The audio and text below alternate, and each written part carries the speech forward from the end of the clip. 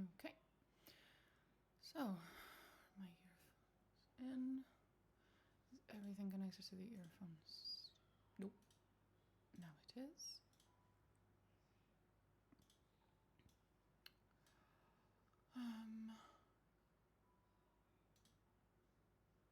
We open that.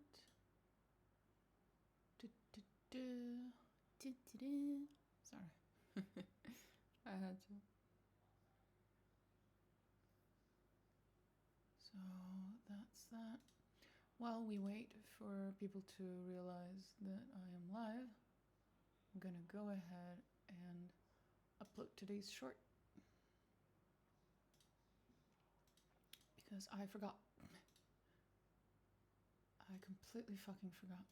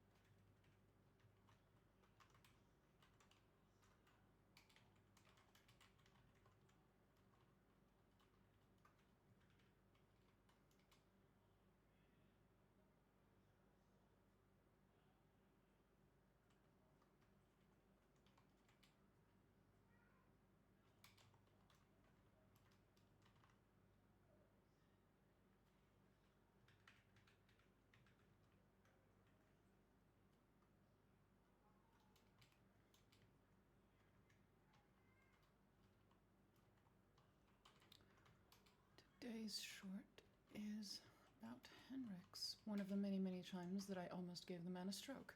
Okay.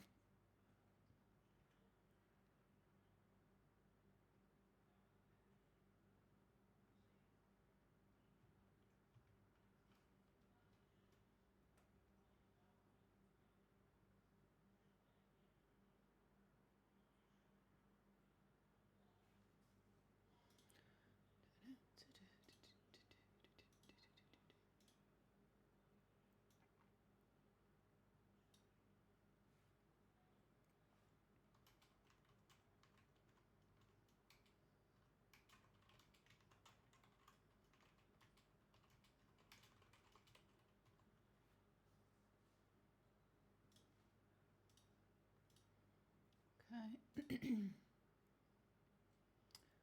was from when I was in Janus.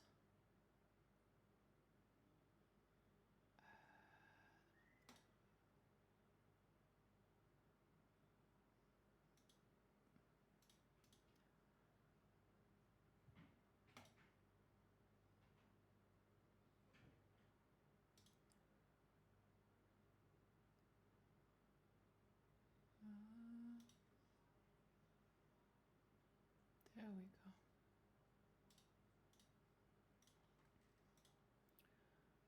So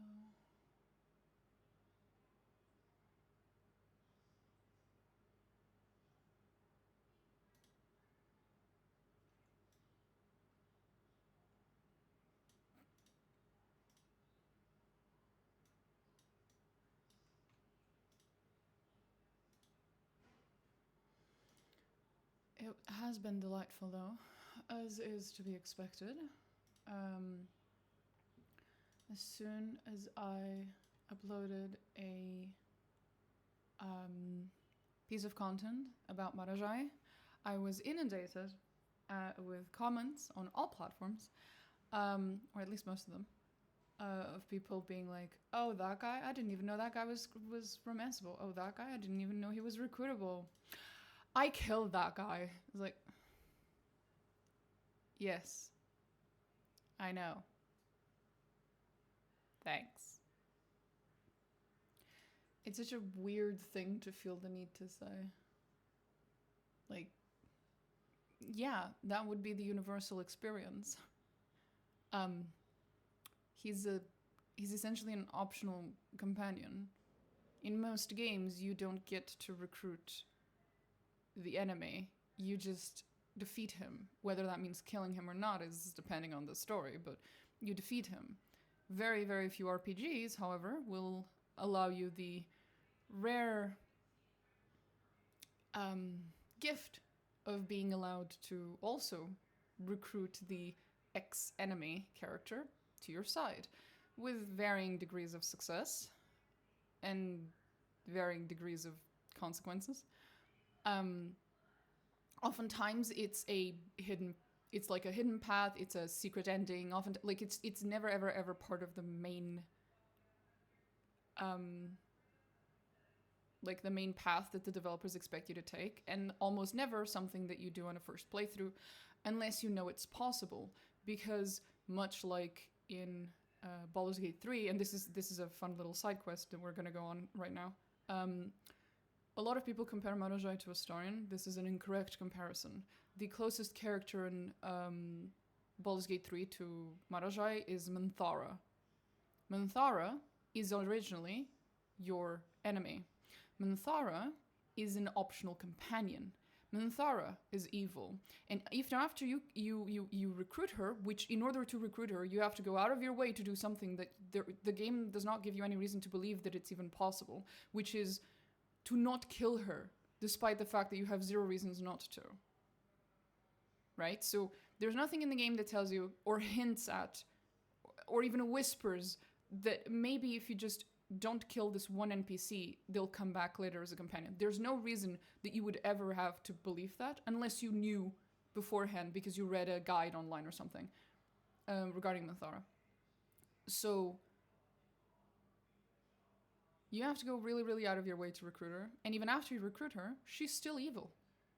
There is no fixing to be done here. She's an evil character you can recruit, and she remains evil. Just on your side. That's it. Most people killed Minthara on their first playthrough because most people didn't know she was recruitable. Understandable.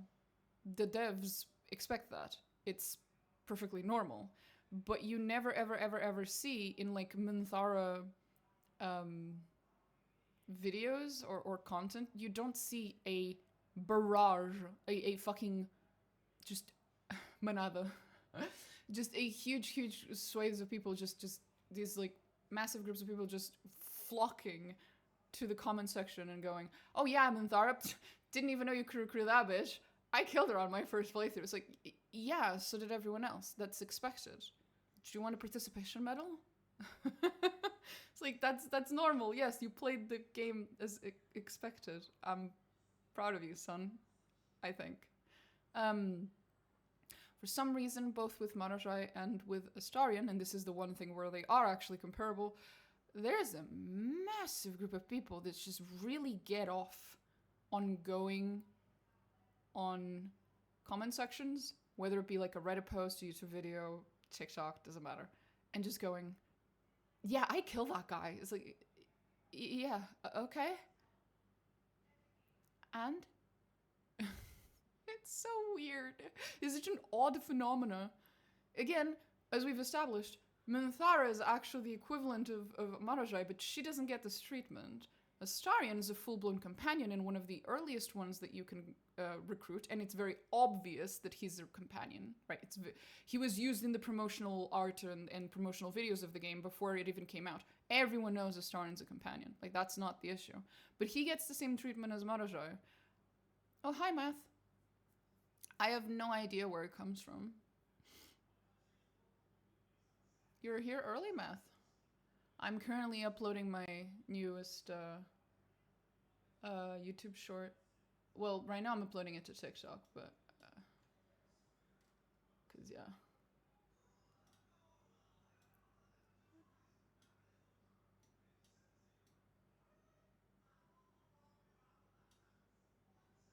Everybody's going on vacation to Azores. Oh, that's cool! Azores is lovely.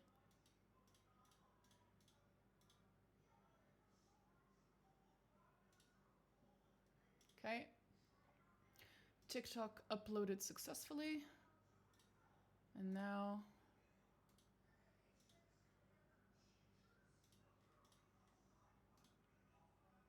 most of the Portuguese family are from there. Oh, damn. The people of Azores have a thick accent.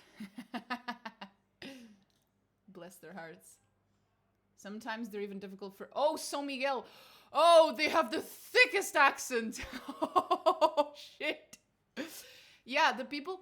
I might be misremembering because Azores has so many different, you know, islands, but I do believe São Miguel is the island where they have, like, the most infamous, thickest fucking accent, to the point where a lot of Portuguese people struggle to understand them.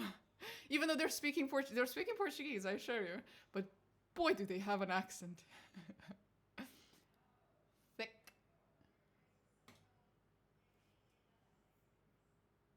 My theory is that Azores and Madeira, I think it's Azores actually, that has the...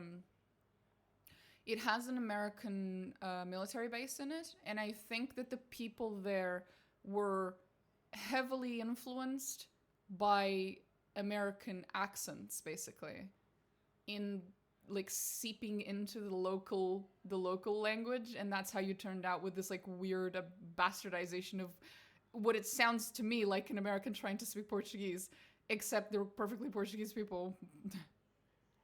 I don't make the difference between continental and islander accents, all Portuguese to me. Well, yeah, you wouldn't be able to tell unless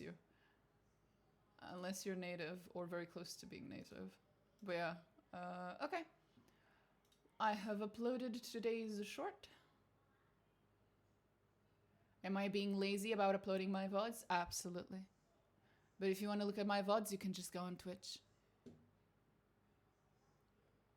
But I do upload them to YouTube because personally, I am the biggest lurker in the fucking universe.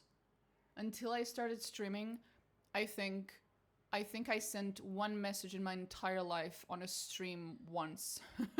Like I just lurk. I lurk on YouTube, I lurk on Twitch, I lurk on the entirety of the internet. There is barely any evidence of my existence on the internet. And because of that, a lot of the time when I consume streamers' content, it's through their VODs, not so much when they're live. So when I started streaming, I decided that it made sense.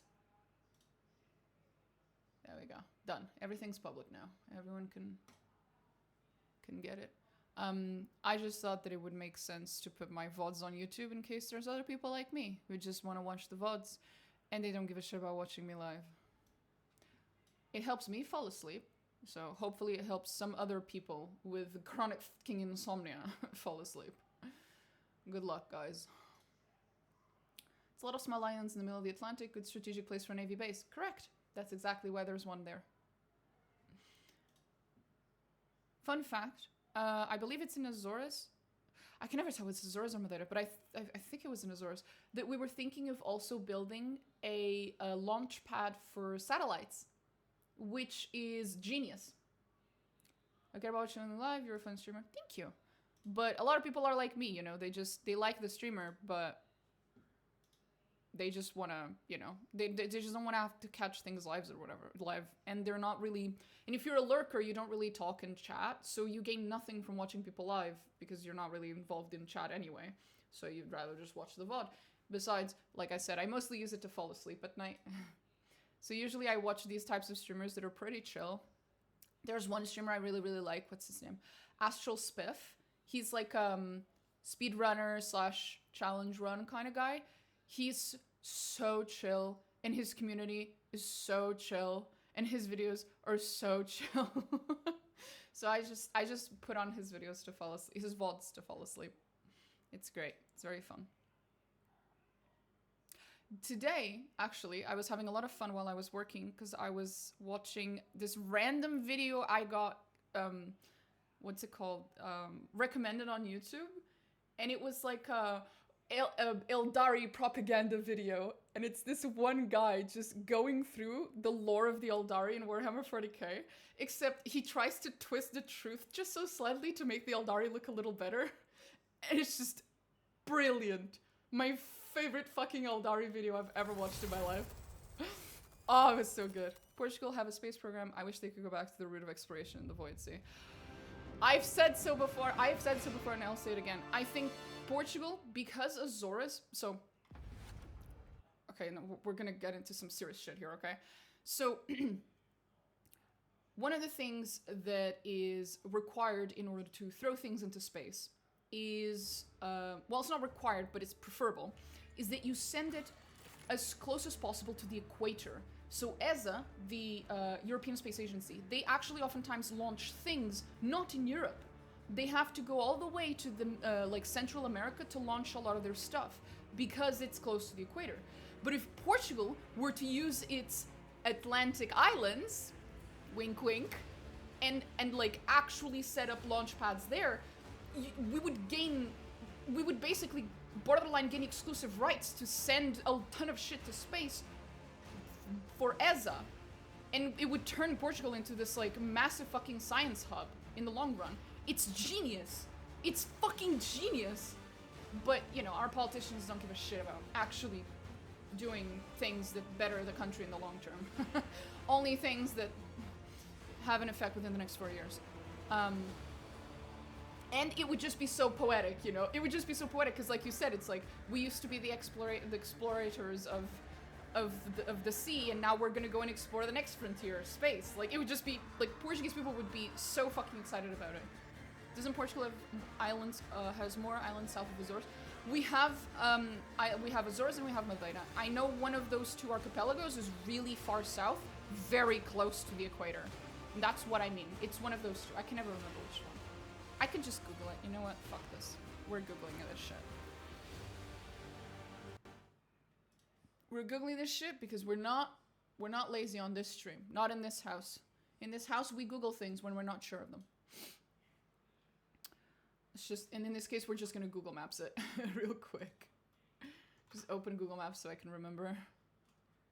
Because my memory's shite. So, it's Madeira that is furthest south. So it would be Madeira that I'm probably thinking of. So yeah, just use one of Madeira's, or several of Madeira. Another thing I was gonna say was, because it's an island, and a lot of the islands of Madeira are actually completely empty. They have no people living in them. They're desert islands. They're not desert islands as in they're actually deserts. They're desert islands as in there's no human living in them. So you could use these islands in theory. Everything I'm saying is like, you know, coming out of mild levels of ignorance. So be careful.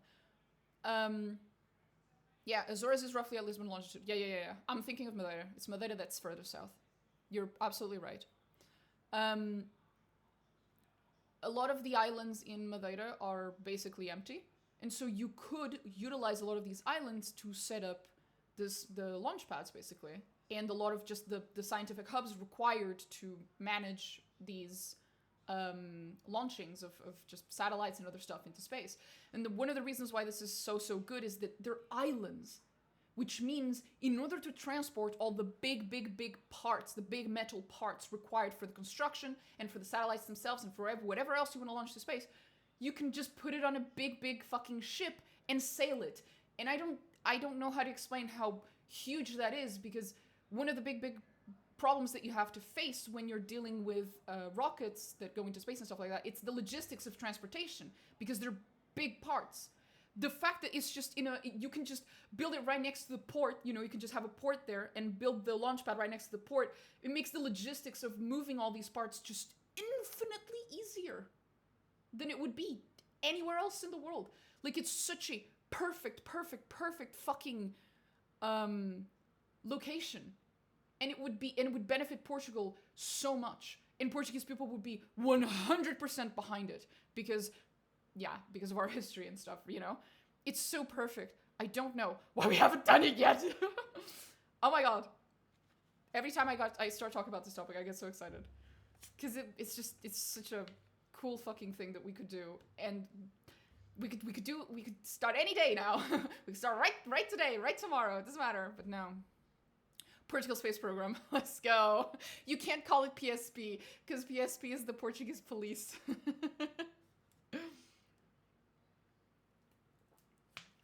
So that'd be really weird. Also, in Portuguese, it would be PEP. Programa Espacial Português. PEP. So it would be PEP. PEP.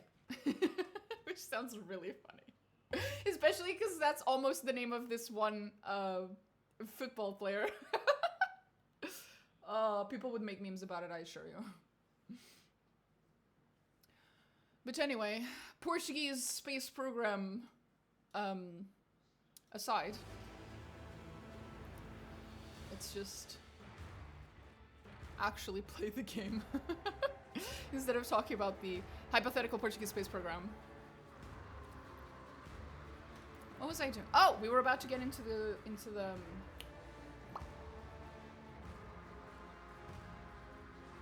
spire of the Cabal of the Reaving Tempest, also known as Marajai's home. We haven't been on our first date. He's already taking me home. I'll stop now. And if your rocket fails, it just falls in the ocean. Well, that, yeah, pretty much. That is also nice, but pretty sure that well, yeah, pretty much. That is also quite nice.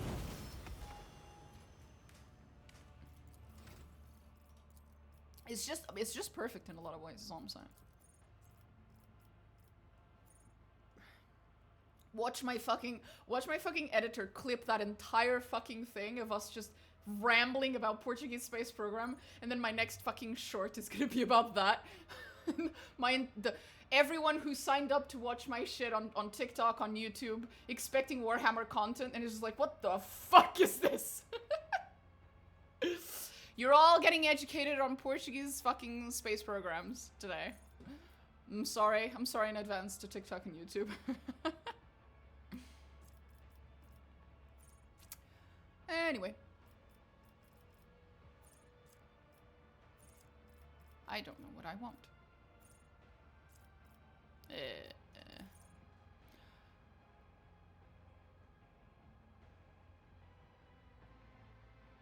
Fuck it.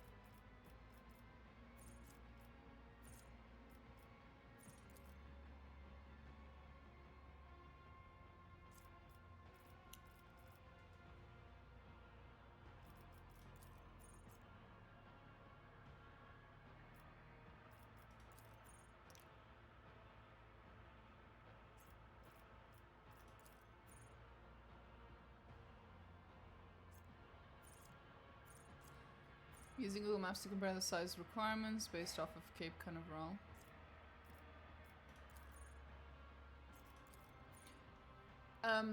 I'm pretty sure that it is confirmed that we could use it at least to launch satellites. I'm not entirely sure whether we could use those islands to launch like bigger things, but satellites, I'm pretty sure that that was confirmed. It's just so fucking genius, is all I'm saying.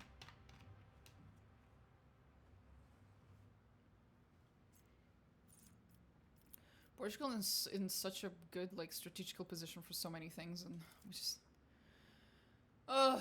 we could be benefiting from it, but no.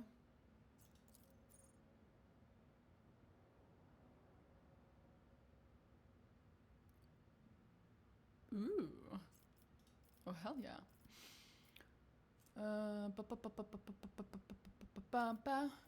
Fellowship. Yes.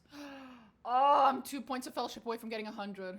But that is roughly the longitude of Cape Canaveral. Where's that? Cape Canaveral? I don't recognize that.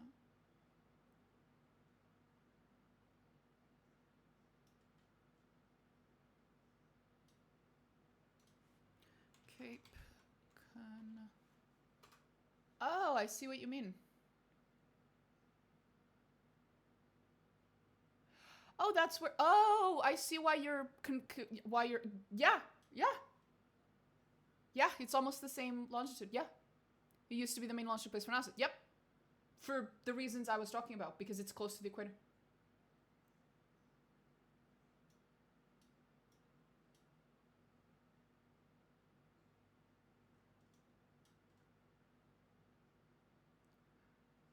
Yeah.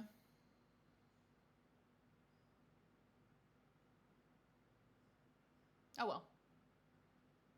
Santa Cruz will be the same longitude. One day, maybe, my country will be relevant again. No.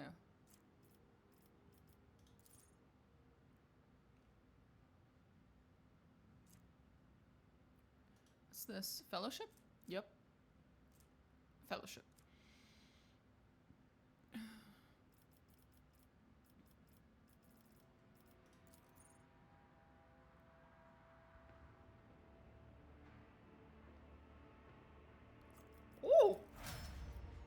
one's good.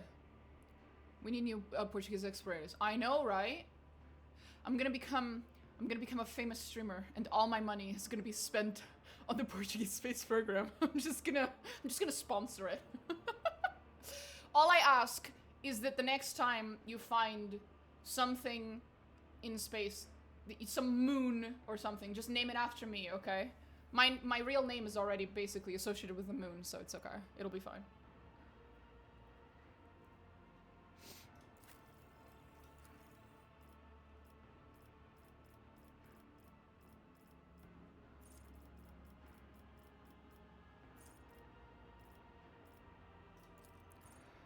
When targets pushed by the character color. What the fuck am I looking at?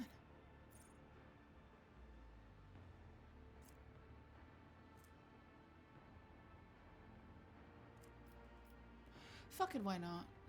Yeah, why not? I don't have the patience anymore. I don't have the patience.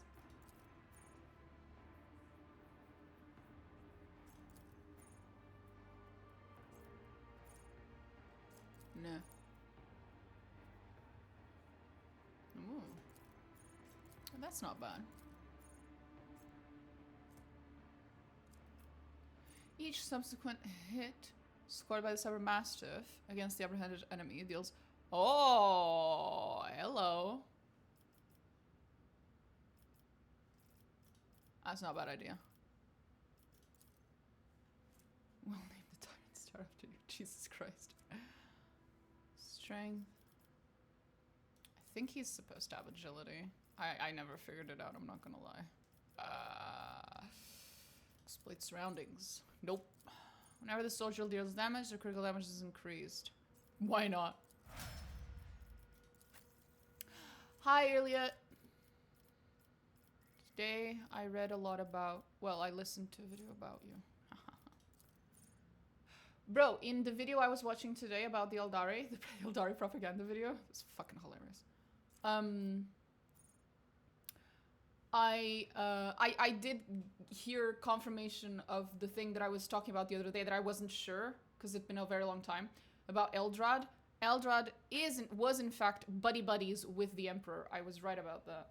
I was right about that. I was not misremembering. That was actually a thing.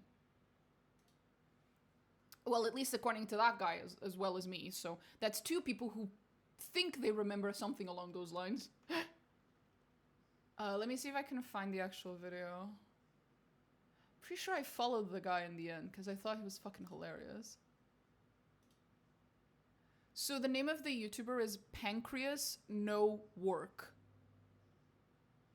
And then the video is called Eldar Propaganda. Like, the video is just called Eldar Propaganda. It's brilliant. I laughed so hard. Oh, that was so fucking funny.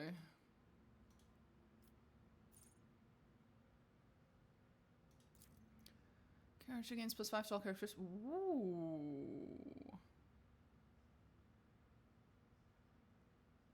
Puta.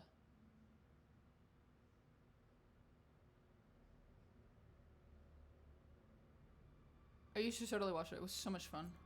I was having a great time. We're gonna reload that, because that would have gotten me over 100 fellowship if I picked that. Perfection Under Fire was the name of it. Load.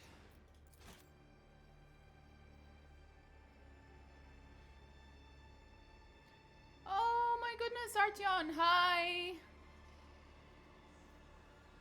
Hello, Mr. Penguin. Those are very cute penguins. They look so excited. So cute. Perfection. Where was it? Oh, I already took it. No! Past me was too smart. I was just watching one of your YouTube shorts when I saw you live. Yeah. I am, in fact, live. That reminds me. I need to open a new... I need to open up my other Discord account. Fuck. When I'm streaming, I forget I have to have like 3 Discord accounts open at the same time, and it's a little confusing. No. I'm a boomer. I don't know how to operate Google Chrome. Ah, there we go. Oops.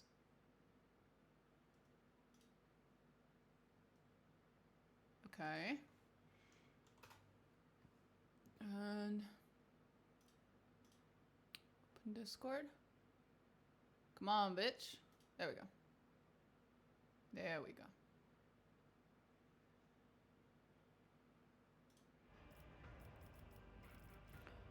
Bum bum bum bum bum bum bum. Okay. Bitch, that's broken as shit. Why do people get to have extra strength and I don't get to have extra fellowship? Ooh. What's that based off of? Ooh. We know what we're getting for her. Masterful precision. I'll have to remember that.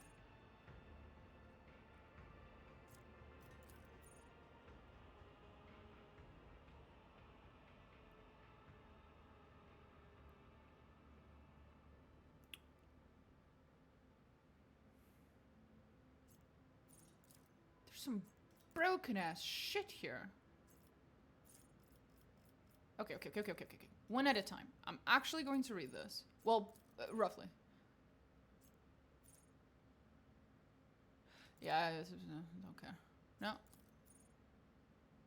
Don't care. No. No.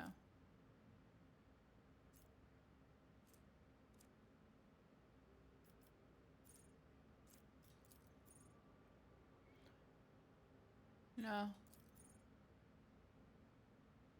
They regain visions and moments. No. I ain't reading all that. I'm happy for you and I'm sorry that happened. Shields block. Not for me, buddy. I was in fact trying to give Henrix a stroke. That is true. Fun fact, later in the game I will essentially succeed at it. And that's only if you're in his true romance path. You succeed in giving him a stroke. Except a little worse, it's more like you succeed in almost killing him.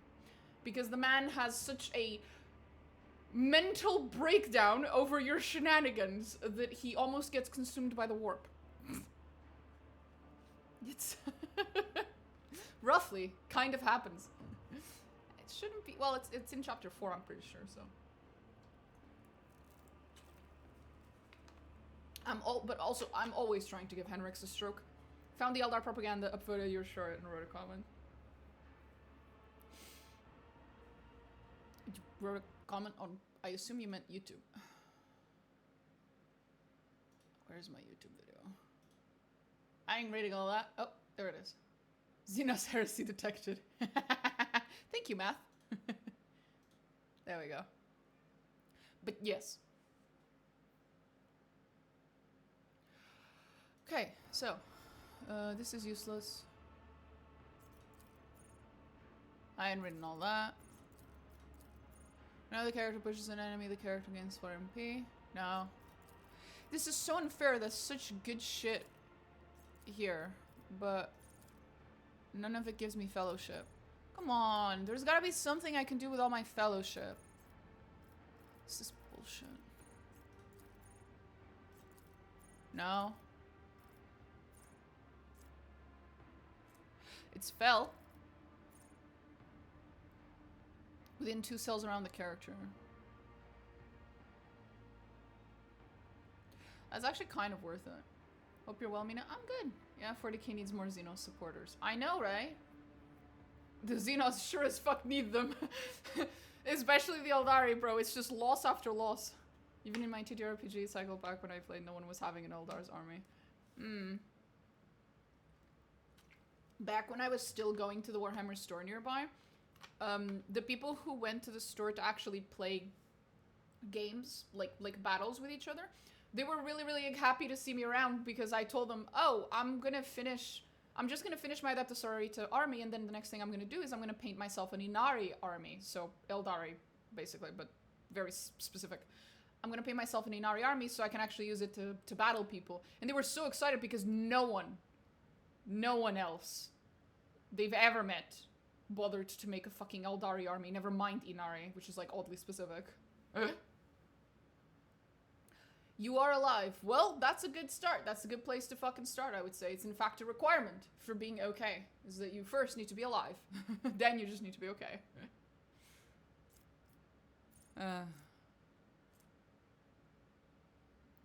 3 plus character spell bonus. This is a good one. If an extra turn given by the character's abilities or talents, if AP, the target gains +1 additional AP. These two are good, but not great. Extra turns given by the character, they deal 50. Whoa. Come on, let me get more fellowship. Fuck this fucking bullshit, bro. No fellowship, no nothing. What a joke.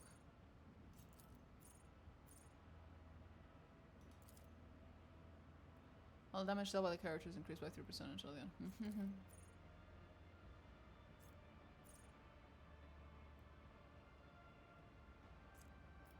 This is bullshit.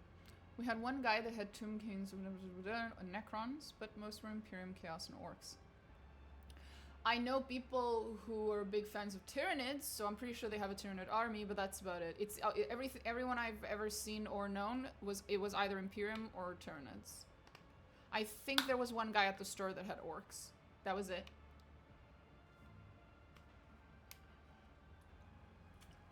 Which is funny, because all I've ever heard was that, oh, the Eldari are super broken, and when you go to, like, tournaments and shit, they always win. They're so fucking broken, blah, blah, blah, blah, blah. And I'm like, are these Eldari in the room with you, bro? Are they in the... Where are they? Are they in the room with you? Because I have never seen them.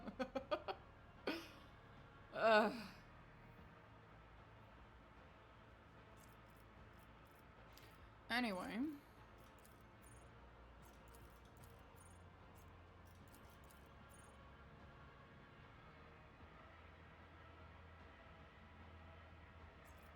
Yes.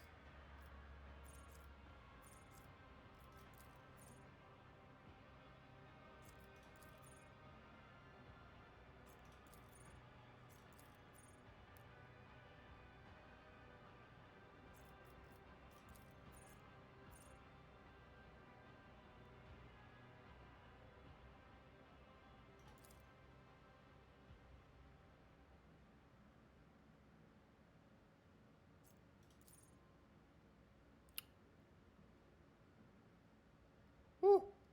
Woo! That's a good one. Every enemy killed by the master which is the master is resolved by +1. Well, that's very nice, but useless to me.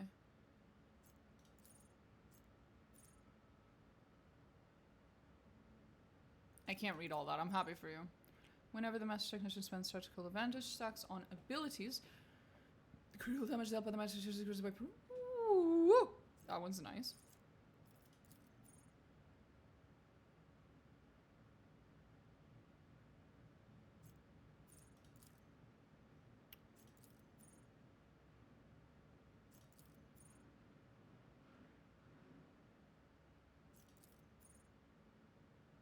Their momentum is higher than 125.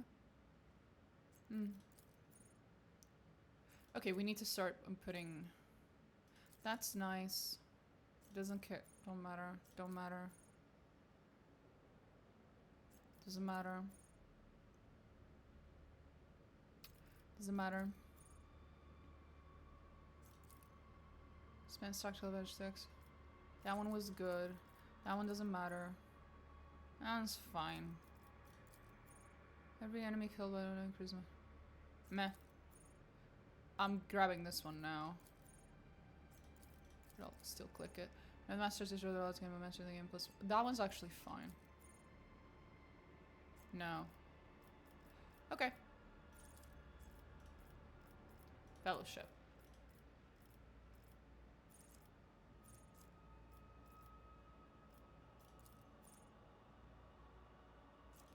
Please tell me there's anything in here. Anything that will get me.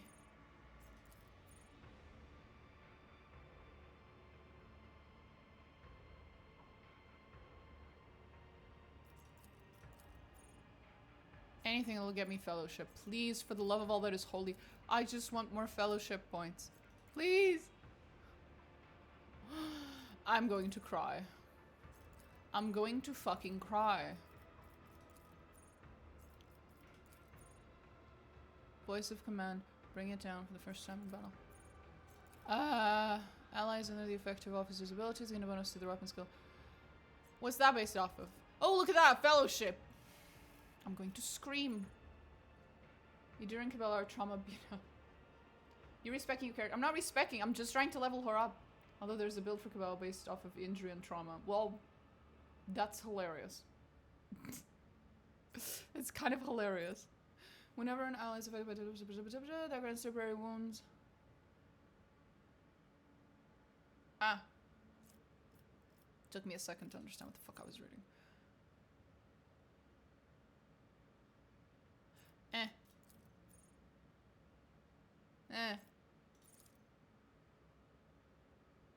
Meh.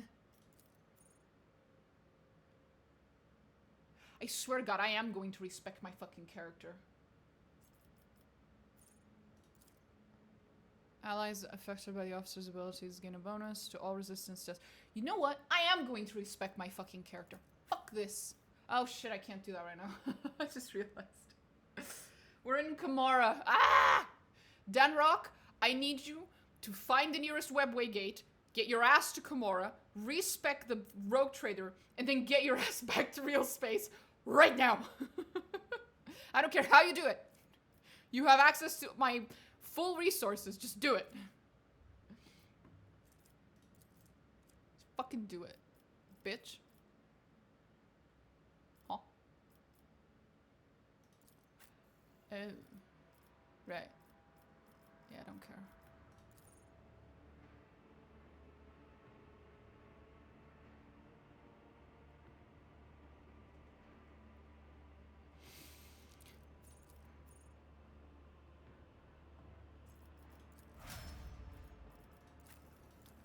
Okay, you get something. There was like a collision one. You can get that one. Have fun, buddy. Hits the same target right after time massive metal move. Standby hits. No.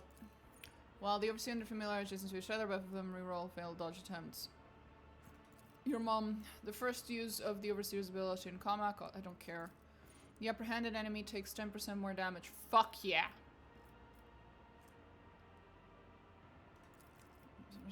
I don't know.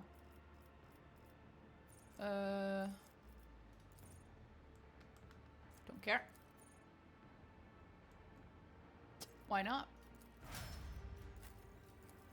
She had some cool shit. We saw some cool shit for her. Somewhere. Down here. That's broken. No, it was one of these. Hell yeah, deals an additional 16% damage to the following ranged attack abilities gain Deadeye shot benefits. Times 1.5 range and the additional damage from the talent itself. Ooh, beautiful. Yes. Chad, yes.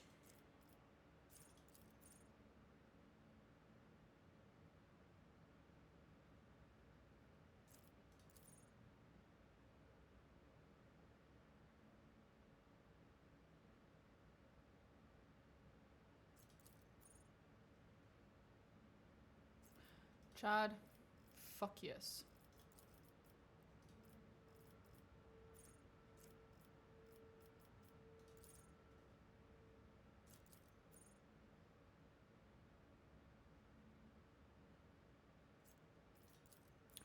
Triggers an exploit on an enemy against some. I don't care.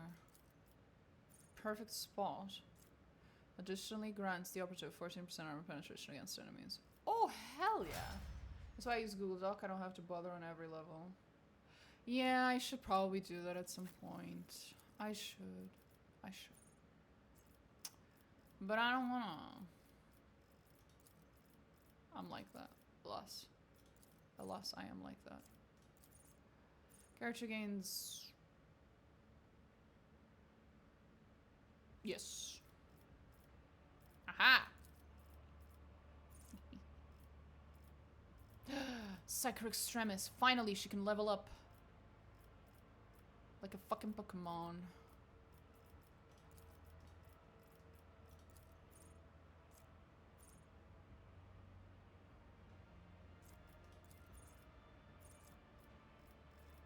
Yeah, just save that. Cabela, sweetie, darling, love of my life. Not really.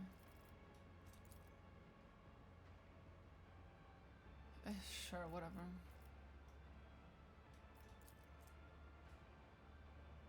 Don't care.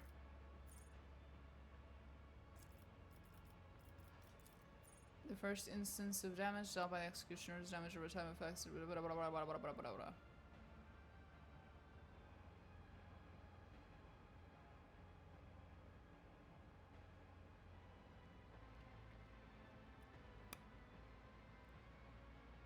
Is that based off of?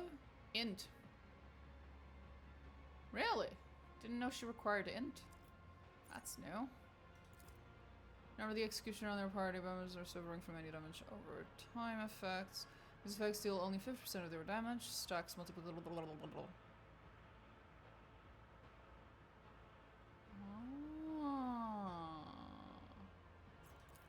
When pushing an enemy. Whenever an enemy in a force cell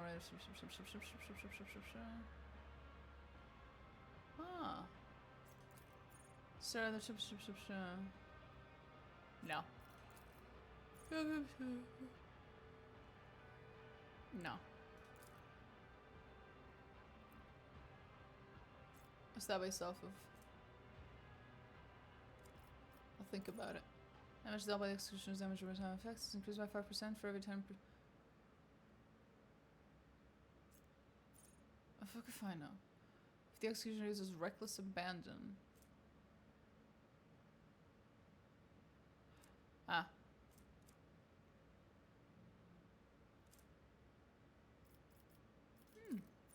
Whenever a single instance of damage from inhibitive damage over time effect deals damage equals to or more than 10%, that enemy gains +1 stack of fatigued. Why not? So that one I'll keep. Enemies suffering from any damage over time. Enemies suffering from any damage.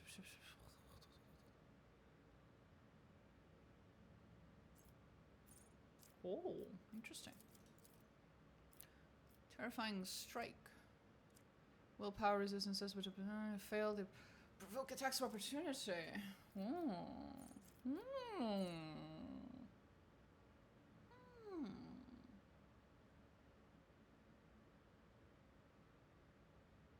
Yes.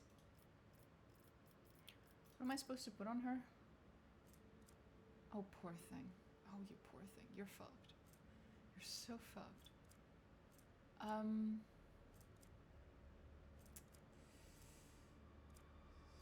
Right. Agility? Maybe? Right?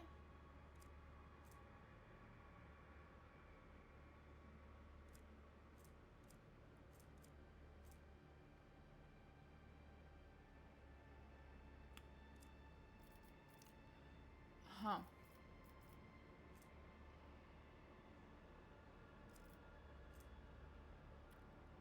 Right.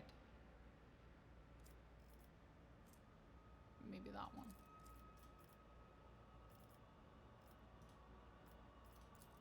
They don't suppress a melee attack while under the effect of Veil of Blaze. The deal is better than Additionally, while under the effect of Veil of Blaze, chance to deflect from range attack and enemies increased by 20%.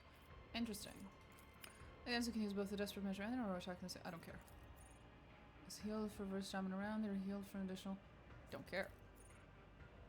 Enemies attacked by the Blade Dancer have their weapon skill reduced by. Until servo.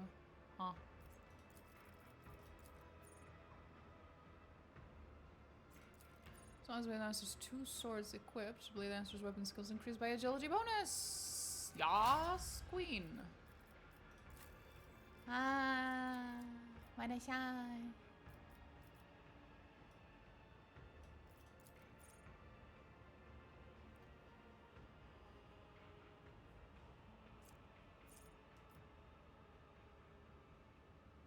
Yes.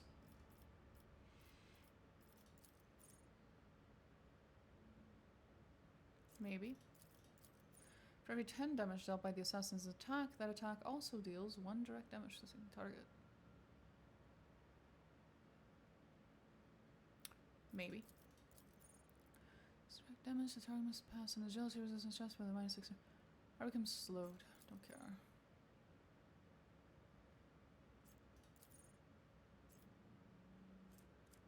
Successful dodge. Ooh! That's disgusting! Yes! Deals direct damage to an enemy.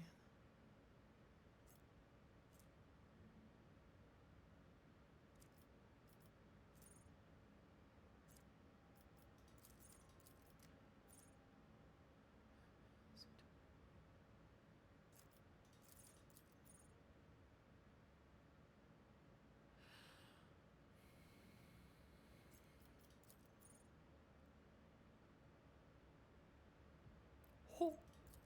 Yes. Absolutely yes.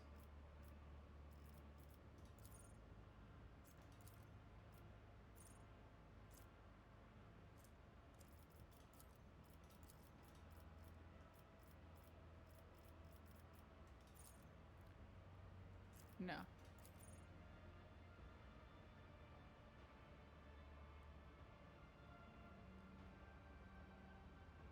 Sure, why not?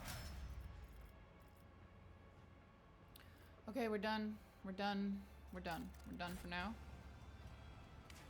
And now we go into the spire. God, I don't remember. There's so much to do here. Christ. Oh my god. There's so much shit in this fucking area. It's massive. It's a massive area. This is gonna take a while. I might open the guide, because otherwise this is going to take a long time.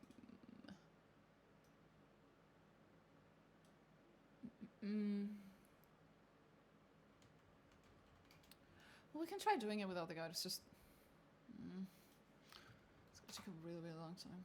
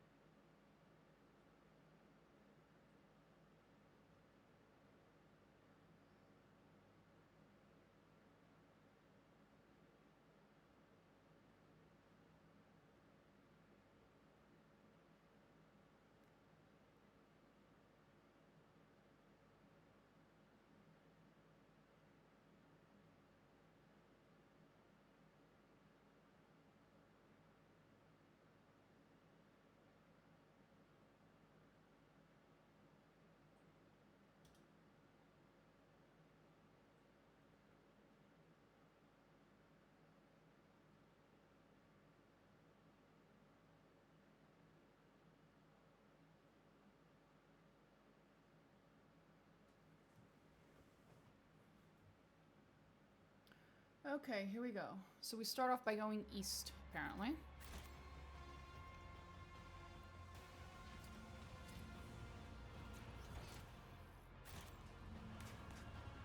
So east would be there.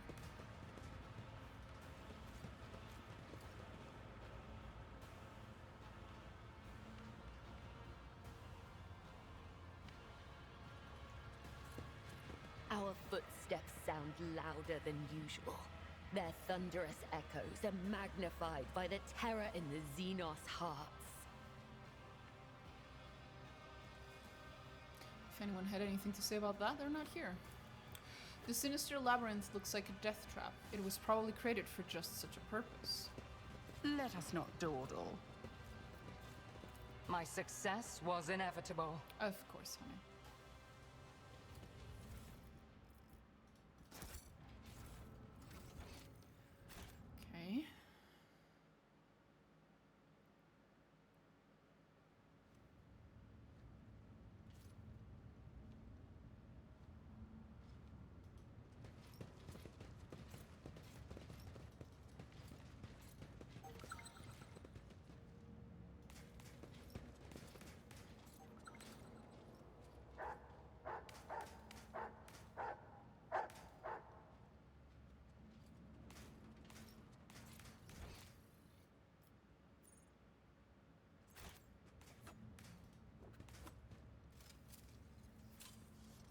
Oh, too hard for a simple monkey.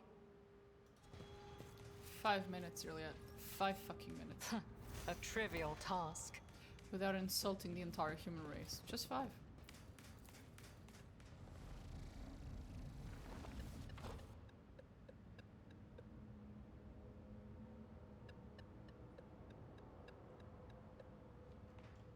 Weird noises, but okay.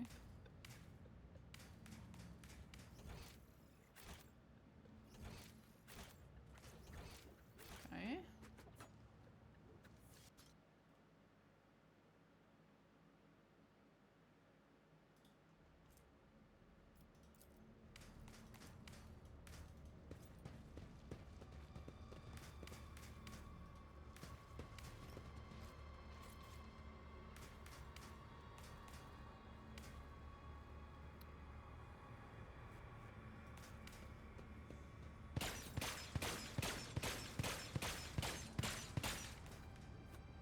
At least it stopped.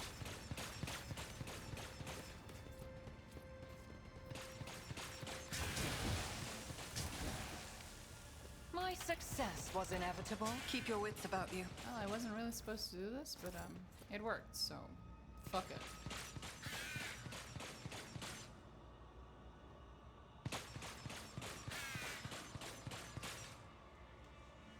Oh, there's the Farseer. This is one of the people we were looking for. There's like 4 of them or something. We're gonna have to talk to all of them. I see what others do not. I have failed my kin. You have.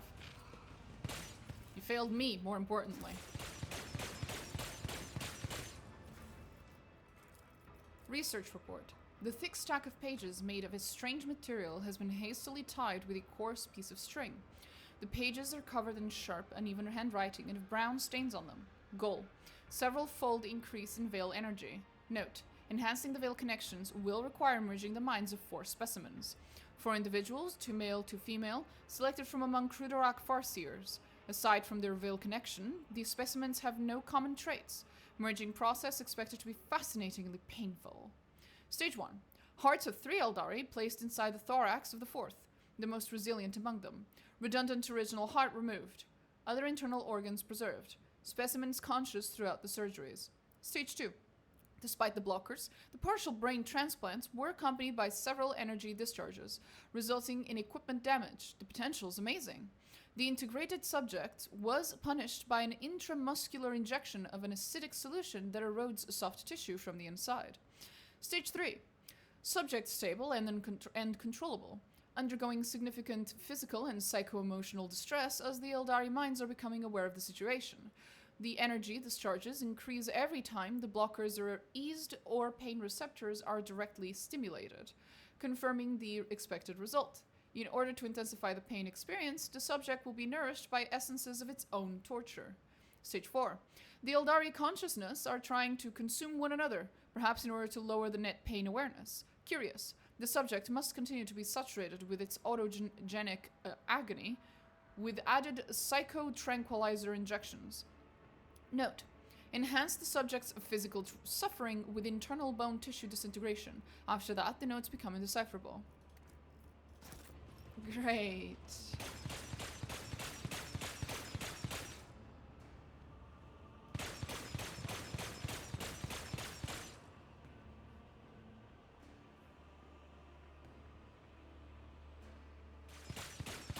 Hello. You're sideways. It's okay. Kaiton. Kaiton, my son.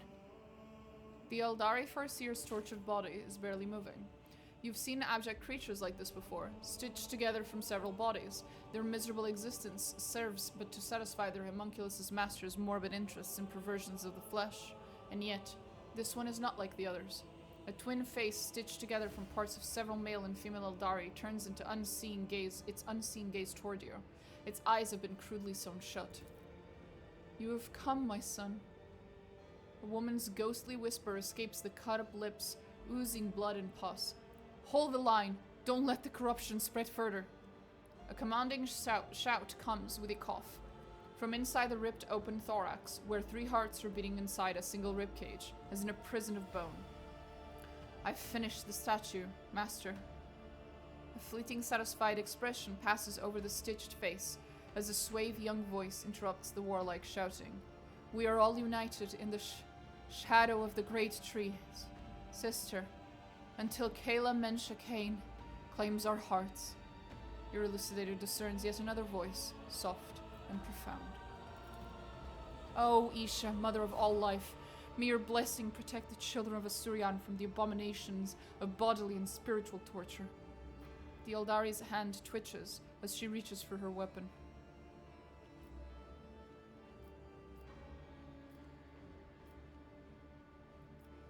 What are you? Forgive me, Kaitan. Ever since the founding of our craft world, I took upon myself the duty of caring for Krudarak's children. Yet my own son. Oh, my Kaitan, why did your path have to take you so far from home? Today, Cain bloodied his hands again, with our blood and others'. You must learn to accept your fears, to tame your anger. The ebullient, youthful laughter sounds entirely out of place in this dark place. Lenartha, my love, I dedicate my last statue to you. Don't cry. My path of the sculpture may be at its end, but I have a different path ahead of me. Will you walk it with me? Today we mourn those we've lost, our sons and daughters and brothers and sisters, and parents and lovers whose souls the wind took. I doubt they can hear you. The homunculus experiments have twisted more than their bodies. Their minds and souls have been remolded into something wrong. All of this is wrong. It must not be. The Eldari's usual calm voice is trembling, either with anger or with fear. Examine the creature. Besides the meticulously sutured limbs, the twin face with all eyes sewn shut, and the dissected thorax, you notice the faint gleam of steel strips soldered into the creature's neck, hands, and shins. The strange energy they emit reminds you of the technology behind the psi shackles used to restrain psychers in the Imperium. Whoever you are, we have come for answers. Help us make sense of what happened to your world.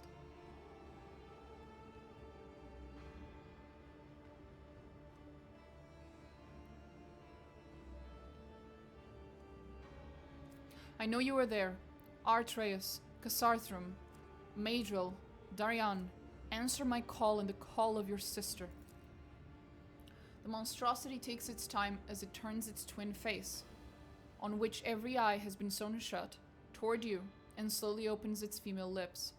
A coarse Eldari voice breaks the momentary silence. What is this? A Monkey dares to speak to a Farseer.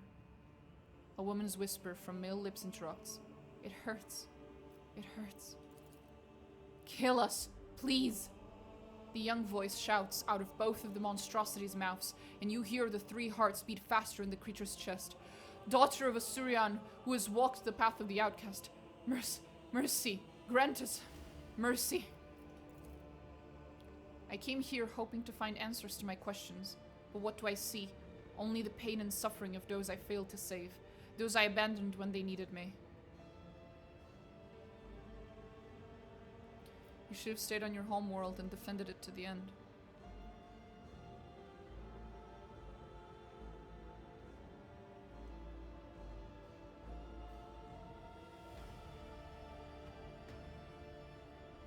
I hate this one particular argument.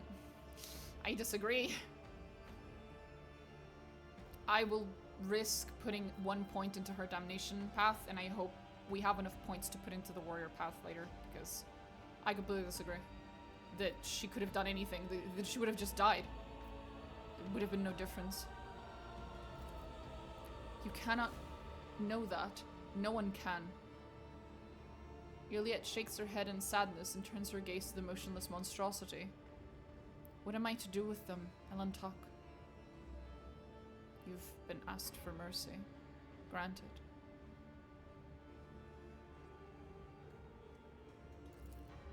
Iliet winces, then draws her weapon with resolve.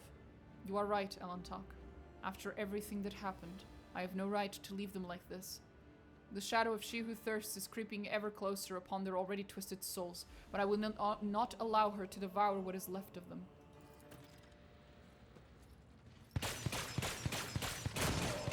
No tears for me.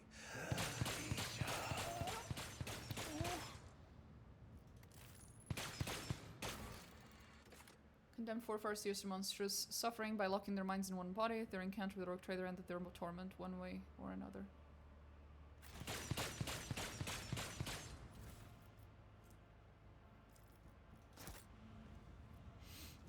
Well, that was horrifying and tragic and sad.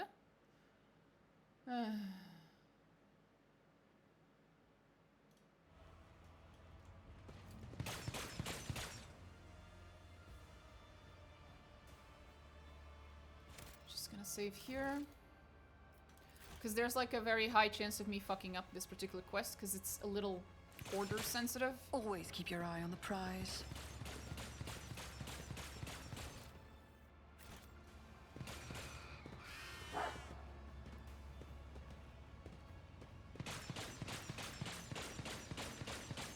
Oh no. I remember this one. K-Modag, what a strange feeling. Juliet clutches her head and her eyes dart around the torture chamber. Kayla Menshakane, take my heart. Placed on a grim stone pedestal in front of you is an intricate game board, broadly similar to the one regicide players use. Miniature figurines of Drakari and the Suriani, skillfully fashioned out of onyx and wraithbone, are frozen in elegant poses, opposite each other.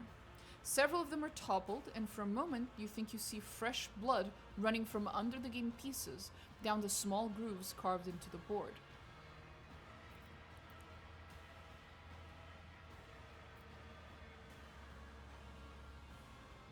Are you alright? Iliad stares at the game board, stunned. It seems she never heard your question. Quiet. Please stop. Stop torturing my mind. I will not let you become another spirit on the wind, and not for the light of a million stars. Just let me explain myself.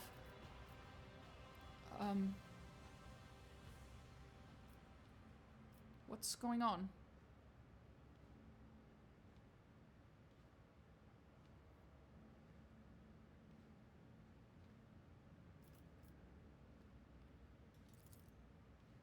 I left Krudarak because that was my path.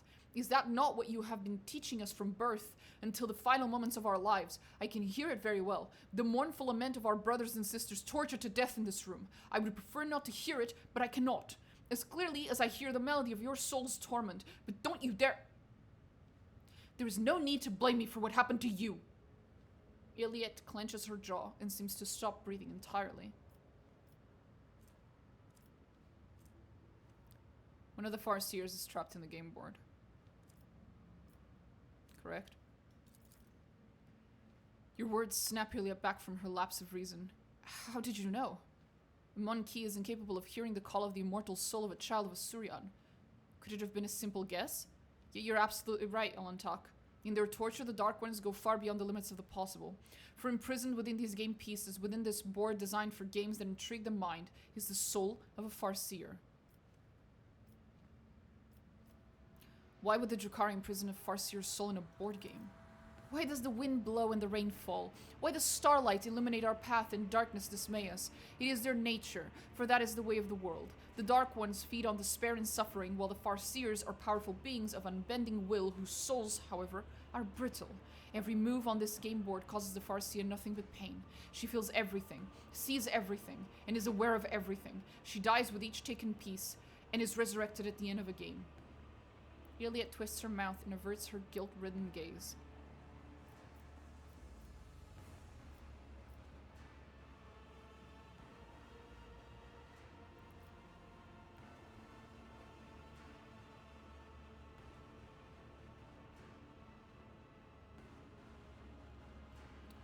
Can I pick this option?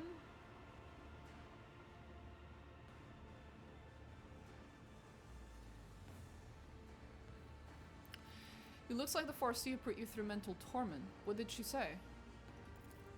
That I am a traitor and my path is paved with the bodies of my kin. That I am an outcast who carries the blame for the destruction of my home, since I heard the call of our dying ancestors but did not return in time, and that it should have been me in her place. Jesus.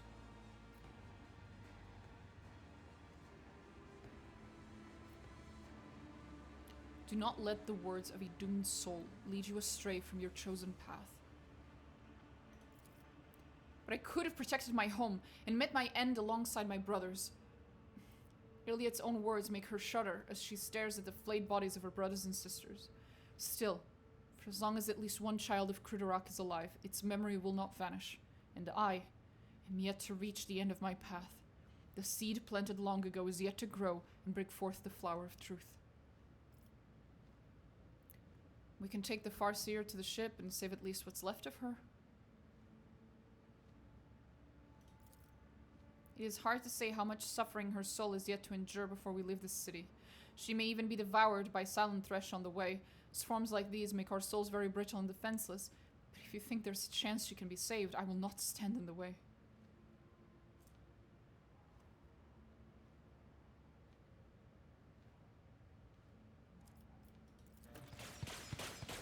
For morbid fun, lock the soul. Every move, every touch means pure suffering for its victim.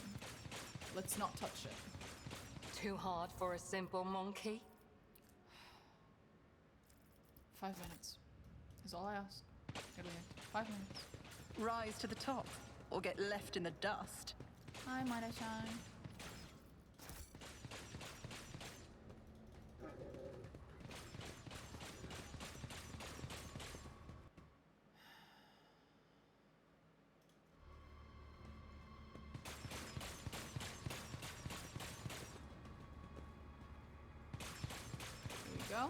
There should be another Farseer here.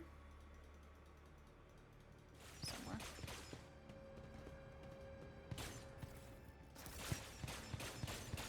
%. Oh, because she's super fucking traumatized. Literally. Just very traumatized. I have a nose for profit and a taste for adventure. On it. That's it. Fair enough.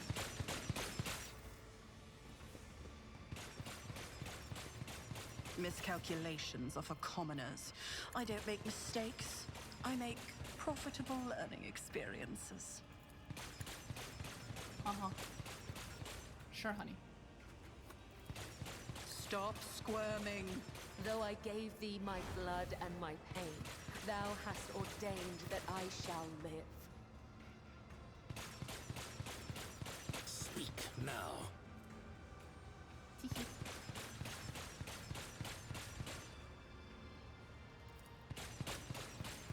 Do not falter again. Do you think my body was suffering?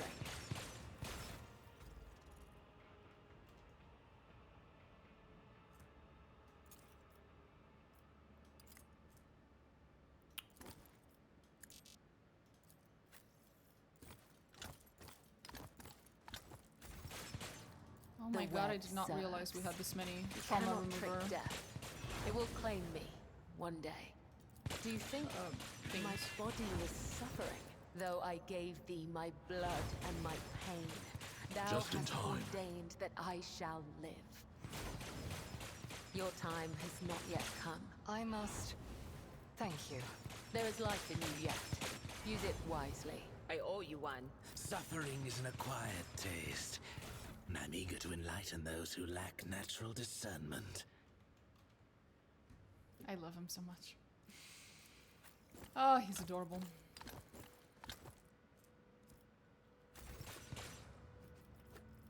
I am your shadow. Your time has not yet come. Thank you. I will mend the thread between body and soul. Just in You time. interrupted my thoughts. Sorry. Bitch.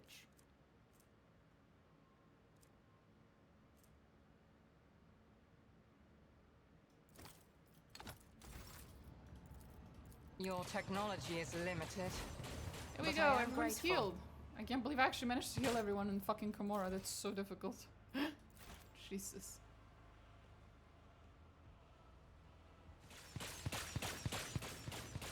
Just as I was taught. Whoever's imprisoned inside the capsule, they're moving ever so slightly. Okay. It's not that one. Oh, another goods. Oh no, what am I about to read? Deliverance as the activation word.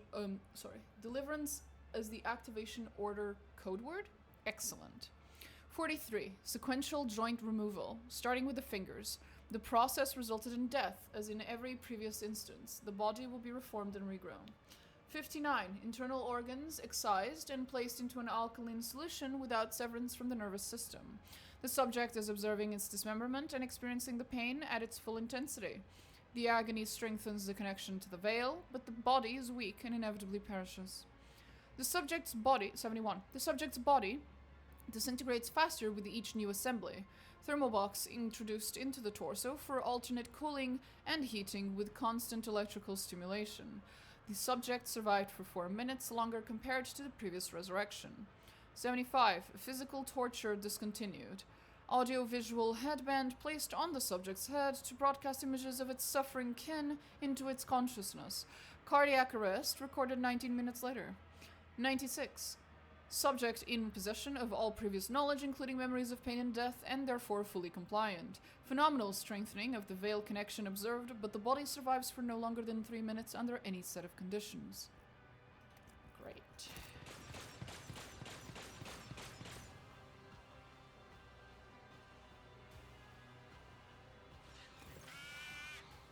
A young Eldari's body is floating in a murky glass vat, filled with acrid acidic sludge. If the built-in xenocogitators, changing readings are anything to go by, the Eldari is alive, or at any rate, not quite dead. This body belongs to a Farseer. I sense dormant energy coming from its exhausted mind. We must set him free, Alantak. Inspect the vat. Another of the insane homunculus's creations designed for cruel experiments. Lovely. The vat is part of a larger mechanism which has a small mechanical dashboard built into its casing. You are, however, unfamiliar with the symbols on it. The thick tubes that deliver the suspicious-looking liquid straight into the vitreous depths of the mechanism disappear into its inexplicably smooth casing. The glass itself seems quite brittle, though. Odd. These symbols are unfamiliar to me. I suppose the homunculus is using a special code so no overly curious assistant can hamper his experiment.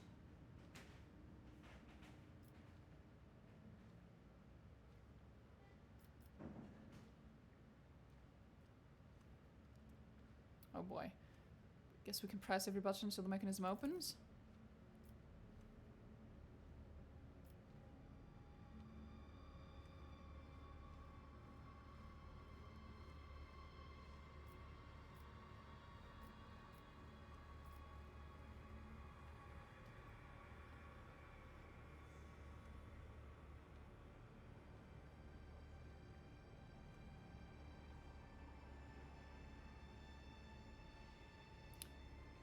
A muted buzzing comes from the valves of the mechanism and a close, and a dose of acidic liquid splashes into vat.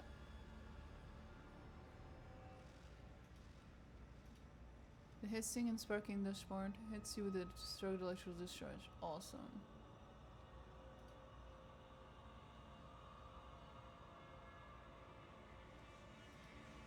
Yeah, I figured.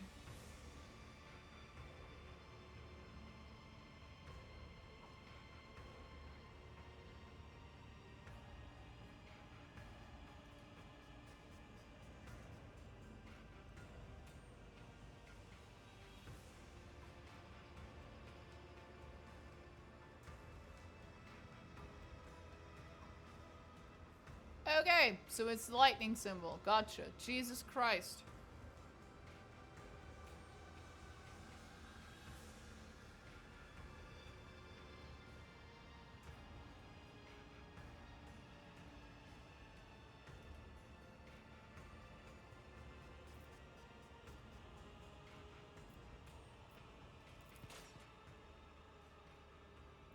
Several clicks are heard behind the mechanism's smooth casing. There we go. The liquid makes a whistling sound as it drains through a grille that has opened at the base of the vat. The doors open slowly.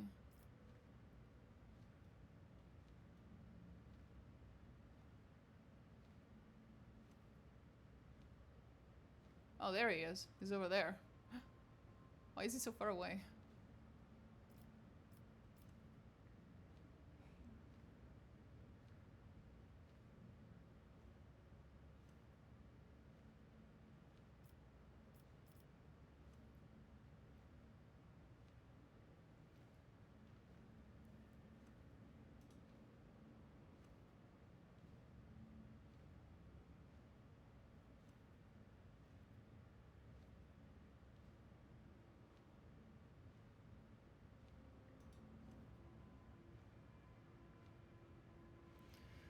Okay.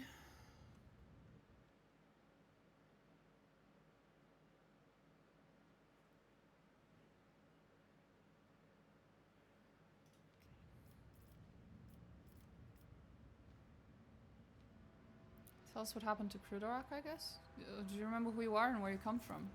I remember the taste of pain and the smell of pain and the color of pain too. You are one who dreams of what has come to pass and what yet lies in the haze ahead, farseer from a craft world. Tell us what happened to Krudarok. Every finger in place. But why? The first one goes for the sake of pain and pleasure. The second one disappears when it is time for humility. The third one... What happens to the third? Elantak, I do not think he's going to tell us anything of value. Is there no one left who can answer my questions? How did you end up in the homunculus's clutches? Be quiet. Master will come back. Master will punish. Piece by piece. Piece by piece. By piece. By piece. Why are you kept in this vat? I have been here many times, in my past lives, and I will be in my future ones. An infinite cycle. Rebirth? Healing? Visions of the future? What is the point of eternal life if it only ever brings you suffering? It's time to decide what to do with him. He's coming with us, Elantak. I will not let you abandon him here. I need him. My spirit fades. Without waiting for Iliette to finish her sentence, the Farseer suddenly turns his head toward her. For the first time, his gaze is clear and focused. Child, you've returned to us at a dark hour. No! Iliette leans over the Eldari's body to help, but his eyes are wide open and his chest no longer rises and falls from his cautious breath. He was aware. He remembered me, Elantak, and then suddenly he was dead. What kind of curse haunts Krudarok's children within these walls? Let us go. I refuse to believe there is no one else left. Do you understand? I cannot let the serpent in my soul devour my already fading hope, my hope of finding out the truth of what happened to Krudarok. There is no giving up now. After the lengths I have gone to in order to get here, we will find other Farseers. We will.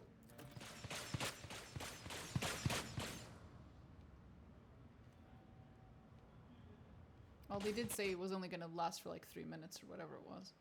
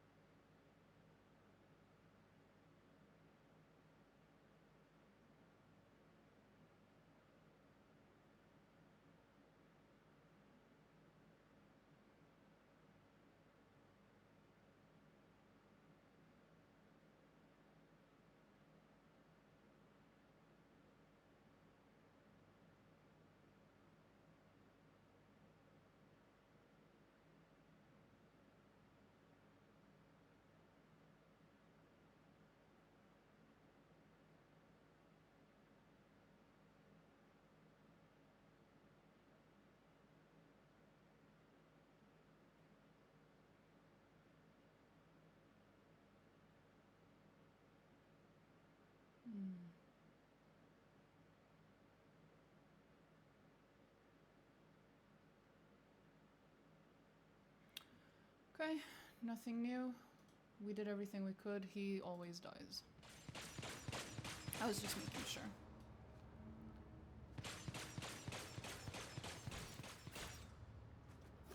Okay.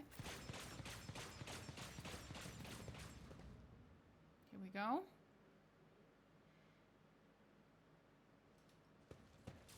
None are better at searching. I have learned much in my exile. Is there money to be made? Kemorak. That's what I get, being a goofball. I will wipe your disgusting presence out of existence! Witless monkey.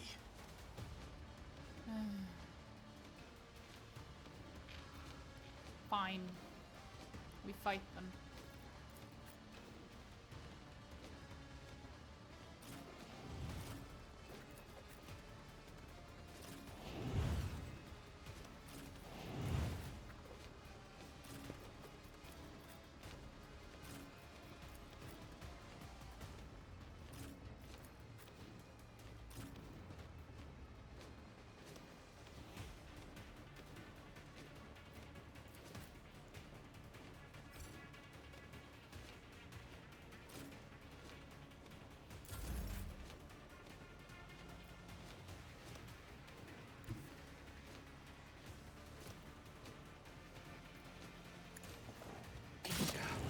Heal my wounds. I will leave footprints of scarlet. Let your soul be purged. Isha, heal my wounds. Come, the other side awaits.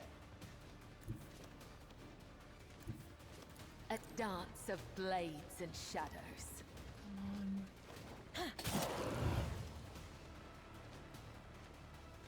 As honor ordained. Caught by the web.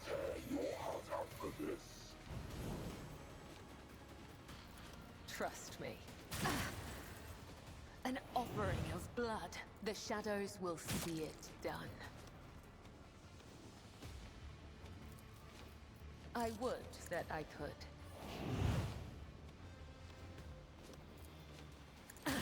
Aim for the heart next time. Nobody escapes us. Okay.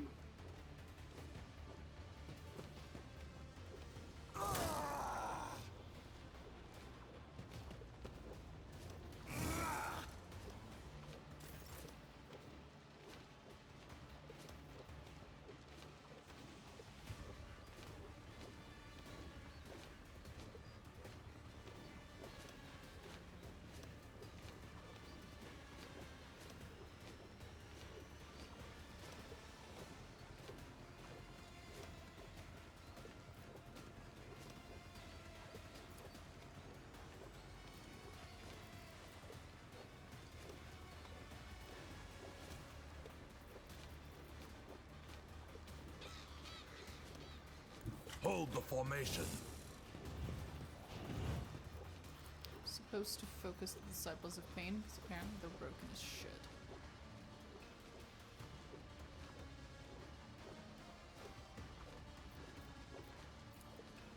It won't take long. The ledge is inescapable. Moving into position. I'll take it as a priority. How dare you? Dodge. Let's test our skills, Gleito.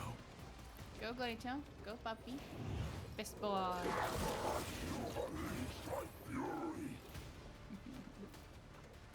That is a very good boy. One of us would be enough.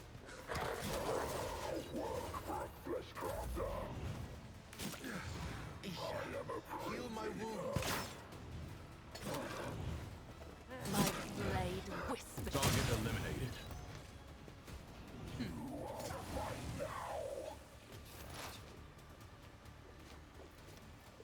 This tedium is beneath me.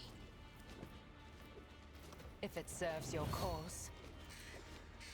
Okay, I need to find the Disciples of Pain, because I need to mark them. Shit. Her location is not good.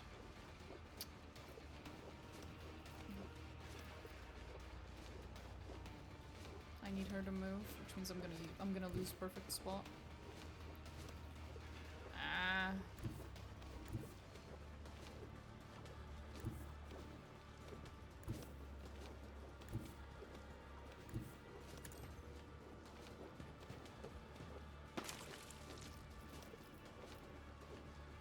Oh well, I guess.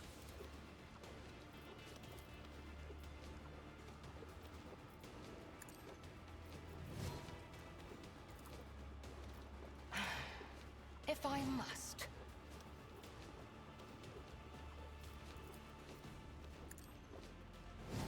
There we go. I understand your intent. I deal death with my hands.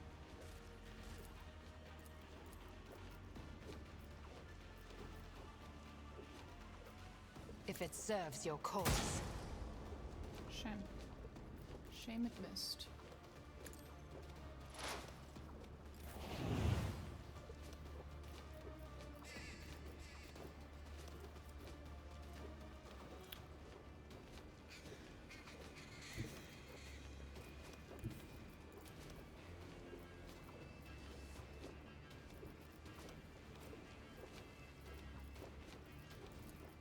Don't distract me. I yearn for agony. Actually, no, this one's fucked. Damn it.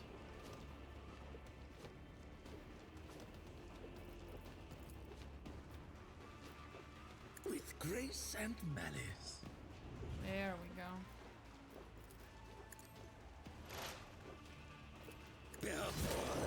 Revel in your terror. It is. You've unleashed my fury. Bring it on.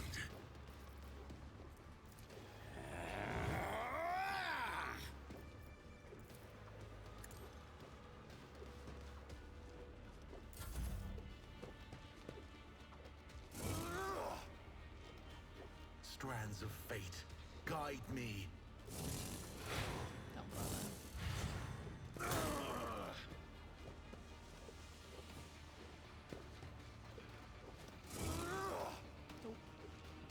I answer the call. Bruh. I do not fear a perilous path.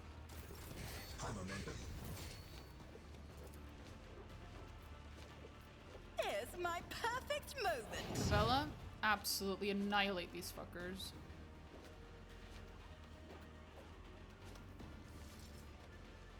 Trust me, caught by the Dearly web. for your actions. Assaulting an arbitrator.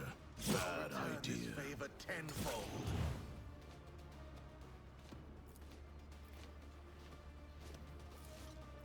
As honor ordains, let your soul be purged. Death is a blessing. For me. I shall not fail.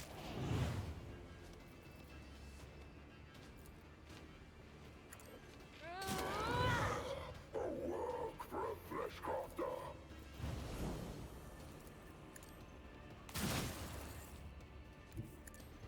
The shadows reveal their secrets. As honor ordains.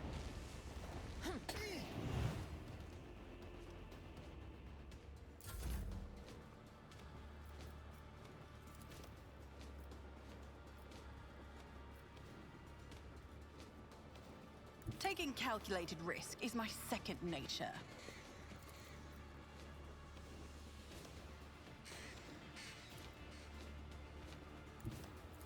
It's as good as done. Just buff the motherfucker. Who, if not me? I'll make it happen. On it.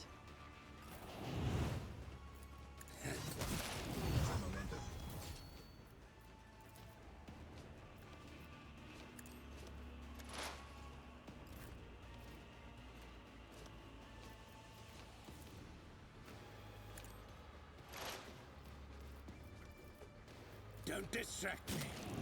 I am the Reaving Tempest incarnate!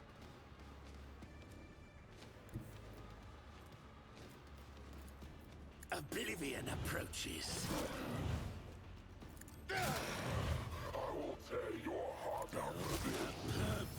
killing strike.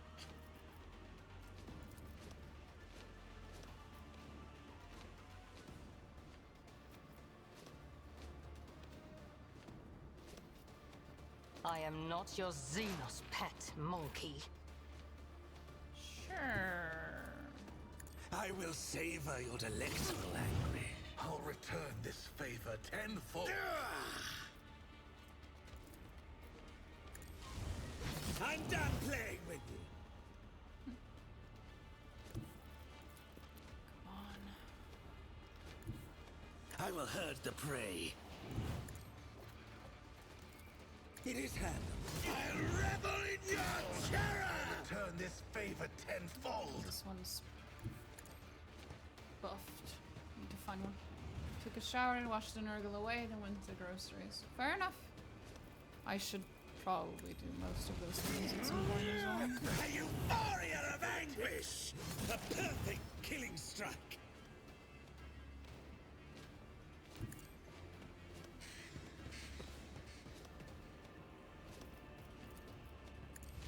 Revel in your terror! Heal my wounds. Nah, don't bother.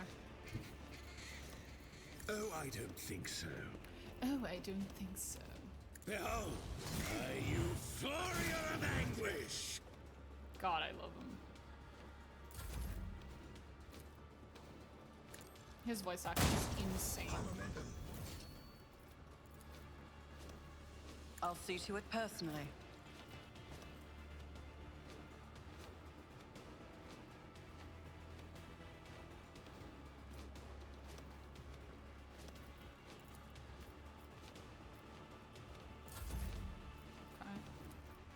Accept your lot. Be gone.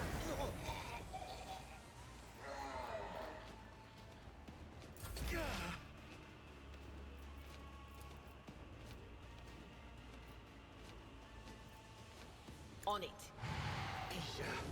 Heal my wounds. Will do. A temporary setback. Quiet, Whispers! It's my toy, and I'm gonna control it myself. Caught by the web. Favor tenfold.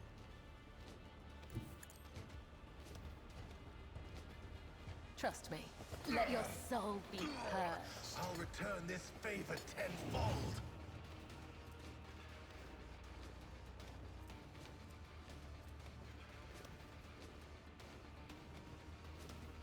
An actual frenzy, one more round. Okay, so we just need to wait one more round for this to stop being fucking stupid. You will pay dearly. There for is your only actions. death. Yours or mine. We have to wait. Try harder. Oh, they're A actually pitiful taking damage now, attempt. it seems. Yeah, Anything there we else? go. Game. I think the game's just bugged out a little bit, but okay. Come. The other side awaits. The shadows will see it. Death is a There we blessing. go. Wait, Monkey, extend a helping hand and I will show you the way home. Sure.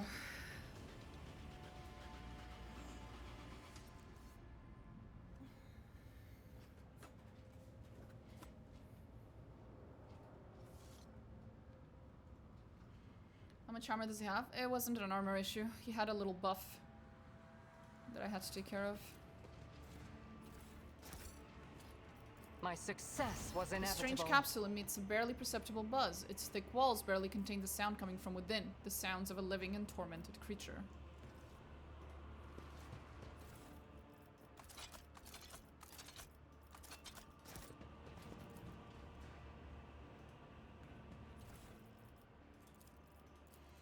The journal entries are written in an angular but surprisingly tidy hand, as if the writer deliberated meticulously over every word. The notes are supplemented by diagrams and formulae.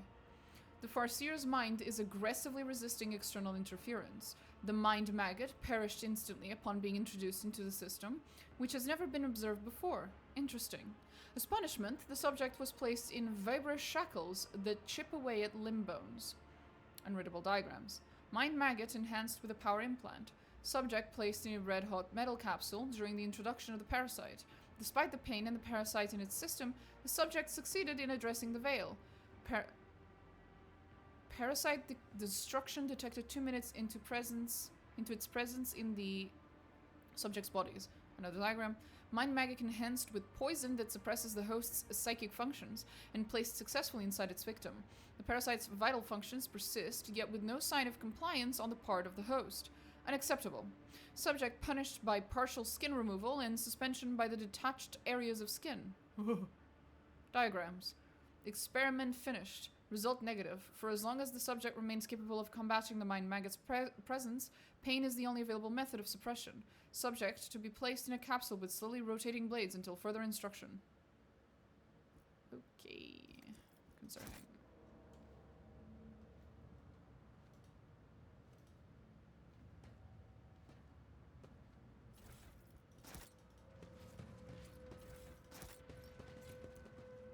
I always keep my options open.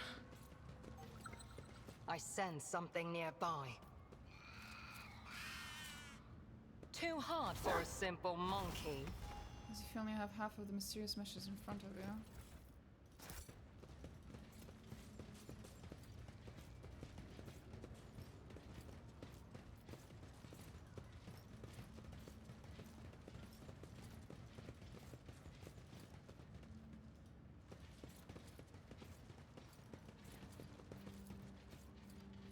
Currently, the mechanisms and devices unknown to you, the sight of which make you sick. I always have a backup plan. Lovely. More stuff. Nice.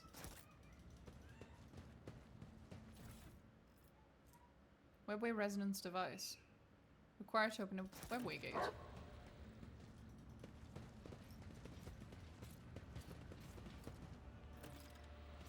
A trivial task. Set of symbols looks unfinished as if you only have half of the mysterious message in front of you. My success Let was us inevitable. not dawdle.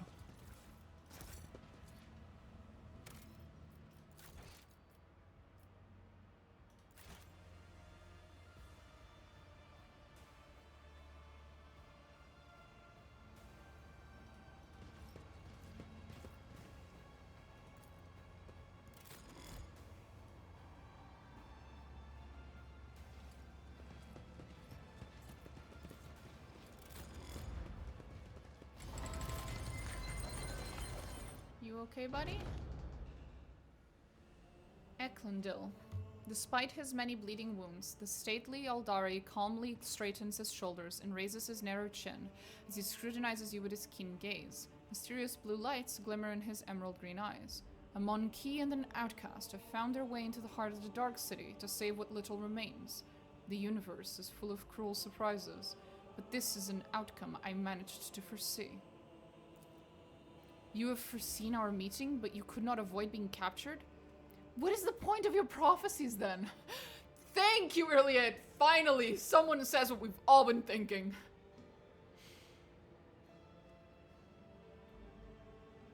Iliad glares daggers at her fellow Eldari, but he does not look away. I am glad our paths have crossed again, my child. It is a great relief for me to know you are alive, but what is this? The Farseer frowns and concern surfaces on his face. Your soul wanders in the gloom, entangled in the brush of a despicable connection. I see that it grows from the seeds of solitude, doubts, and fears. And this thread of fate stretches between you and... a monkey? Oh, Iliad. May Asurion spare you from ever facing the Farseer's judgment, for our kin are intolerant of such aberrations that make our souls fade. You know this.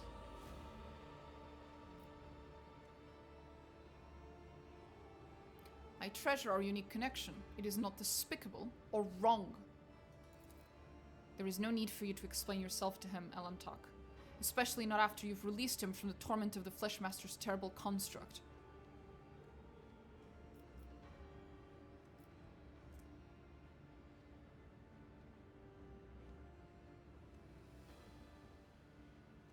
Make an Eldari gritting gesture? Oh boy.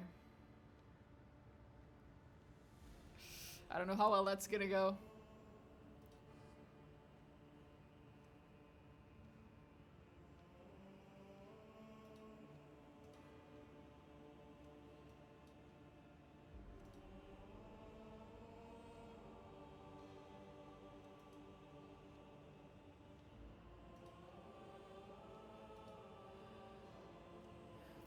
make an Eldari greeting gesture with your hands.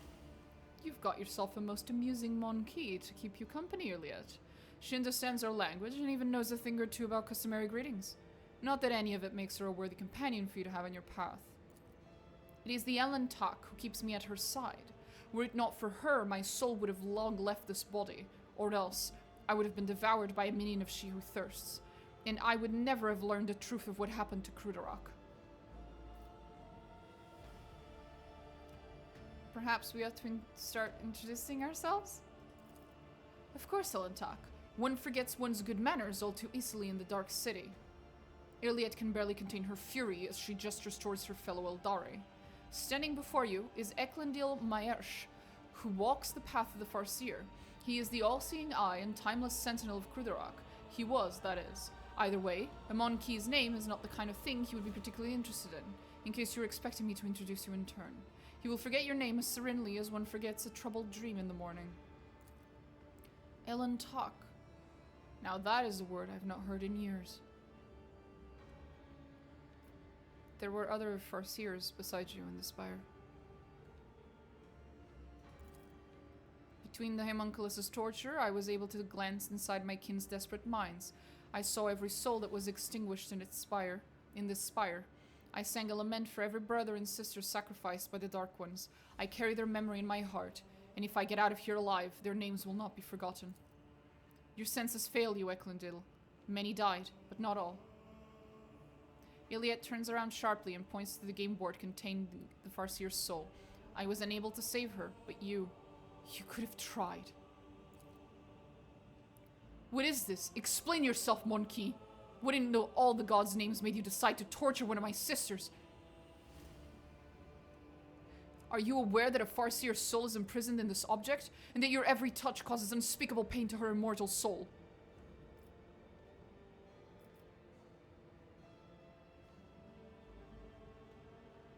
I did what I could to save the Farseer's soul, but I could only do so much.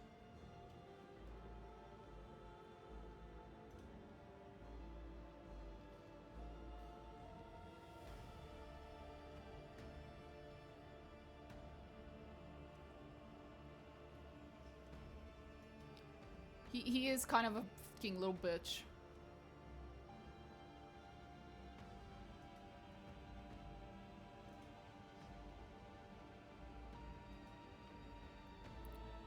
Can you really help her? I will release her soul from its suffering, but alas, giving her back her body is beyond my ability. I did what I could to save the Farseer's soul, but I could only do so much. The Eldari's expression is inscrutable, but he struggles to speak.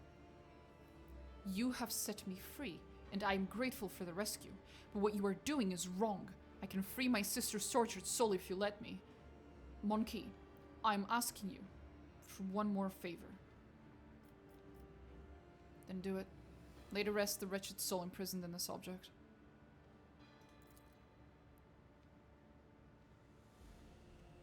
Iliad blinks in surprise.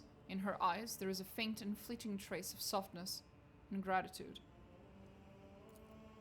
Really? I must confess, I have set little store by your species in the past. Perhaps in some regards, I was wrong to do so.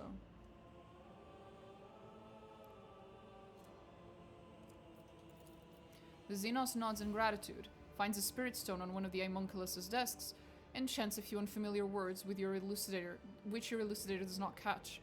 Dark blood pours out of the game board in the Eldari's hands, but as soon as he finishes his chant, a warm glow suffuses the stone he is holding. It is done. You said you'd help us find our way home. What did you mean?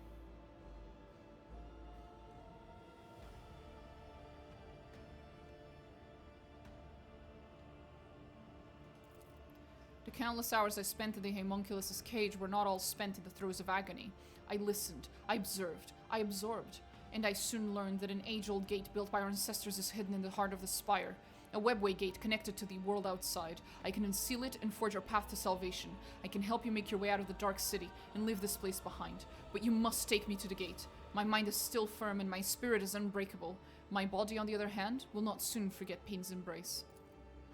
What is the point of your questions, Ellen Tak? I can guide you to the gate myself, but not before Eklundil Mahersh, who walks the path of the Farseer, the all-seeing eye and timeless sentinel of Kruderak, pours the light of truth into the bottomless well of my fear and doubt. Go right ahead, Iliet. You can take it from here. I feared this moment would never come. Iliet takes a deep breath and looks into the Farseer's eyes. Look at me, Eklundil, and tell me what adversity befell our home. As a council member, you cannot possibly be unaware of the truth. And Eklundil, do not even consider hiding anything from me.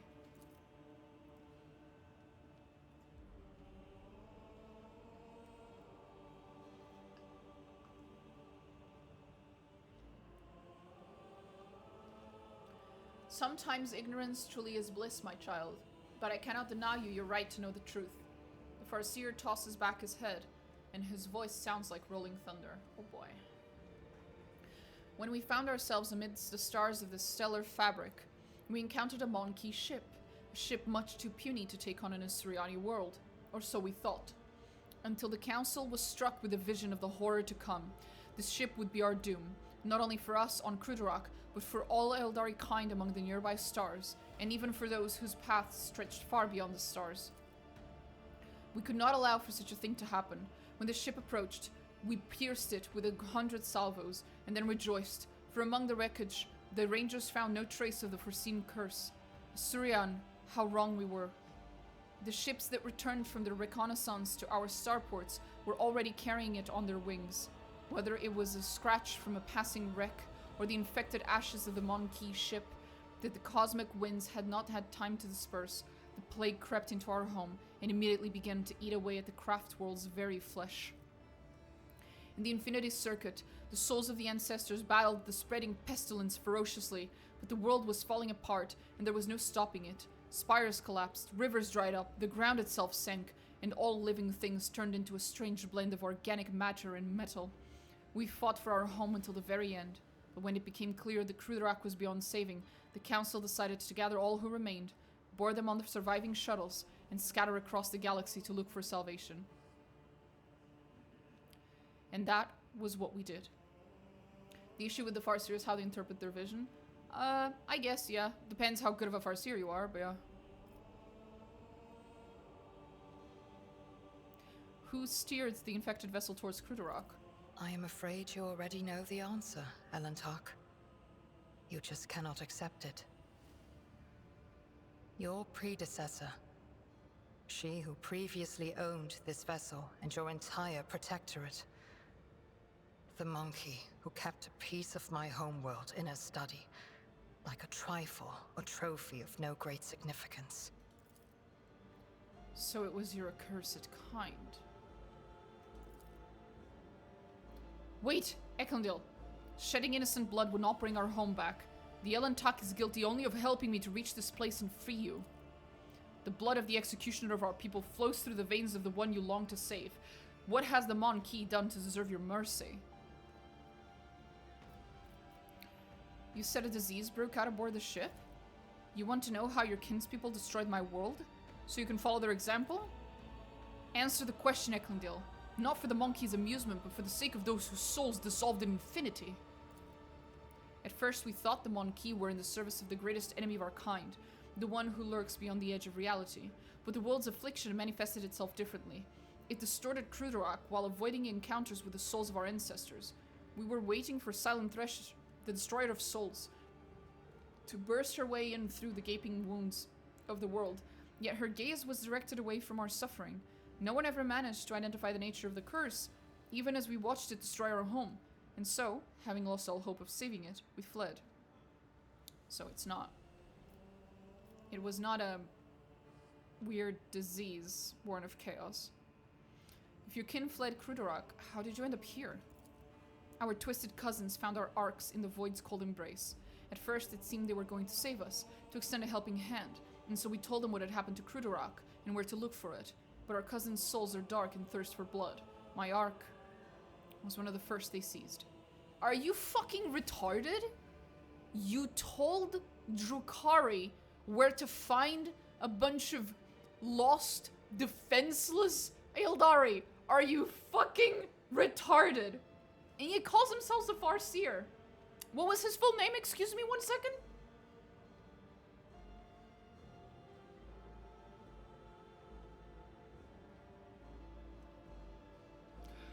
Eklundil who walks the path of the Farseer, all-seeing eye, timeless sentinel of Krudorak. My dude, you had one job and you failed spectacularly. Holy shit. It's one thing to not know how to interpret your visions, it's another thing to think that it's a good idea to tell the Drukhari where to find your cousins and your brothers and sisters and your kin in general. Are you...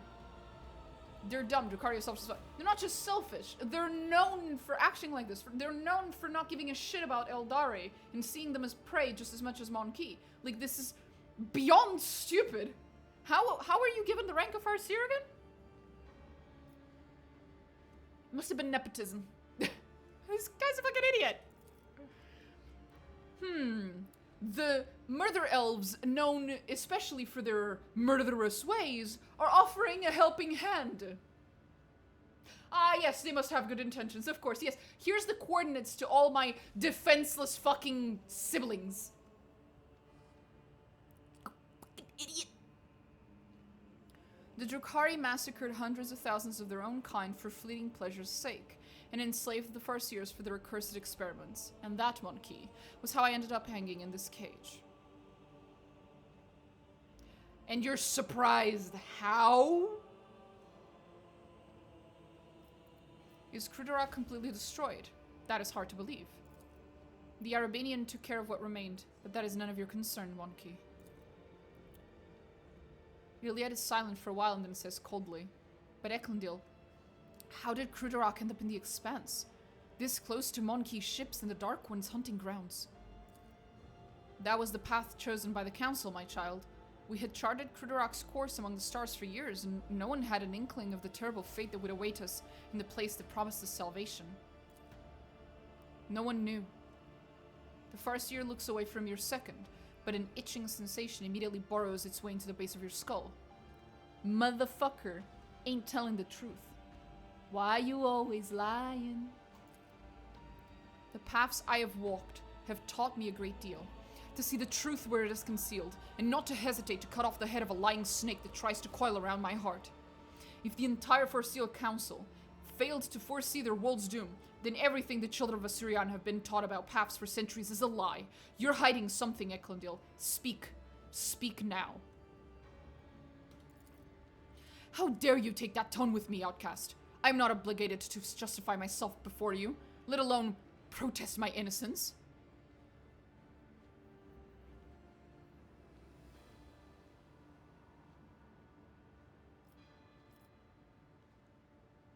You've already told us almost everything. Why hold anything back?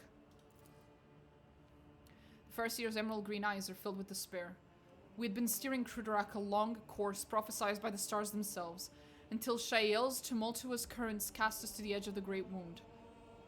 A storm was coming, threatening to sweep Krudorak away from its path, and so the Council decided on a route to safety, across the nearest islet of Hope, and into the place known among the Mon-Ki as the Corona's Expanse. We stood by our decision, but there came a point where the prophecies became ever darker and more unsettling. Someone proposed altering the course, but the closing grip of raging Shael was blocking our path on all sides. It was then that the Council's opinion was split. My vote was the deciding one in that difficult debate, for I believed that the prophecy that had promised us salvation in the Expanse could not have been a lie. You're a prisoner on Kamora. Of course you should cooperate with the Iliad and the RT. There's something you need to understand with the Eldari is that they are insanely prideful. Like, insanely prideful. Like, that is their biggest fucking flaw, is their pride. And so, it doesn't matter that I saved his ass.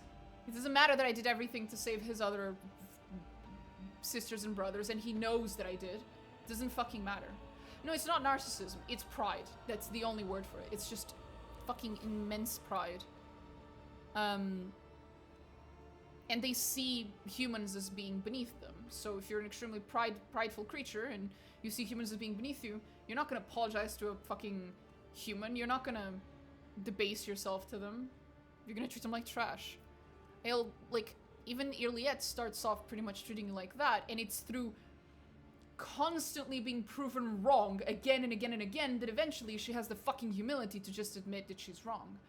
But this motherfucker, this is basically the first time he's probably met a human and had an actual conversation with one. He hasn't had the chance to be proven wrong again and again and again and again. So instead, we're just stuck with this bullshit. So basically, Eklundil just admitted that it was his fucking fault that all this happened. Once again, not only have you failed at your job, you have done so spectacularly. You already know what happened next. The Farseer closes his eyes and turns away, unwilling to meet Iliad's gaze. Oh, so you do have some fucking shame. Iliad looks lost. So we were doomed. I should have stayed on Kruderak. I could have tried to help those who survived the disaster. If only I had not chosen that accursed path and left the craft world, I could have at least tried to save someone.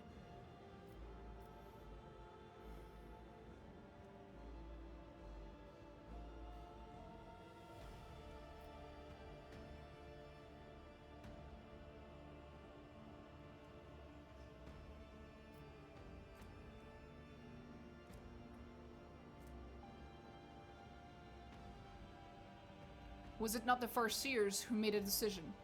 Who made a bad decision? What difference would it have made if you had been on Kruderak? She's not a Farseer. Another Eldar that should hang out with the RT and see the light. Oh yeah. The Farseers. It was not beyond their power. They led Kruderak to prosperity for years, only to become too blind to what was going on around them. Had they not followed the prophecy as the old customs required, had they changed course instead, Kruderak might still be whole.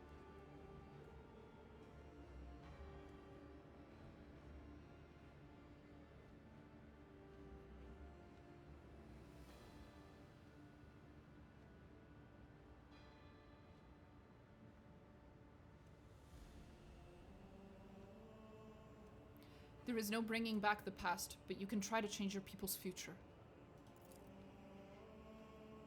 Iliad stays silent for a long time, peering into the face of the Farseer standing across from her.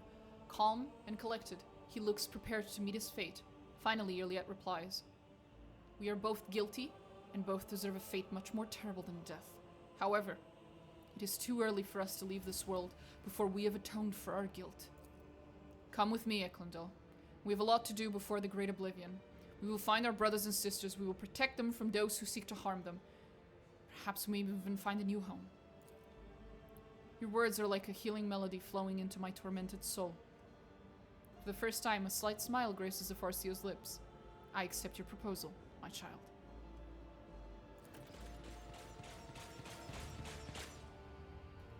The audacity to refer to her as a fucking child. Whatever.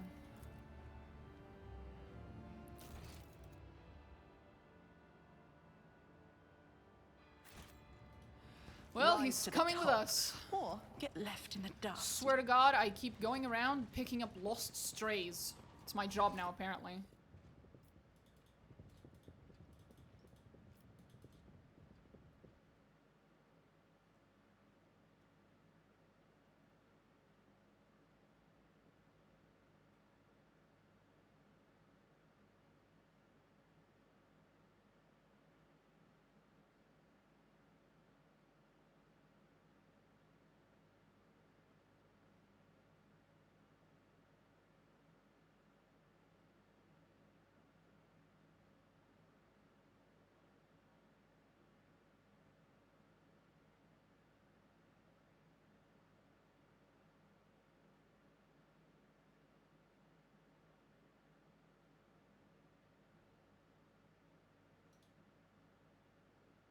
Okay, so that was Iliad's quest. It's, quite something.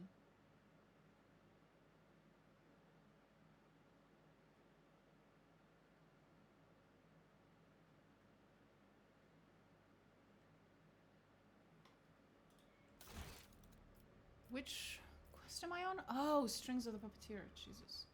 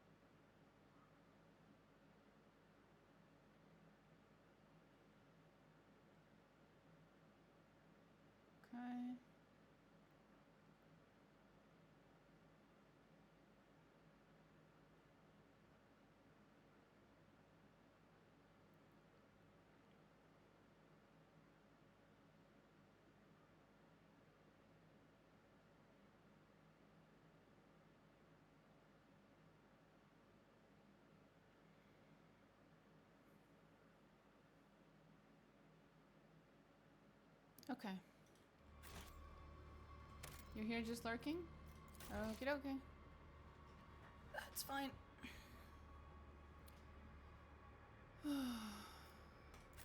I am a lurker myself. So I understand.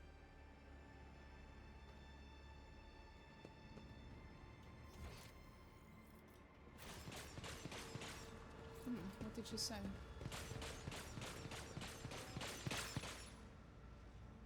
I have rarely given a thought to the price our dark kin pay to save their souls from the clutches of she who thirsts. But now I see the price their victims pay. The price my kin have paid. Well, yeah. What did you expect, honey? There we go. Just... The little whispers in my head are going crazy with excitement. Lots of knocking on the door. All the visitors from the other side who can't wait to share the last visions they had before they died. Oi, form an orderly queue, idiots. There's a load of you, and only one of me. Is there money to be made?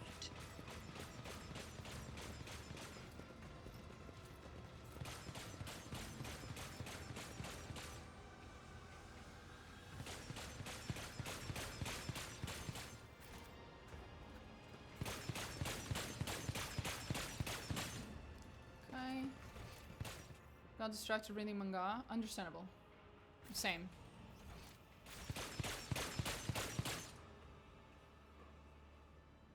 Have you watched any anime lately? Speaking of manga. Because I did. I have been obsessed with Apothecary Diaries and Frieren. Oh my god. It's so I good. always keep my options open. Oh, it's so fucking good.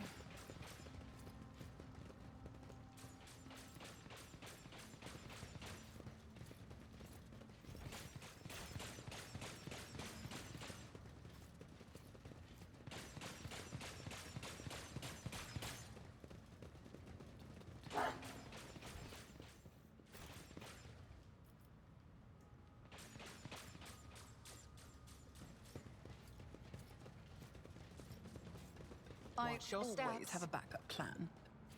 Too hard for a simple monkey?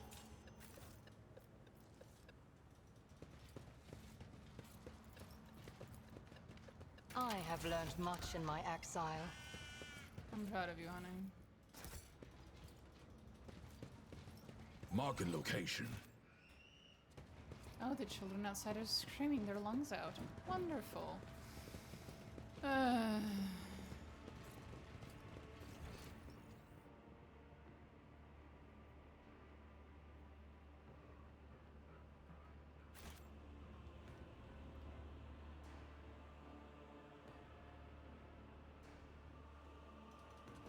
Let us not dawdle. Let us not dawdle. Check this out.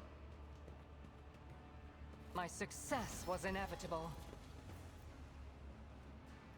Activate? Oh! Nice. Cool. Ooh. Mmm.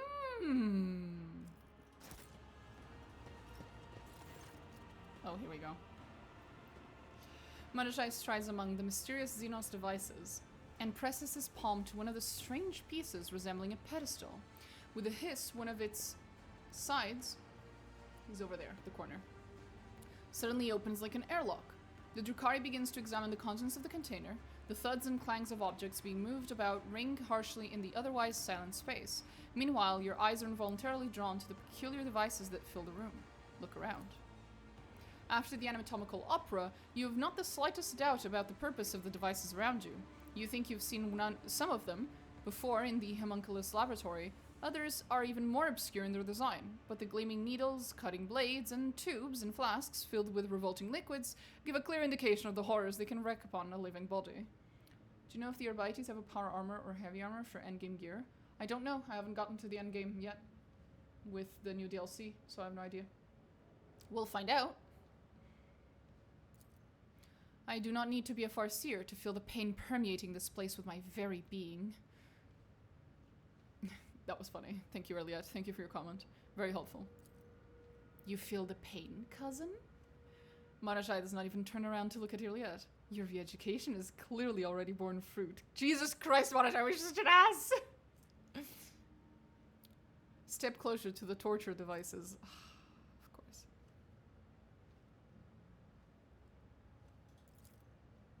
As you gaze upon the machine's strange articulations, the tubes that end in sharp-tipped needles, and the instruments of the most bizarre shapes, you begin to have a slight suspicion about what these devices do to their victims.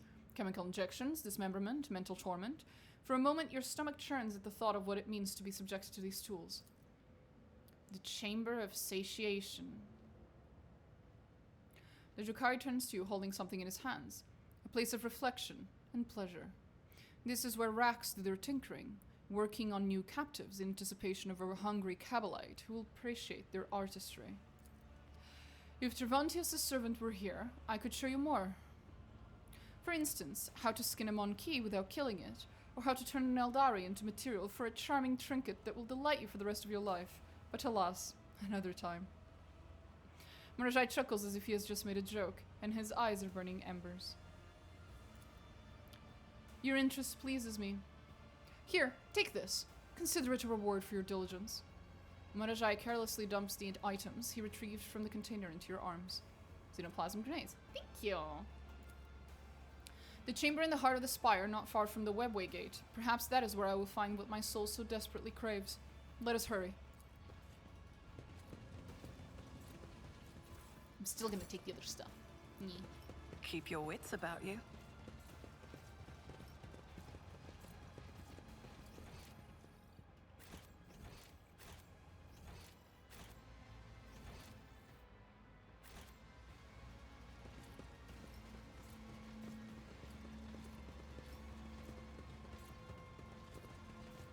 How the fuck am I supposed to get through here then? Hold up. Iliad, The sweetheart. songs of my ancestors speak of stars long forgotten and worlds long gone. What a shame that you Rise lack to the top, capacity to or get understand left in even the a dust. single note. I know there was a heavy armor with coercion, so shine is a deflection bonus. Ooh, he's using it with Pascal. That's broken as shit. On a Arvites, for sure. Sounds good. Sounds really good on Arvites, you know?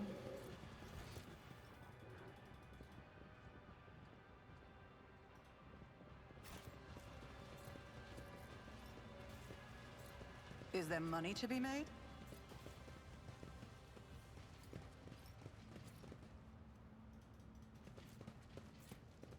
The Vizier. Would he be proud? Am I? I love that line. The corpse was dismembered and then reassembled, apparently while still alive. Numerous stitches and burns indicate that the surgeon was not concerned with humane treatment. Really.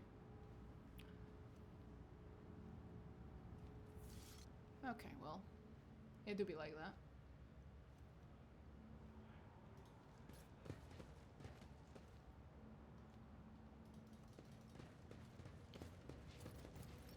The view of the intertwining and intricate passages of the labyrinth fascinates and draws the eye.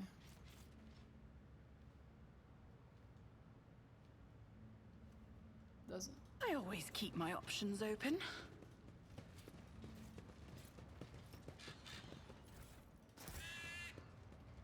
We should almost be there.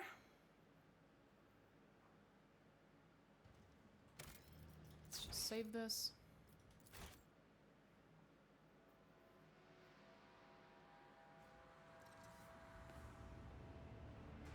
Okay. Nothing here. Keep a sharp eye. Oh, too hard for a simple monkey. Iliad, I cannot State your intention. understate how much I wish you'd shut the You fuck have up offered sometimes. me another chance. Yes, I have. I keep offering you so Let many us not chances. dawdle. So many.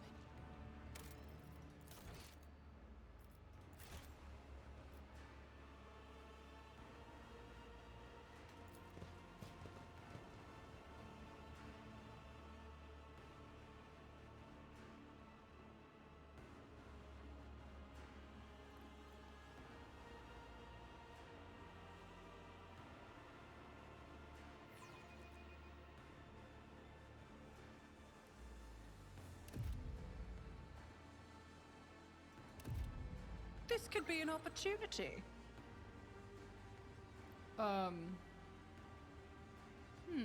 Interesting. Are we all just gonna be like that now? Except Cabela. Cabela's fine. Everyone else's legs are broken and sideways, but Cabela's perfectly fine, and so is Eklundil. I wonder why. Oh, okay, all good now. Nothing happened. Nothing to see here, guys. Nothing to see here.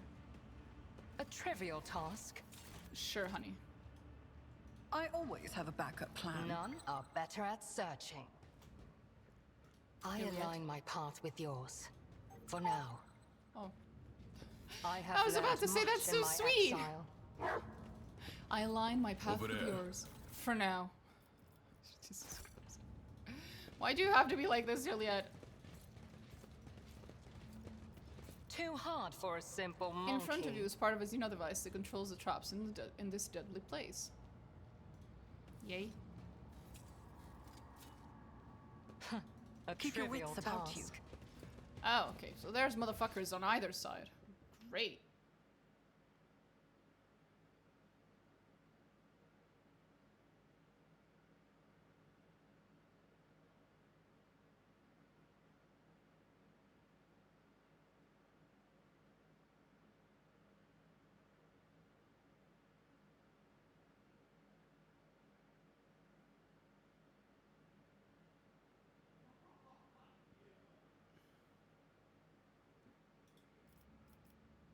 Tervantius, of course you're back, you fucking I bitch. caught sight of something.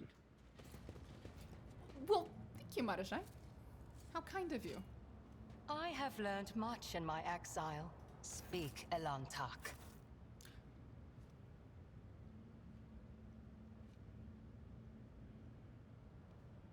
She didn't call me a fucking monkey. That's so nice of her. Thank you, Iliad. I give her 5 minutes to say something horrible about either me or the human race. Not even 5. I'm sure she'll be faster.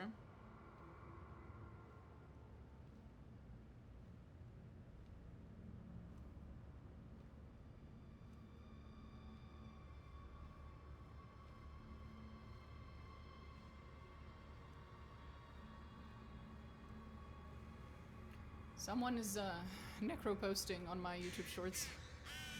Leaving comments on really, really old shorts that are like months old. Bless them. As long as they're enjoying it. Your kind has no right to exist! That- You are where I'm heading? Oh. You should have changed your comment depending on your decisions. I know, like at some point you'd think she'd stop calling me a fucking monkey, you know, and just call me Elantak or something, but no. She still says monkey no matter what. That is one thing I miss from... There are some CRPGs where the line that they say when you click the character, like when you select them, it changes depending on whether you're romancing them or not. There are some CRPGs where that happens. I think one of them might be Larian's old CRPG, but I might be misremembering. But I know that there are some where that happens. It might also be Baldur's Gate 1 and 2. But there are some where that happens, and this would be a good example of a good usage of that. Is like, she shouldn't be calling him Monkey anymore. She should be calling him Elantak. Even Marajai's... Bro, Marajai's fucking lines of like the combat barks, the selection lines, this stuff are so cool. I am the raving Tempest incarnate is stuck in my head forever. But it's not just the lines, it's the way he says them. The fucking voice actor did a brilliant job as Marajai. It really sells the fucking character so well. Holy shit.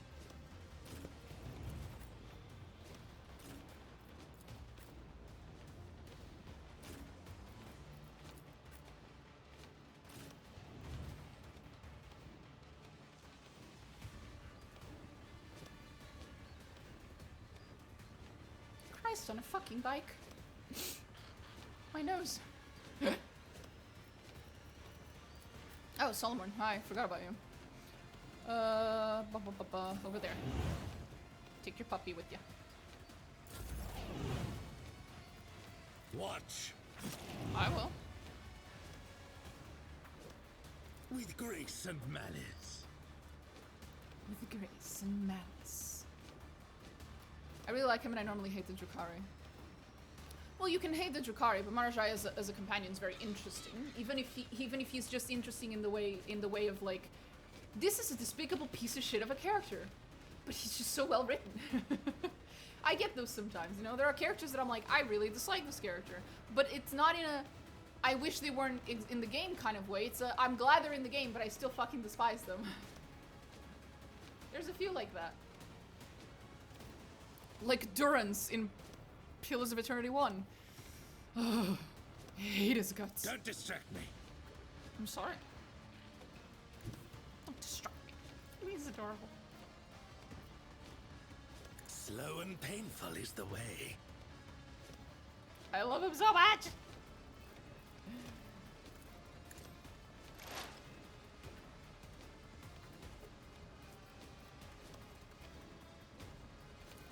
Behold. With what a useless plaything. Broken already? That's my second favorite line of his. What a useless plaything. Broken already? It's so cool. Ah, he's so fucking cool! If I must. If I must. Just sounds so fucking bored. I understand your intent. Do you though? Do you?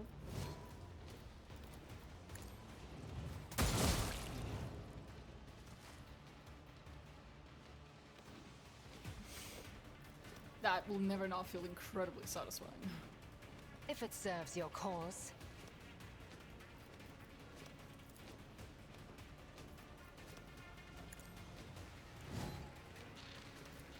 I am not your secret. Another soul slips beyond almost the got that veil. second one.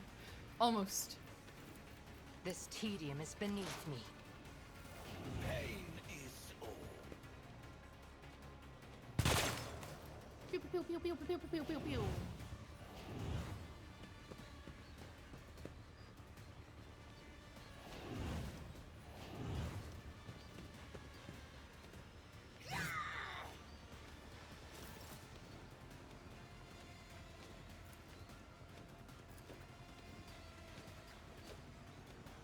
The order is clear.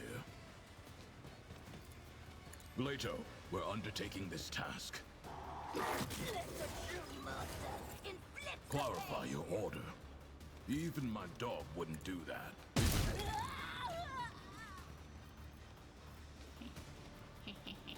Accepted.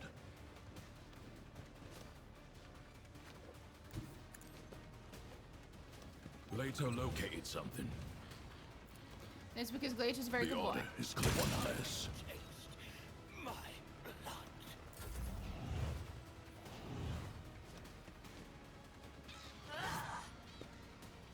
I'll do what it takes. Oh right, I forgot there were these guys on this side. Completely forgot about them. Your misery is my treat. High momentum. Here's my perfect moment.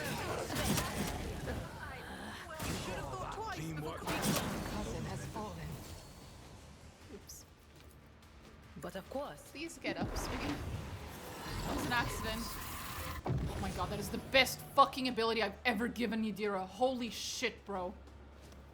Oh, it's so broken. I love it.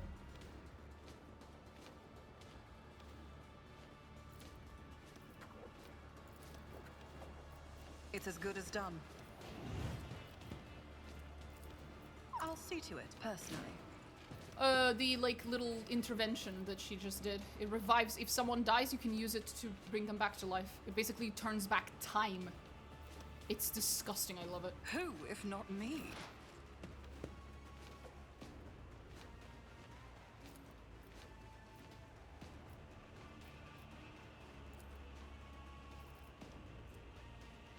I am not your Xenos pet, monkey. If it serves your cause. Never gets old.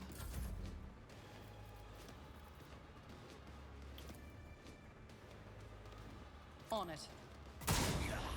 Woe to you. I'll make it happen.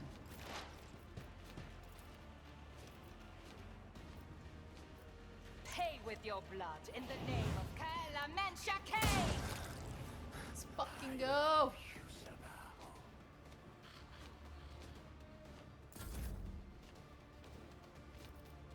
It's as good as done. One day, when I can just stream full time. One day. I think I will probably go back to painting minis as well. Part of the reason I stopped painting minis was because it took up so much of my time and mental energy, if you will. Just took up too much space in my head. And my job is incredibly draining to me. Partially because of my ADHD. So I couldn't fit all the things I wanted to do and a job. So I had to give up on the other things because I can't give up on my job. Because, you know, I need money. But I think once I don't have to have my job anymore, when it happens, not if, when, one of the things I'll probably try to do again is painting minis. I might do it on stream as well, but I don't know about that one. But I'll probably go back to painting minis, because I do miss it. It was an incredibly peaceful, relaxing task thing to do. It's quite nice. And it was just fun. Like, I'm not a good artist. I'm not good at painting whatsoever. I have zero sense of color related to anything. I'm shit at it. Like, I'm so bad at it. My hand-eye coordination's trash. My ability to tell which colors look good is trash. Like, by every stretch of the imagination and in every way possible, I am the worst person that should be painting anything. But I do enjoy it. It is very relaxing. I just kind of wish I was a little better at it. Just a little.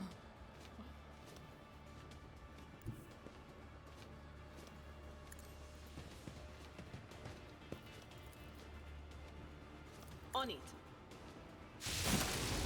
I'm saying this because I was, you know, we're playing Warhammer and I was just thinking about it. Don't say that, there's always worse painters out there.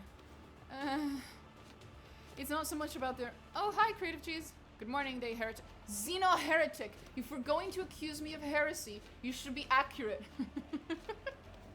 Not any kind of heretic. But good morning / day / afternoon / evening / night to you too, Creative Cheese. Thank you, Creative Cheese. Accuracy. In this house, we value accuracy. But as I was saying, Math, it's not really about there being someone worse than me out there. It's about... it's more about, like... I would like to look at a mini and then think, I want to paint it this way, and then it actually turns out the way that I want it to turn out, you know? Because that's a lot more satisfying than thinking, man, I wish I could paint this mini into looking this way, and then it turns out nothing like that. That's just devastating. How can we miss some of your attacks then? Listen here, you little shit.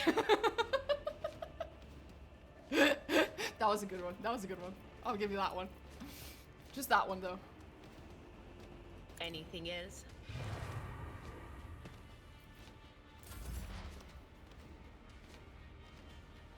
Lee in a box. Are you also struggling with painting stuff? We always do, sure. We always do a job to pay bills, not for fun. Well, yeah, you know. You just described arts 101, brain / imagination plus hands dexterity. But I have 0 of both. That's the problem. I have negative points. I have negative points in hand dexterity and brain / imagination. Well, at least the imagination part. I move swiftly to strike. What are we dealing with? That motherfucker. I understand. Another soul slips beyond the veil. This Now that tedium motherfucker. is I deal death with my hands. Indeed you do.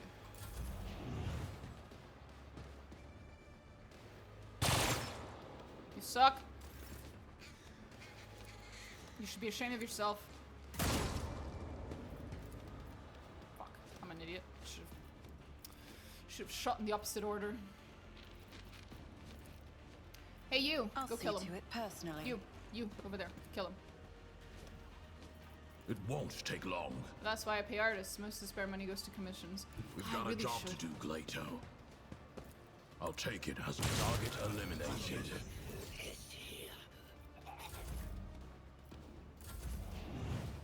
I haven't bothered to pay any artists to make art for my channel and stuff, and I really should though. Fuck you know.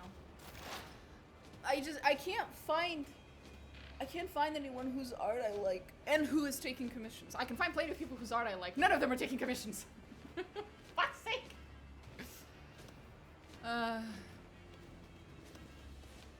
It doesn't help that I'm picky as shit, but you know.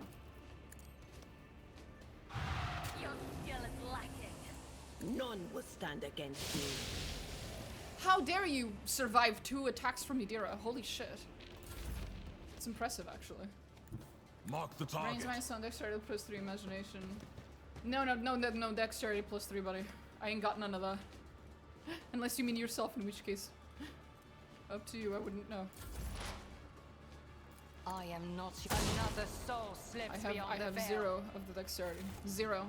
I trip on invisible wires when I walk, okay? I have no dexterity.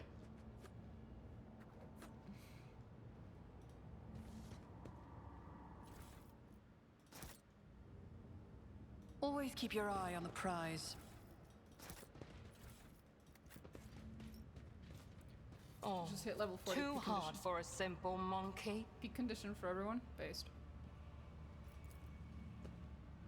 There are faintly visible field lines on the smooth surface. Probably some sort of power system. Probably. I sense something nearby. That's because there is something My nearby. success was inevitable. Uh-huh. Thank you, Elliot. It wasn't. It was 65% evitable.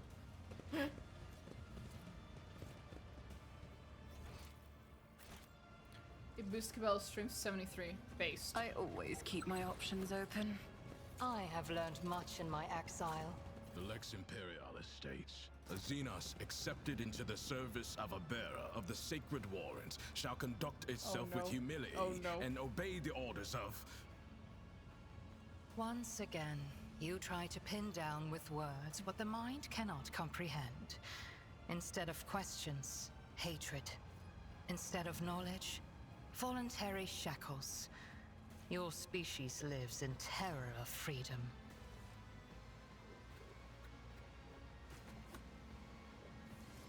That was a surprisingly accurate criticism of the Imperium earlier. I'm proud of you. Holy shit. And you almost barely did not Rise to even the top, insult us or in the get process. left in the dust. Outside of Wolfire, I think she has the most health because of her high Medici. Yep. I also have her on pretty high health. Except for the bird. The bird has 165 health. I have no idea why. The bird is OP. The bird has the most health in my team. The fucking bird. Did you want something? I don't know how. Don't ask me. I have no idea. There's no buffs on it either. It's just... It just is. Does Medica increase max HP?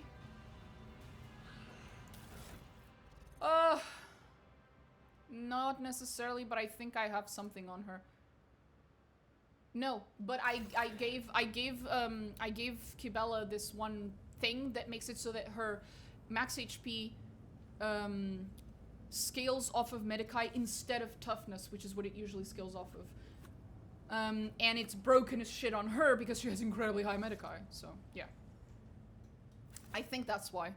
Math can correct me if I'm wrong. But I think that's why. Your steps.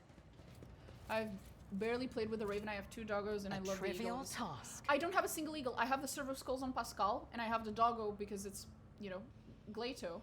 And I have the Raven on Idira because it makes perfect sense. But I haven't seen a single eagle. Keep a sharp eye. What's the eagle for? Who is she? Who is the eagle a good Did you companion hope for? to see an Azuriani fail?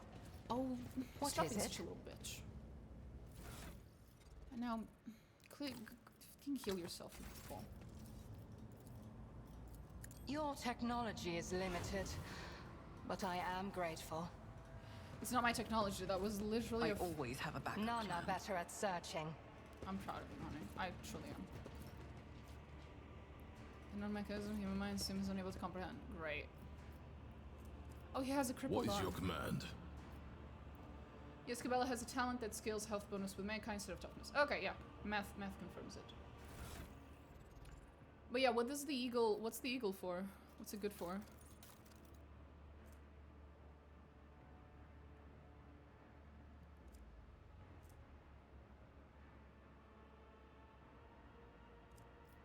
I know I had someone else. Was it her? Yep, it was her. You, I need you to heal our boy. Ready to get back to duty. I know how to take risks.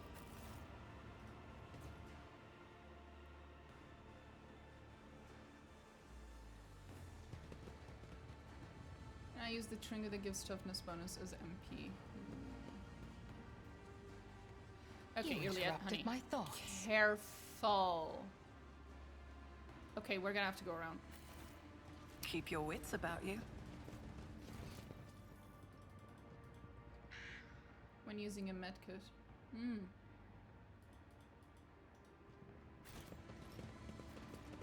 I sense something nearby. Thank God pets State can't trigger your traps. intention. My success was inevitable. In this case, it was 100%. The bizarre my ears still emits a subtle humming sound. As you listen, you feel your head is about to tear apart in unbearable agony, as if the sound is resonating with something in your mind. Christ. Marking Always location. keep your eye on the prize.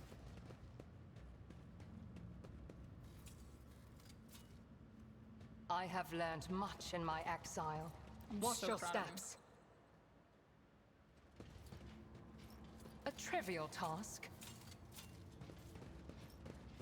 Over there.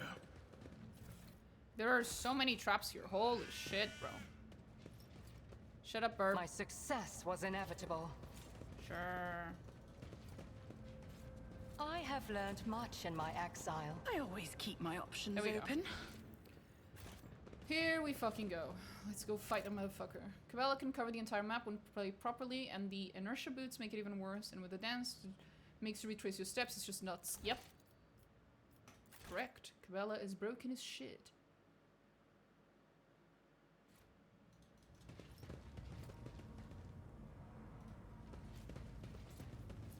Hi, Tervuntius. You bitch. Wanna have a chat?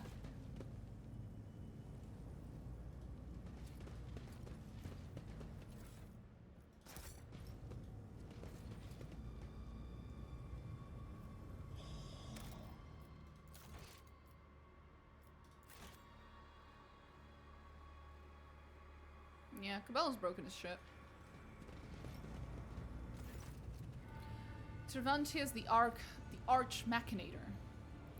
The homunculus looks up from the control panel and gazes at you with disdain from the other side of the impenetrable force screen. You survived, specimen. What a woeful lack of ability to follow orders. You were supposed to die, be it in the arena or in the chasm. However, the servants of Aziriesh will soon remedy your blunder. You hear a whisper behind you.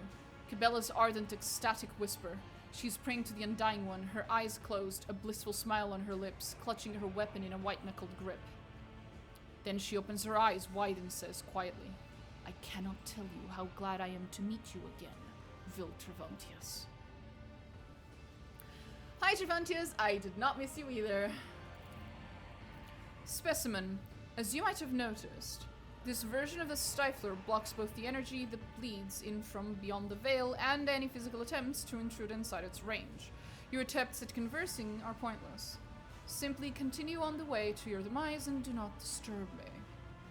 Examine the construct. The Stifler is enormous and resembles the devices you've seen before. There is no doubt that its purpose is to suppress warp manifestations. However, you notice a few details that are out of step with the construct's otherwise typical Drukhari design. Several of its parts were made from a material foreign to Gamora, infused into its frame by an unknown force. That's why Marajai is inferior as a dual blade wielder. Marajai is a blade dancer executioner. Would be dope. I know, right?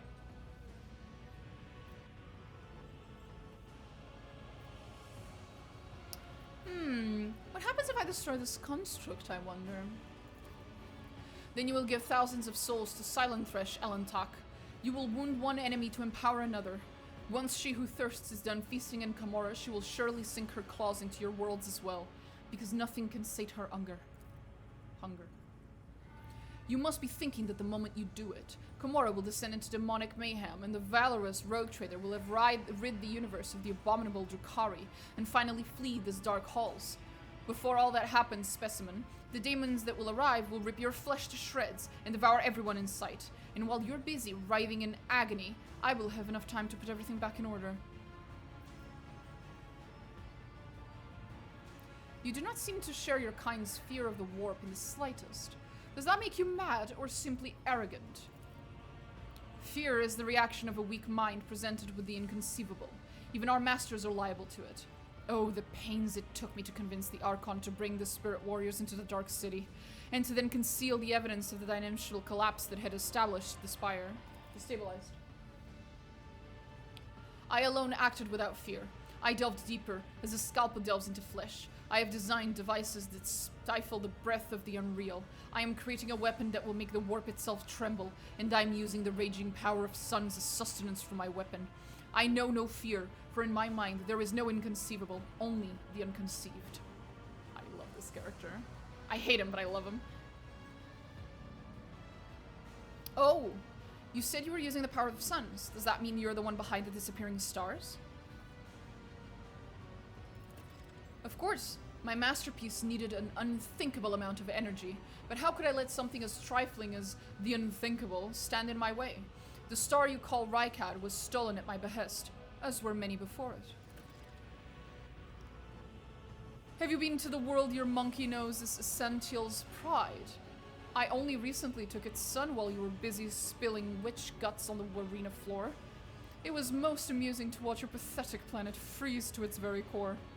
How fascinating it is that such a paltry sacrifice as the lives of several million Monkey can serve something as great as my masterpiece. I see. I have other questions.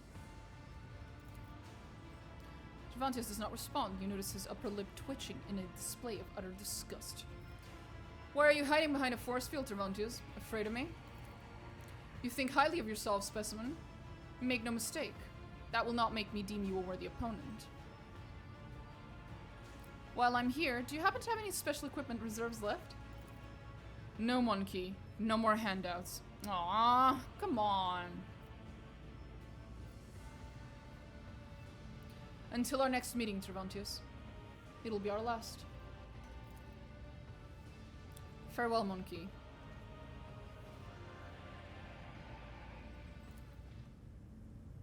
Bitch.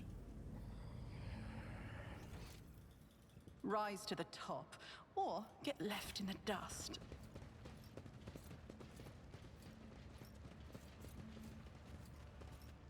Okay. He is delightful.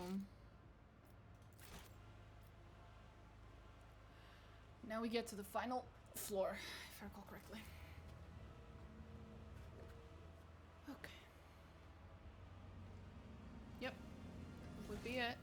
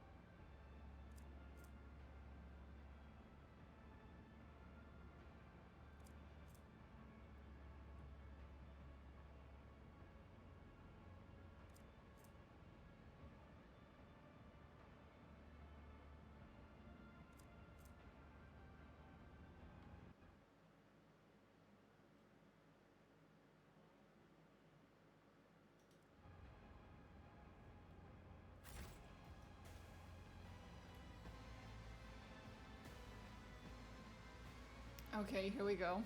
Here we go. Marajai romance moment. Tee. Let's fucking go. Okay. Is there money to be made?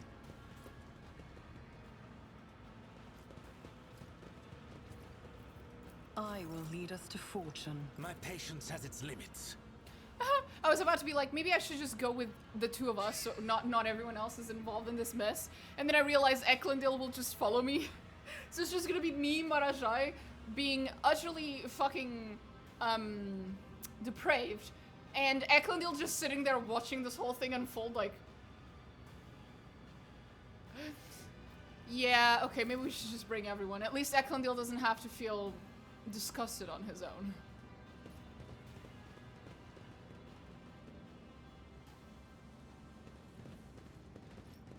Let us not dawdle. There we go.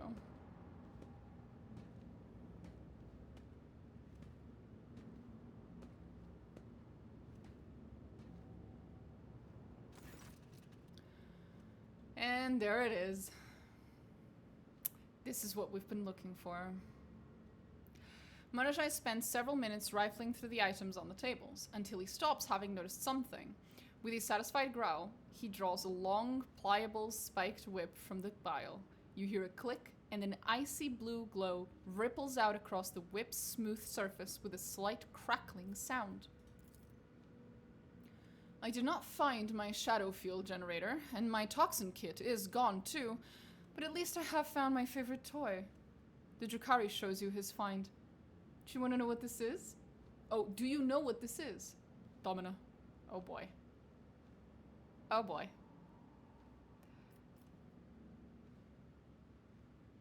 Humanity has similar tools for livestock and peasants. Tsk. I doubt your kind is capable of such a sophisticated creation. Most likely it is a crude copy. He's not wrong. Agonizers are canonically kind of OP and bordering, much like the rest of the Drukhari, so evil it borders on the ridiculous. So, yeah. Our whips are nothing like it. I'll give you that one. An agonizer. An electrical disintegrator that acts upon the nerve impulses. This particular one is too fine a piece to be used in combat, but in a torture chamber. The Drukhari hefts the whip, clearly familiar with the feel and weight in his hand. An exquisite instrument of pain. Total impulse control. It can deliver sensations as subtle as a whisper, or incinerate synapses. Hot. So why is this important to you? Why? It is a priceless artifact that belongs to me, and I have reclaimed it before my kin managed to steal it.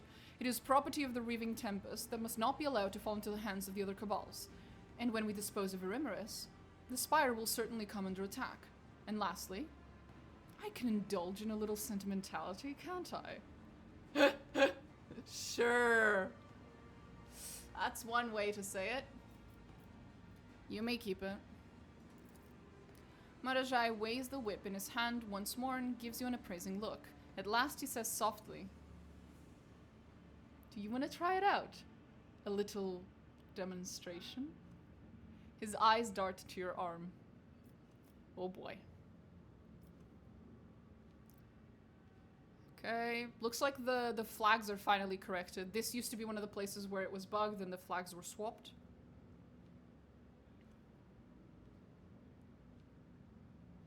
Do it. Fucking do it. Oh boy.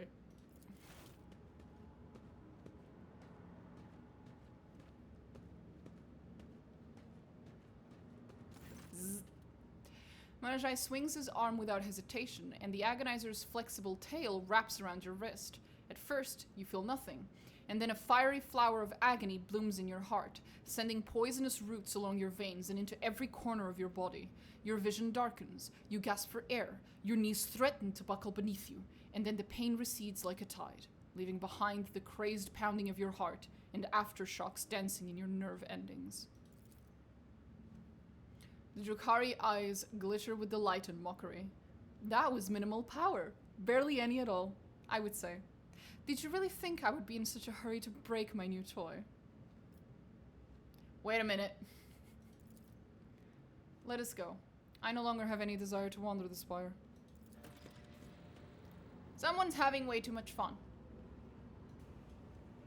And it's definitely Marajai. And let's grab this stuff. Keep your wits about you.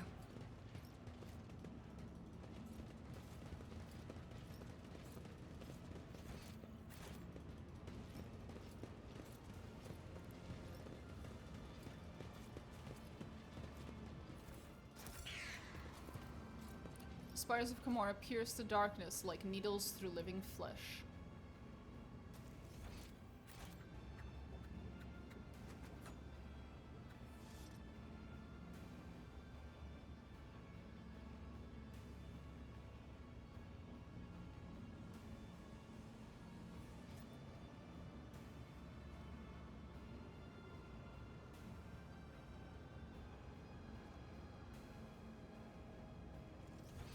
Here we go, the very final fight of chapter 3.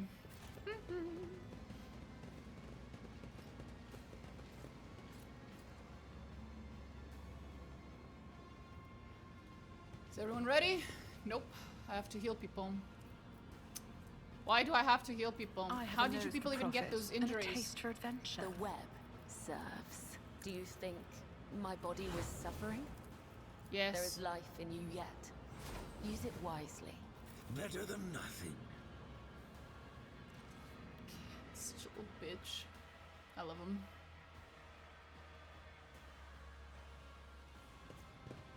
I always keep my options open. This is one of the harder fights of this game. Mostly because you get completely surrounded.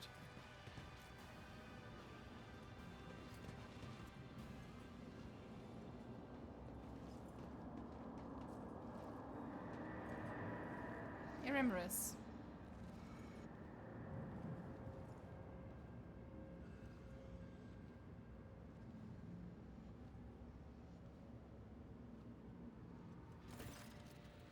Eremerus gazes at you. The two of you lock eyes for the first time, an icy darkness churning in her stare. Now this is a space elf that would step on you. Just saying. So many people in my fucking, like, TikTok, YouTube, whatever, like, comments talking about Irliet and how much they wish she would step on them and shit like that, but I'm like, bro, Eremerus is right here. I'm just saying. But yeah, no, she looks really, really cool. Her art looks really fucking cool. I love the detail on the helmet that she's holding in her hand. Looks fucking awesome. Oh Jesus. Okay, here we go. Worm, insect, you have the nerve to stand before me again. You should have gasped your last breath long ago. Very well, I will rid this arrogant Monkey of her final breath myself. She's deadly sick. Oh yeah, absolutely. The Archon's gaze shifts away from you to Marajai. A venomous smile spreads across her face. My former Dracon, my inept executioner. Have you found yourself a new mistress? Marajai draws his weapon in a single fluid motion. Before your soul perishes in the maw of she who thirsts, I will teach you pain. The kind of pain you have never known in the whole of your existence, sister. What about you, child of Krutharak? How does it feel to know that you could not save yourself, your family, or your precious craft world? Iliad's spirit stone flashes on her chest, and the ranger's hands tremble in the grip of a rifle. Your death will give me no joy, Archon Eremerus, but it may give peace to the spirits of my kin. I see you've taken Travantes under your wing. Again. The homunculus may play as many of his little games in the arena as he pleases. I am satisfied with what he provides for the ranks of the Cabal. That makes him valuable enough to spare his life. All those craftworld fragments, all those prisoners. Was it all worth it, Xenos? Spare yourself the struggle of comprehending the meaning behind my deeds, wretched creature. Krudrak was to be my key to power, the likes of which the Reaving Tempest could only dream of. Majesty is mine alone to claim, and I will claim it. No, Archon. You are destined for retribution. Blood for blood. I cannot destroy your entire cabal as you destroyed Krudrak, but I have the strength to cut off the snake's head. Poor little outcast. Irimaris leers at Iliad, staring into her eyes like a predator. The suffering of your brothers and sisters nourished us for a long time. Now you too will give me your pain. What did you need the Farseers for? Why take such a risk? So be it. I will humor you before death, because I am a villain, and before the final battle, I have to explain to you all of my plans. I have to monologue. If only to step out of another's shadow once and for all. I wish to orchestrate a little disjunction, and with my helpless brethren in my clutches, who were capable of tearing apart the veil with their mere presence, it could not have been simpler. When the time came, I yawned. That's what I did when the time came. The Farseers would be my weapon against the Reaving Tempest's rivals. Under cover of the Cataclysm, my blades would behead all those who stood in the way of my ascent. You destroyed your future with your own hands. When the truth became known, all the weapons of Komorra would have turned against you and against my cabal. My cabal. And this coward was my Dracon. You were too quick to call the Reaving Tempest your cabal. You have neither the ambition nor the vision to lead all these warriors full of lust for power and blood.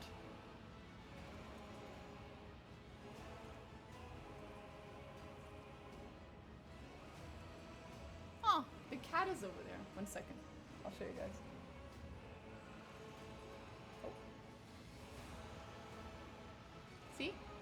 She's just vibing at the tippy top. Eris. Look over here. Hi. There's a kitty cat. Oh, Jesus.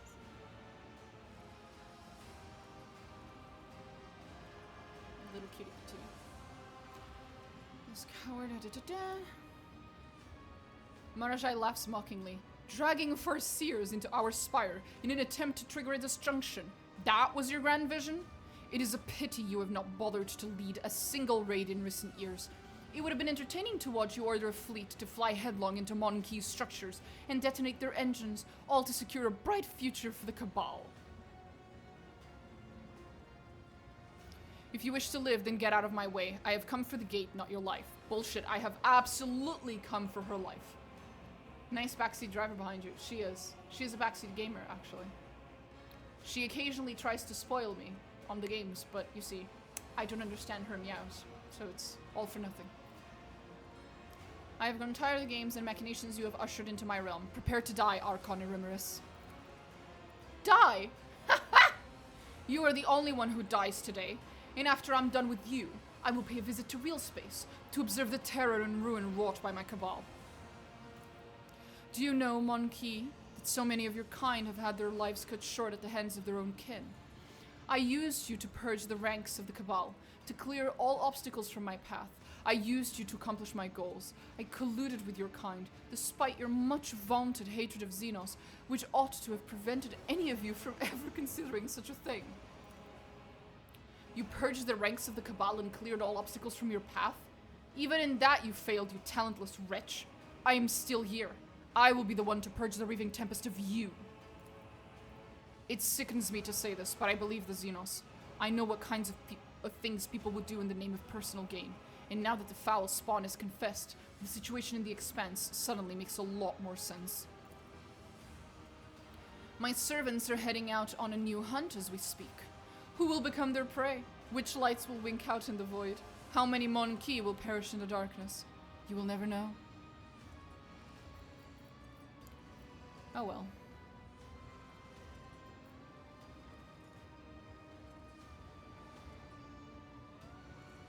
Marajai, any last words for your sister? Now you speak only with the permission of your pet, Mon Ki. My insignificant little brother, you never should have crawled out of our mother's womb. Your existence is a disgrace to our blood. My poor older sister, you still cannot stand the fact that I was born. But how can I be surprised? It is hard to think of more glaring proof that our mother considered her first attempt to continue the line a failure. Woo! Damn. Remember stiffens, and a moment later bares her teeth in a furious hiss. The Archon of the Raving Tempest raises a hand to signal to her underlings. Here we go. I will wipe your disgusting presence out of existence. The frightened prey. Tantalizing. Okay.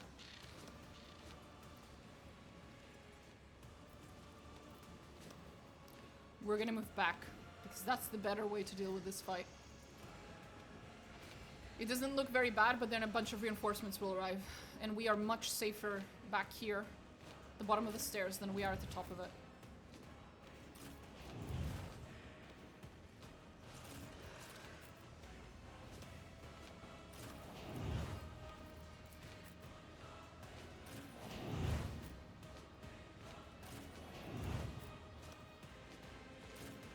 I'll keep him here because someone needs to stay close to my character, because otherwise my character's going to be in a lot of trouble.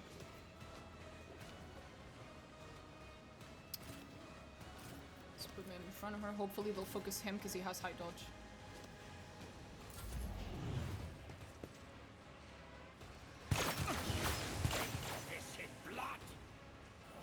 I always let Marajai have the killing blow on her. Same, obviously. He asked. And besides, it's poetic justice.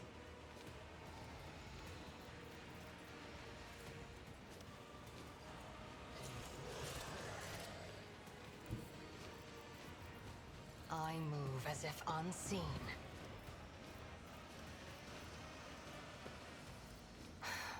If I must. If it serves your cause. I understand your intent.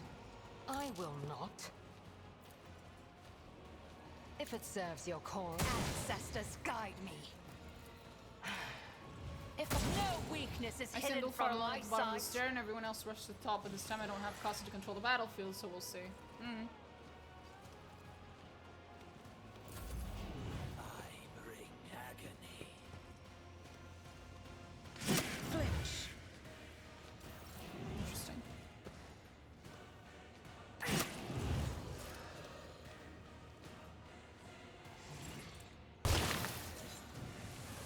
You suck. You call this a strike? I've faced worse than this. Cass is S tier crowd control. I am aware. Trust me.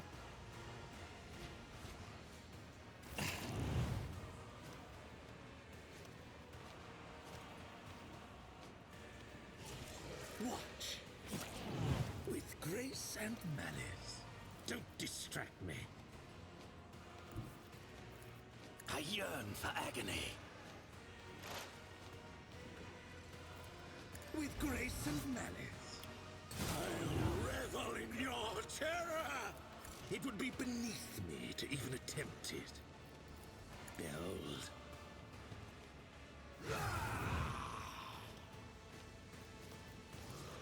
A euphoria of anguish.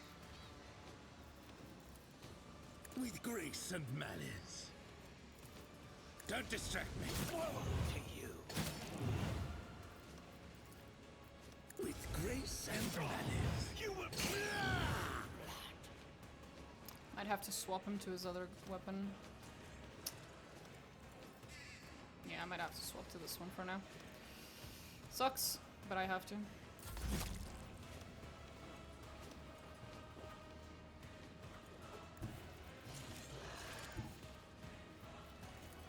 Let's test our skills, Glato. Go Glato. Go Glato. Woo! Good boy. Understood. The Lex is inescapable.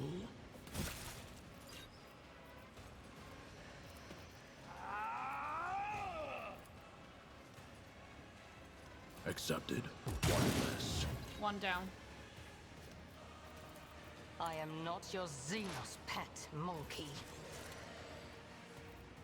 A temporary setback. Okay, now we can finally move backwards with her.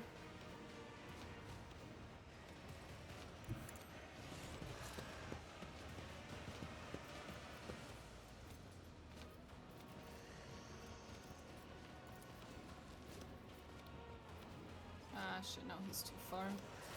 I'll make it Juliet happen. it is.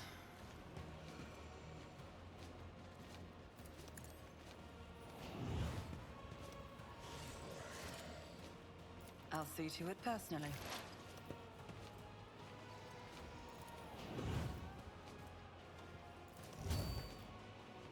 Oh, shit, I fucked up. My bad. On it. Who, if not me? The best defense is a good offense. I'll make it happen. Fall, creatures! High momentum.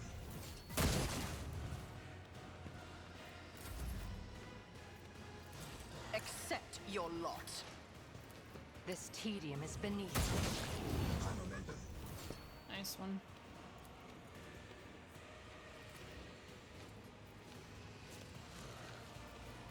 I understand your intent. I am not your Xenos. Hear you moving, no more.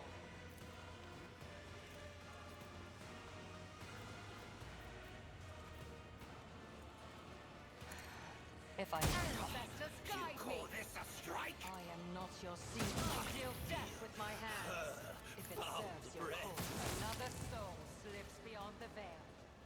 Another soul slips beyond the veil. This tedium is beneath me. There we go.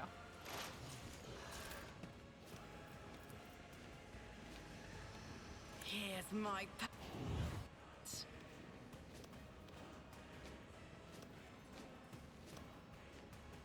Okay, that was a little weird. I think it just bugged out, but it's okay. Happens. didn't flinch. You wish.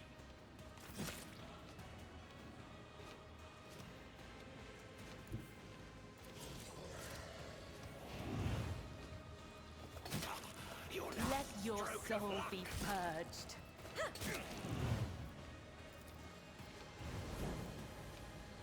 Death comes in silence. As honor ordains. No. I feel nothing. Fear nothing.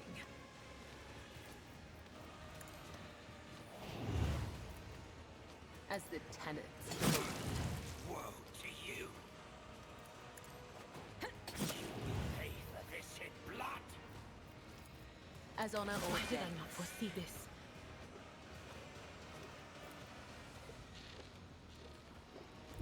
I know what is to come.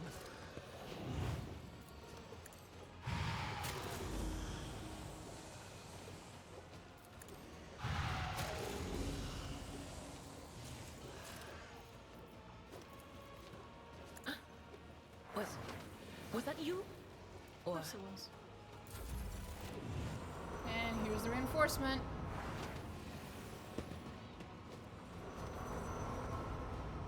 Whoever's the Twisted Mind behind Act 3 at Owlcat should write a Chaos RPG, CRPG. Their Act 3 is just brilliant. Not enough furniture made out of people, but other than that, 10 out of 10. Will perish for this affront.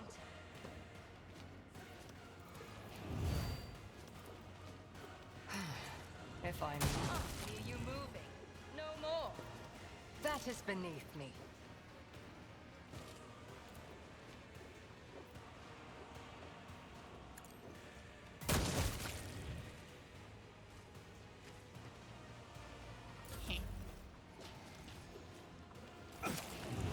I am not a vessel for pain. I am its master. I love him, he's delightful.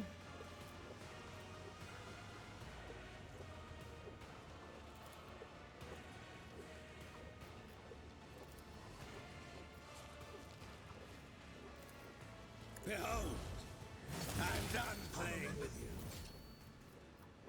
That's okay, sweetie. I will savor your delectable anguish. Sworn enemy. What? Never has this ability been more accurate. Don't distract me. Indeed, do not. I revel in your terror. You wish, bitch. Behold,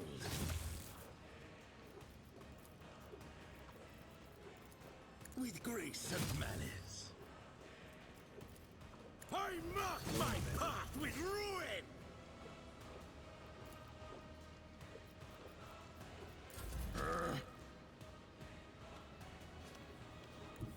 The guilty will fall. I'm reading Homunculus's notes. Twisted gore. Oh yeah. Oh yeah. It's pretty bad. Pretty fucking bad. One of us would be enough.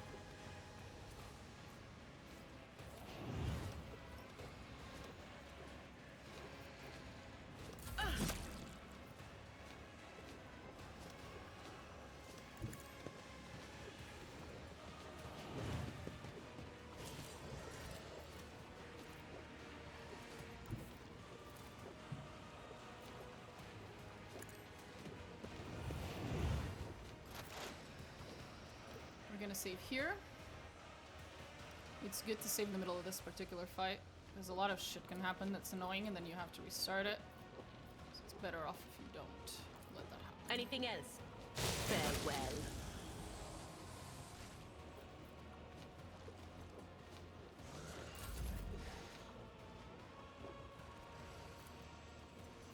I'll see to it personally. It's as good as done.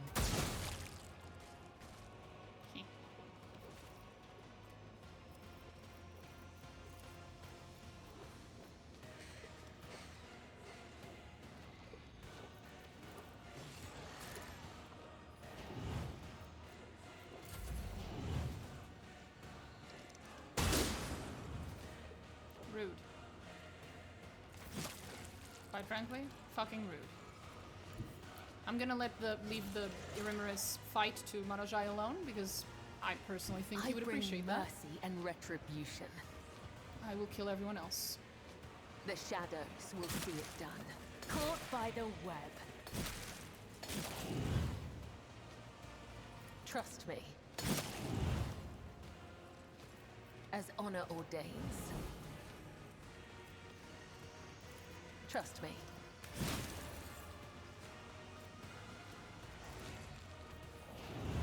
I cannot serve you in this way. I shall not fail.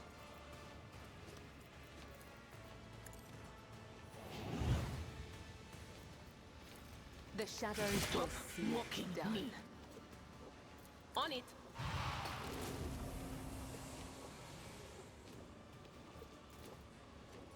Let's see what you can do.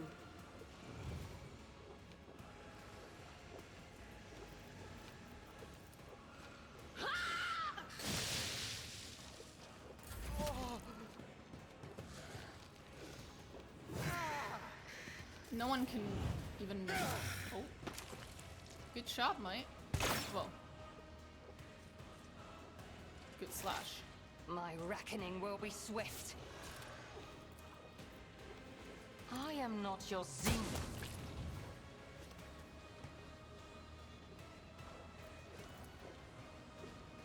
There is no one else that she can hit from there. I'll actually have to ask her to move. Shame.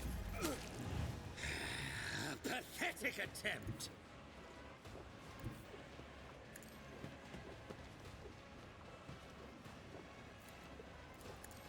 Kneel before me, pray thing! I will tear your throat out personally, monkey. Oh, she healed again. How annoying.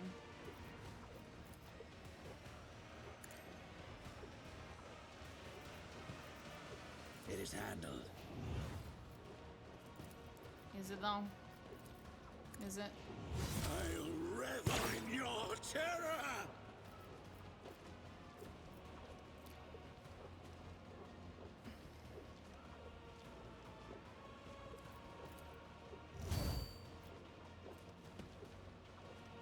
Build. With grace and malice.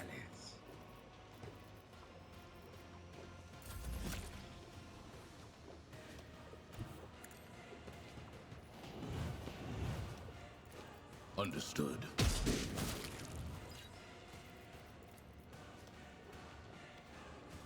Hold the formation.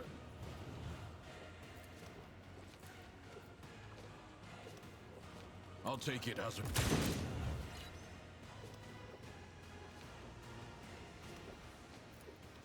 A mere pain won't stop me. On it. I actually fucking missed that. That was I'll bullshit. see to it personally. I can't believe it. I mean, I can believe it. Understood.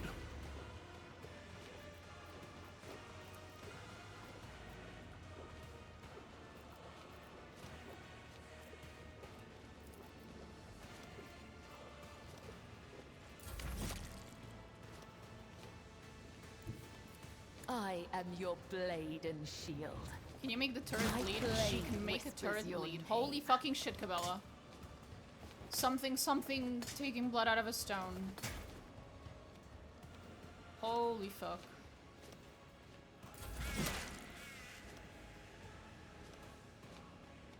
Will do. No mental damage. Right, it has no mind. It bleeds, but it has no mind. Keep that in mind. That's how turrets work in this fucking game. I'll try to remember that.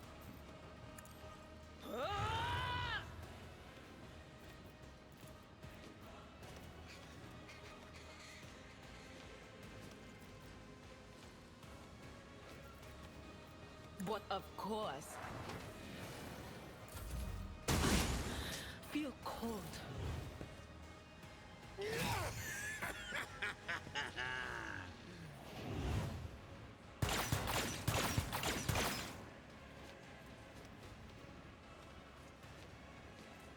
Excuse me, did she just use a power called an even greater Thanatophobia Zone? When a creature in the Thanatophobia Zone suffers damage, it must pass a willpower check. If it fails, it gains the Thanatophobia effect. I have no words. I have no fucking words. Swift and silent. If it serves your cause, no weakness is hidden from my sight.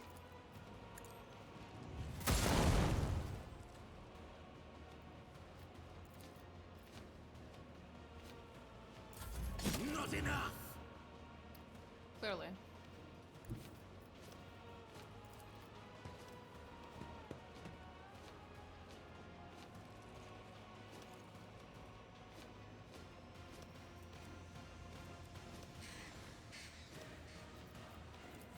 Don't distract me. So would this count? Sworn enemy. It only lasts for one round. Okay. With grace and malice. Watch.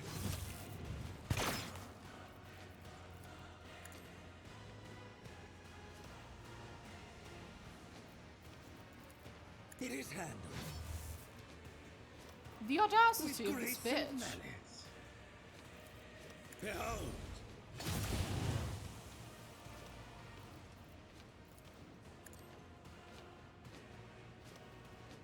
Howdy, Blue Star.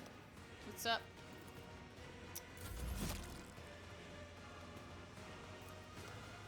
Accepted. Eliminated. Thank you for dodging Cabela. That would have absolutely killed you.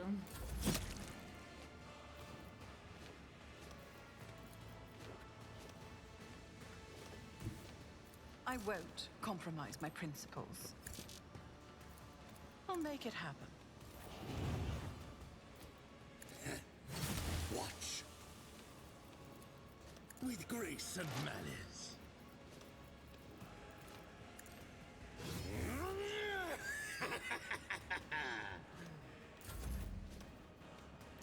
I don't dare attack her.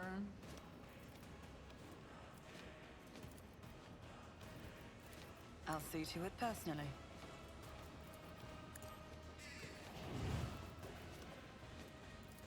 On it.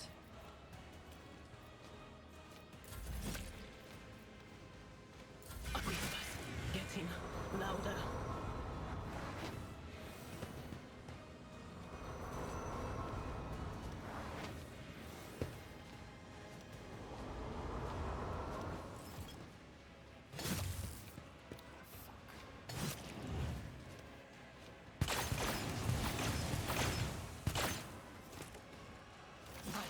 unworthy soul.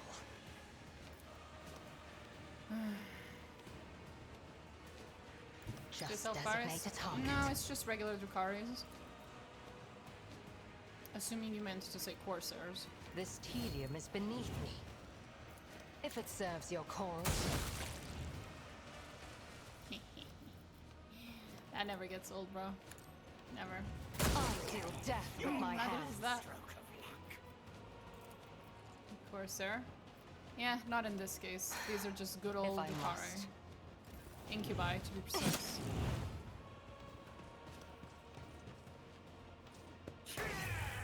You missed. I faced worse than this.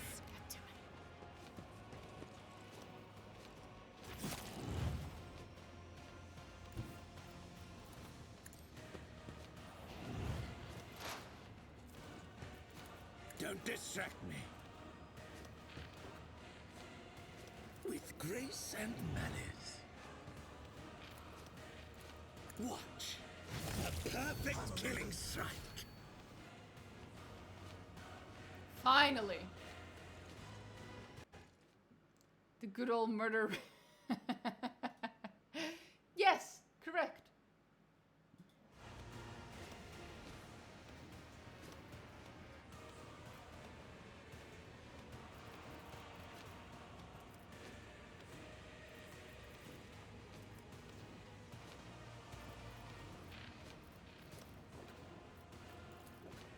And why would I do that? Because I asked. It is heavy. Threat Prioris. Low momentum.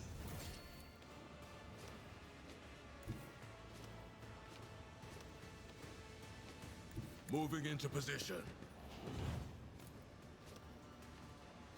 It won't take long.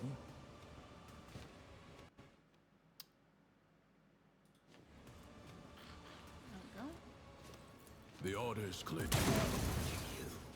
I'll take it as no heretic escapes punishment unless...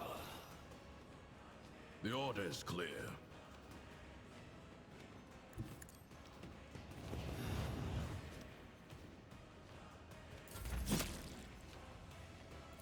I'll see to it. Your Leah, darling. If you don't mind. If it serves your cause. Oh, I fucked up. That was my bad. I'll make it happen. You should have thought twice before crossing me.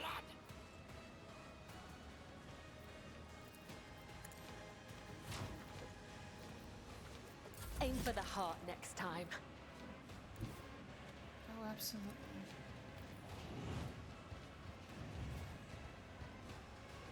I would that I could, as the tenets demand. As honor ordains. You call this a strike?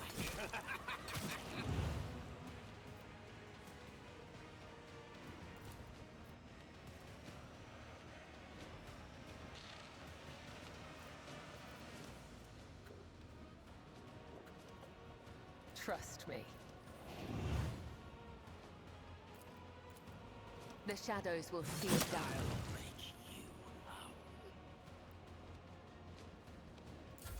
Quick! Quick!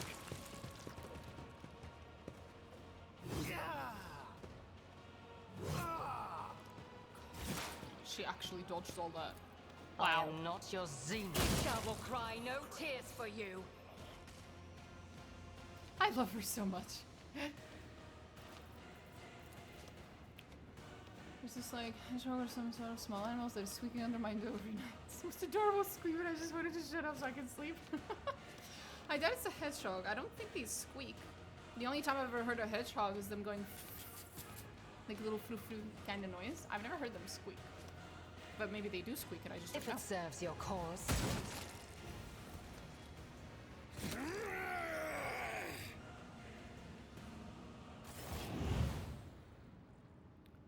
I am made of very bright, colorful, shiny waves around my body. What the fuck is going on? Hell yeah. The fate of those first years is... I assume you meant fate instead of faith. Is so cruel. Yes, it absolutely is. In general, this is the one thing you have to understand if you are an Eldari fan in the Warhammer 40k universe. There is no good endings. Everything is tragic beyond tragic. It's just tragedy upon tragedy upon tragedy. There is nothing good ever happens to the Eldari. It's just... And every time there's the teeny tiniest glimpse of hope, more tragedy. It's just how it is. That's what it's like being a fan of the Eldari. You have to have thick skin and a very, very, very stone heart, bro. You have to steel yourself because holy shit. Otherwise, you're just gonna be consumed by despair. Marajai turns to you. He's holding a crystal coruscating with otherworldly fire. Domina, look at this. Your enemy's soul is in the palm of your hand, under your complete control, at the mercy of your desires. Is this not the greatest revenge for past wrongs? Touch the crystal. Just bringing your hand near the crystal is enough for you to feel the wave of psychic energy emanating from it. When your fingers brush the icy surface, the maelstrom of another's emotions bursts into your mind. Hatred, bloodlust, terror, despair. And suddenly, in this whirlwind of agony, you discern new shades of feeling, hints of triumph, and a thrill of mastery over a defeated foe. Marajai's eyes, which have been watching your face closely, widen, and his lips curve into an exultant smile.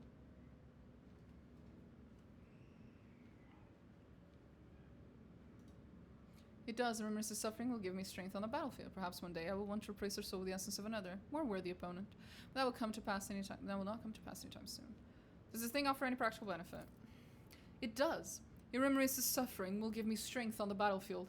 Perhaps one day I will want to replace her soul with the essence of another, more worthy opponent. But that will not come to pass anytime soon. We should go. I mean, we're talking about a race that copulated a chaos god into existence. They deserve whatever they get. Eldar fan here, by the way, actually played Drukhari. Based, bro.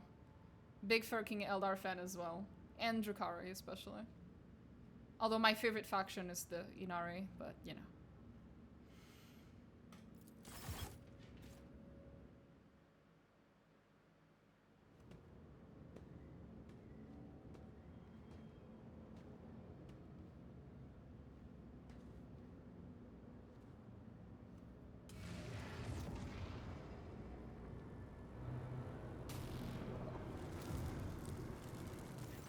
Oh, the mandrakes.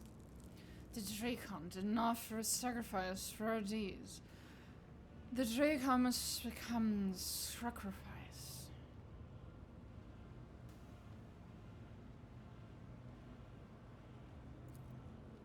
This Xenos' actions have done great harm to humanity, and justice demands that. No, I can't lie to myself. I don't want any human being to sully their weapon with killing that scumbag. Let him be devoured by his own kind. Marajai places a hand on his weapon. His voice sounds calm, but his gaze is tense as he peers at the dark creatures before him. You should not have crawled out of the abyss that your wretched kind call home. Consider our pact broken. Nazrakay did not uphold his end of the bargain, so I had to finish the job myself.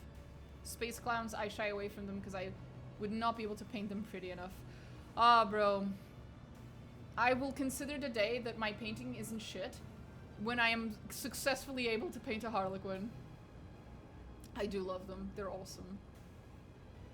Also, the other day I called Nocturne a Death Jester. I'm incorrect. He's a fucking solitaire. I keep mixing up the names. But yeah, no, I think I have a Death Jester mini. I'm not sure whether I have a solitaire, but if I do, I would paint him in the same colors as Nocturne of Oblivion. Absolutely, because he looks awesome. The results matter not. The sacrifice will be made. Make the sacrifice, Monkey. The tribe never relents. The tribe will find you. Marajai stays with me. Away with you, beasts.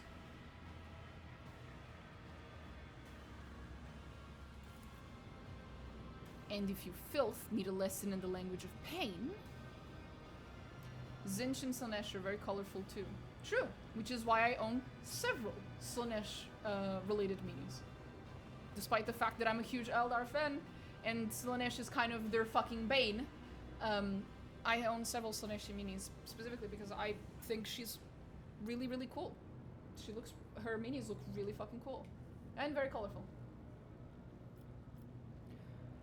I wouldn't play with like an army of Slanesh, if such a thing exists, but I do own a couple of their minis. The more creative looking ones. Like the one where there's a harp being played by a demon. And the harp is made of human organs. Fuck. I like Ultramarines and Black Templars. I mean, Slanesh colors are purple and pink. How can you go wrong? True. Of the Ultramarines, I don't have Ultramarines because I don't have any chapters of humanity, Space Marines. What I do have is the mini of Rabaut Gilliman himself. As an Eldar fan, you'll have to excuse me. He is my favorite. And if your filth needs a lesson in language of pain, I have Death Watch. I am deeply disappointed in you, Blue Star. Deeply disappointed.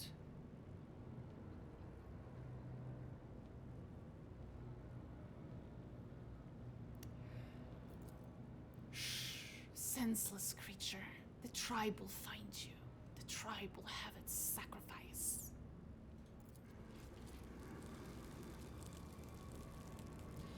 Marajai, you are a lot of work, my dude. That reminds me, I will be right back. I need to put the chocolate that I have neglected to eat back in the fridge or else it'll melt. It's already starting to melt. We're back.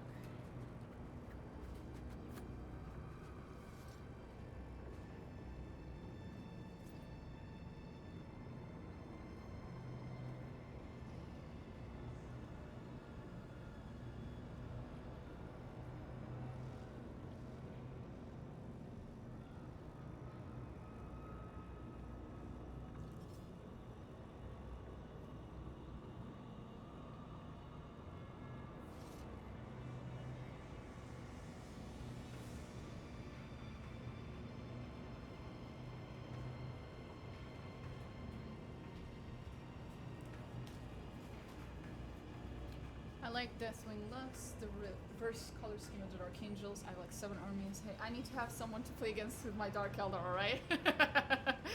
Not like I'm getting anyone to play with me anytime soon thanks to my stupid shift. Fair enough.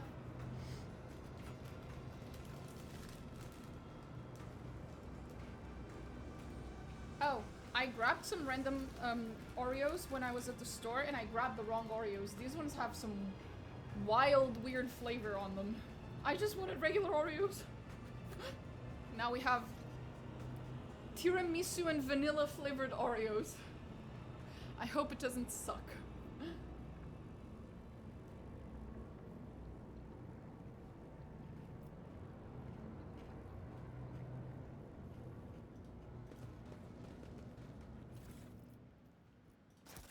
I always have a backup plan.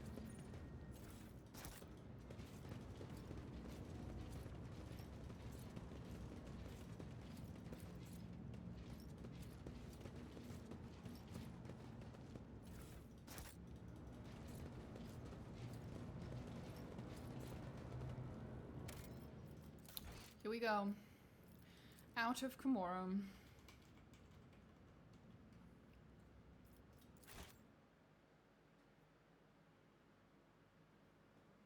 Aww. She's sleeping on the floor next to me. Be careful, Ares. I don't want to move my chair and accidentally step on you, goofball.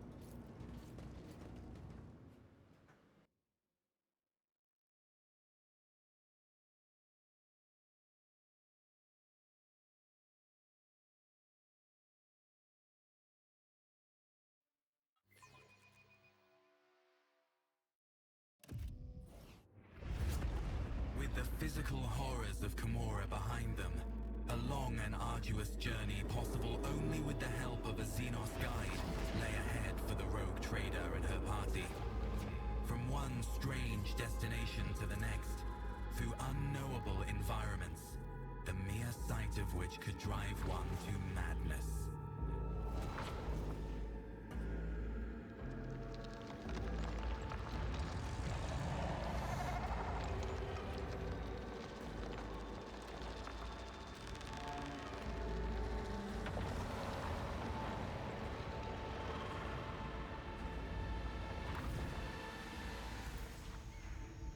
Despite the challenges, they managed to escape the labyrinthian webway and find their way back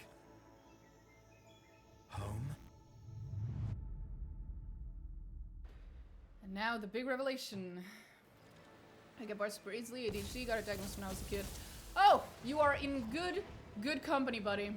ADHD and autism right here. Let's fucking go, buddy. I swear to God, half my fucking chat's just people with ADHD and autism.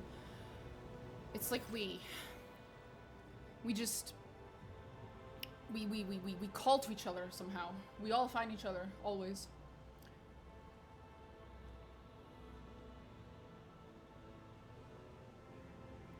Traveling through webway gates is normal for us. How is it for humans? It's actually fine. As far as I'm aware, there's nothing inherently bad for humans to travel through webway gates. The worst thing that can happen is that being in the webway itself as a human is pretty dangerous because the webway views you as an outsider and will throw absolutely everything at you to attempt to kill you because you're an intruder. But that's just pretty much almost anything in the webway in general. I think the only people who know how to traverse the webway without getting utterly fucking smashed by it are the Harlequins. I spent, no joke, 4 days straight trying to paint a single crystal on a custodian armor. That is literally me, bro. Same. That's... When I was still painting minis, that's also how I did it. I would get super obsessed over teeny tiny details and shit. No, anyway. Muron's silhouette emerges from the dense foliage without disturbing a single blade of grass. He addresses you in an accusatory tone of dissatisfaction. Yay! I just went from dealing with one haughty, ungrateful fucking Eldari to another. Yay! It's like, maybe it's just a Farseer thing. Maybe they're just all like that. Fuck if I know. I sensed your mind, Monkey. Why are you skulking by the webway gate? Why have you come to the Lilithon in secret? Do you intend ill for us?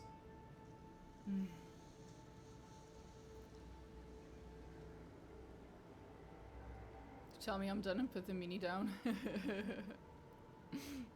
Good strategy.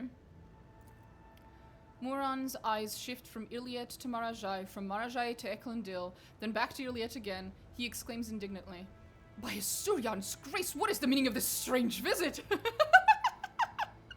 He must be so confused right now.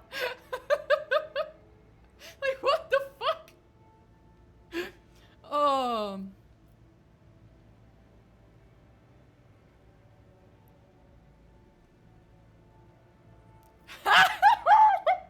Warm greetings to you as well. You are almost as hospitable as the Dark City.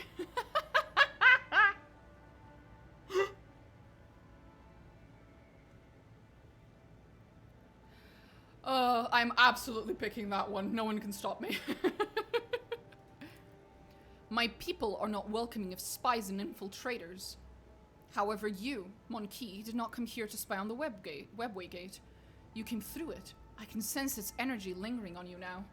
This changes many things. Your arrival is sudden, outcast Juliet, but perhaps there is purpose behind it. You will serve your people shortly.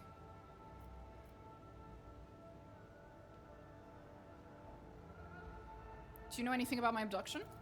The news of your disappearance has not reached Janus. My guess is that your close servants decided to conceal this event so as not to beget fear. How are things on Janus? The Lilithon has been charitable to the Monkey. She bestows special gifts upon some of your servants. She forges bonds with them. This is the first time I've seen our world so tolerant of your kind.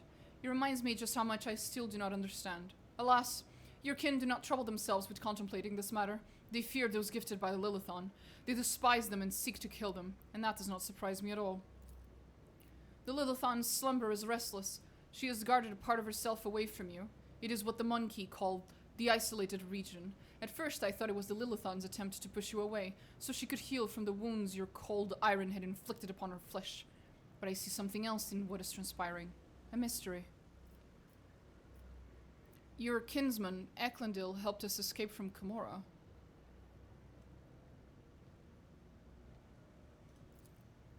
This is where Eklundil's path and yours diverge, Monkey.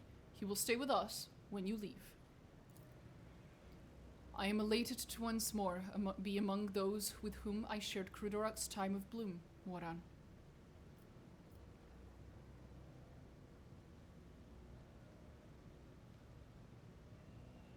Of course. Good luck, Eklundil. Thank you, Ellen Tak. We will speak of my kin's fate no longer. All that was meant to be said has been said. We will send instructions to our Monkey allies to provide you with means of transportation. Farewell, Monkey. I am pleased that our meeting did not spill blood into the Lilithon's wombs. Excuse me, but no. Gonna need to do that again. Probably turn off the stream and go play Rogue Trader myself. I'm only in the 2nd chapter. Well, up to you. Because if you keep watching me, you are getting spoiled, so...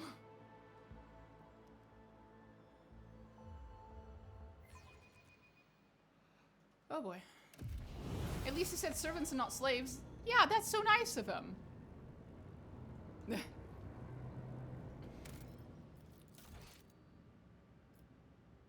I did save here. Okay. Rise to the top, or get left in the dust.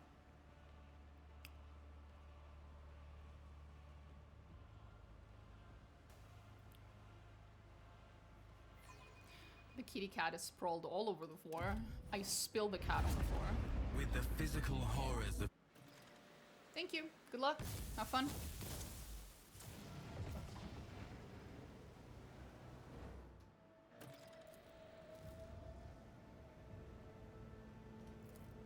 You come from Komora? Now I see. The gate refused to obey me because it was sealed from within. By the Dark Ones, no doubt. The Lilithon was meant to become a slaughterhouse for the Drukhari. Your arrival is sudden, outcast. You said Iliette would serve the Eldari once more. Are you seeking to use her again? A Monkey cannot comprehend the depths of the tragedy that befell our home, our Krudorak. The duty of every child of Asurian is to do all they can to quell the pain of that loss, and Iliette the outcast is no exception. Unlike you, Moran, I was able to find the truth. The truth of Krudorak's doom was revealed to me, even though that required me to throw myself in the Dark City's deadly embrace. Is the fire of our souls not better directed towards worthy deeds than arguing with our kin? I can see that something is troubling your delicate heart, my kinsman Moran. Share your feelings with me and the outcast then, and I will reveal the truth of Krudorak's fate to you a little later. We did not spend our time on the Lilithon in fruitless grief. On the contrary, our lost kin have answered my call and are now pleading for help. Driven by revenge, they set out to pursue the one responsible for Krudorak's rueful demise, only to end up as captives on a monkey world. There I hope that you will lend me a shoulder to lean on again, Elentok? What world is it? That I know not. All that my visions showed me was an infinitely green sea, a living sea, and the maddening thirst of a hunter who was pursuing the children of the Asurion. Outcast, your path is taking you towards the stars again. Find our kin. Do not let them perish.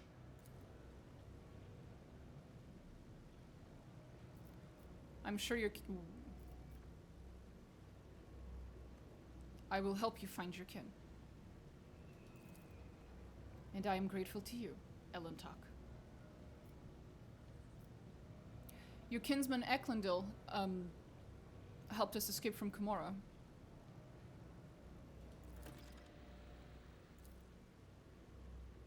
Of course. Good luck.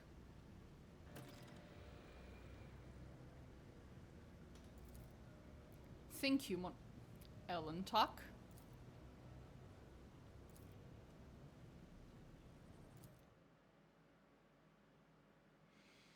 There we go. We're going home. Yay.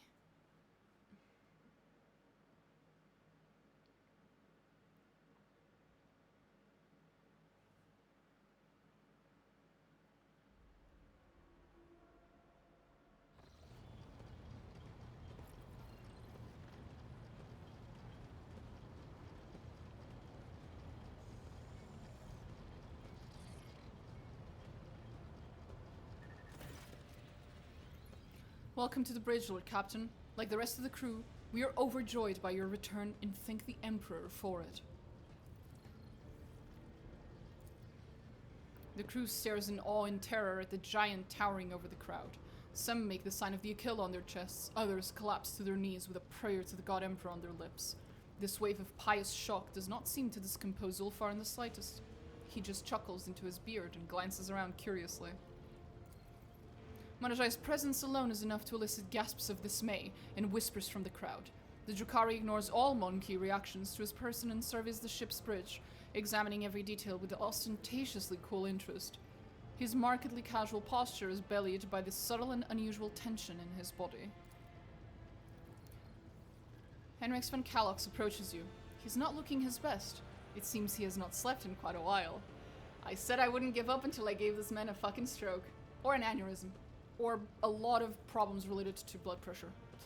So you know, a heart attack. Lord Captain, allow me to express how glad I am that you have rejoined us, alive and unharmed. Really, Henrix?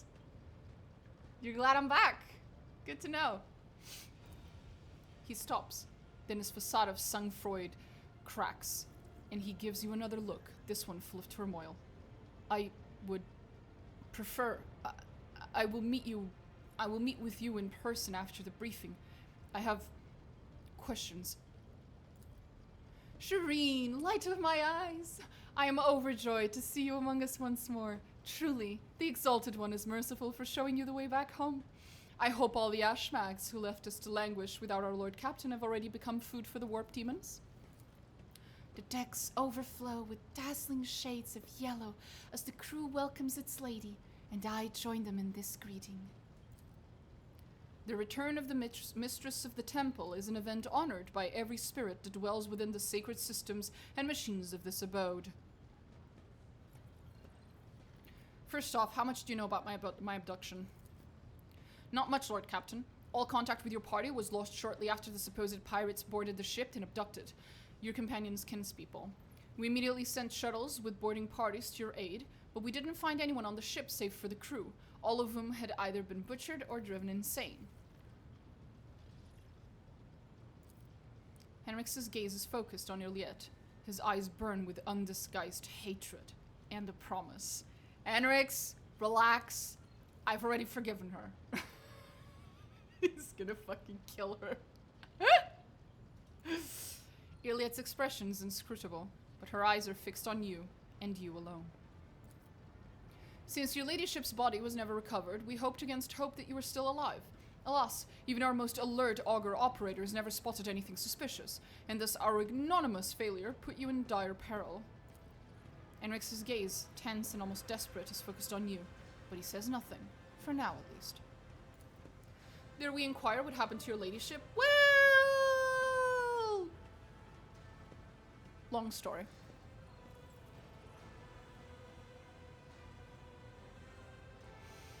Iliad helped the Drukhari abduct me and take me to Komorra.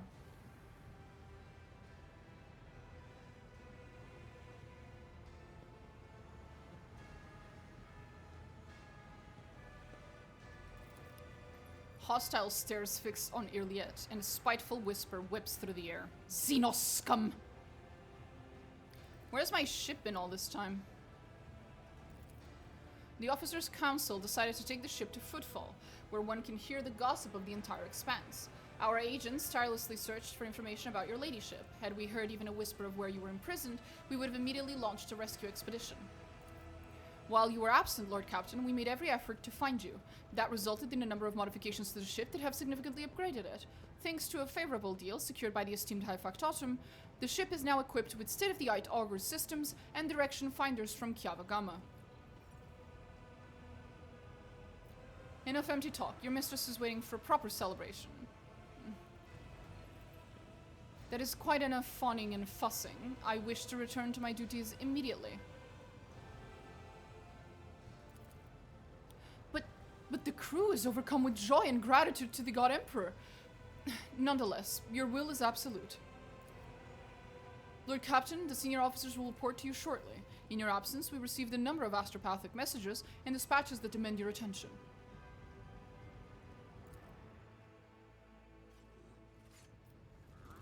Nomos!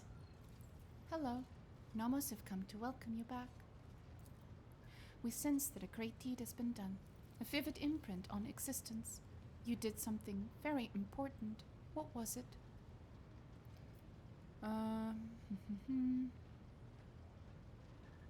I escaped from a dark city of the Xenos and showed them mercy. It suits you. What we see in you. Light and connections without the urge to destroy. Did Nomos say it correctly? The servitor chorus, which sounds as a single voice, falls silent. Nomos appears to be waiting for your response in eager anticipation.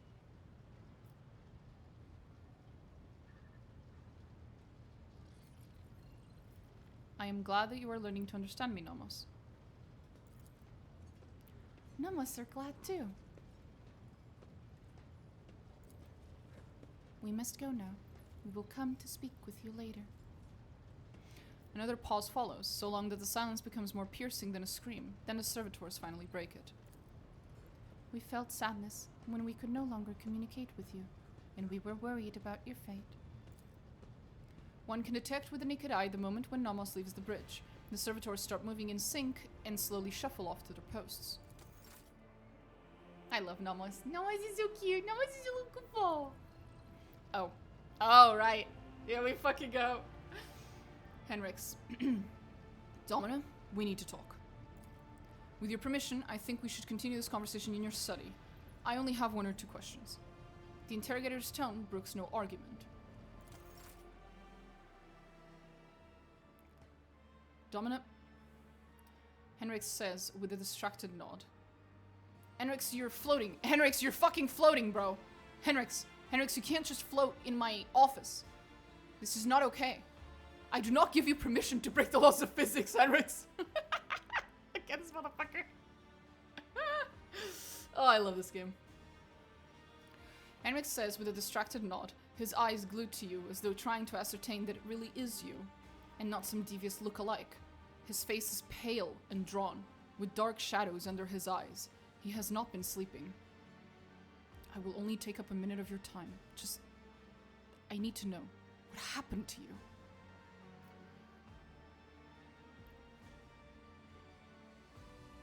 Well, you already know. I was kidnapped along with my retinue.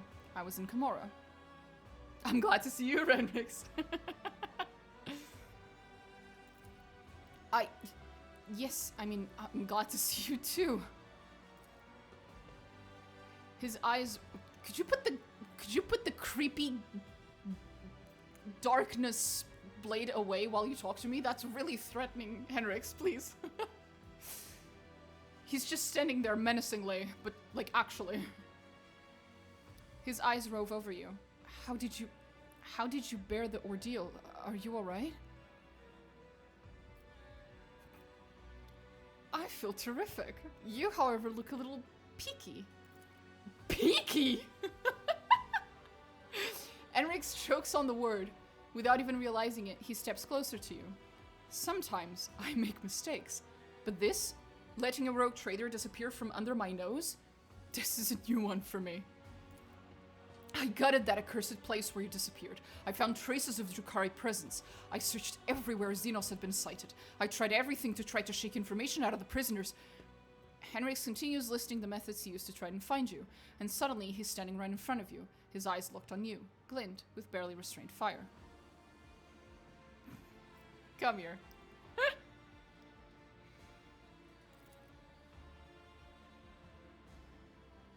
Henrix sweeps you off your feet, holding you tight, and presses his lips to yours. You feel his heart pounding, and then the strange chill that momentarily surrounds you both. I thought I had lost you forever.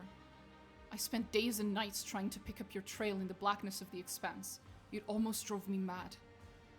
Domina, perhaps it did a little. Henrix tears himself away from you, his ragged breaths brushing against your ear.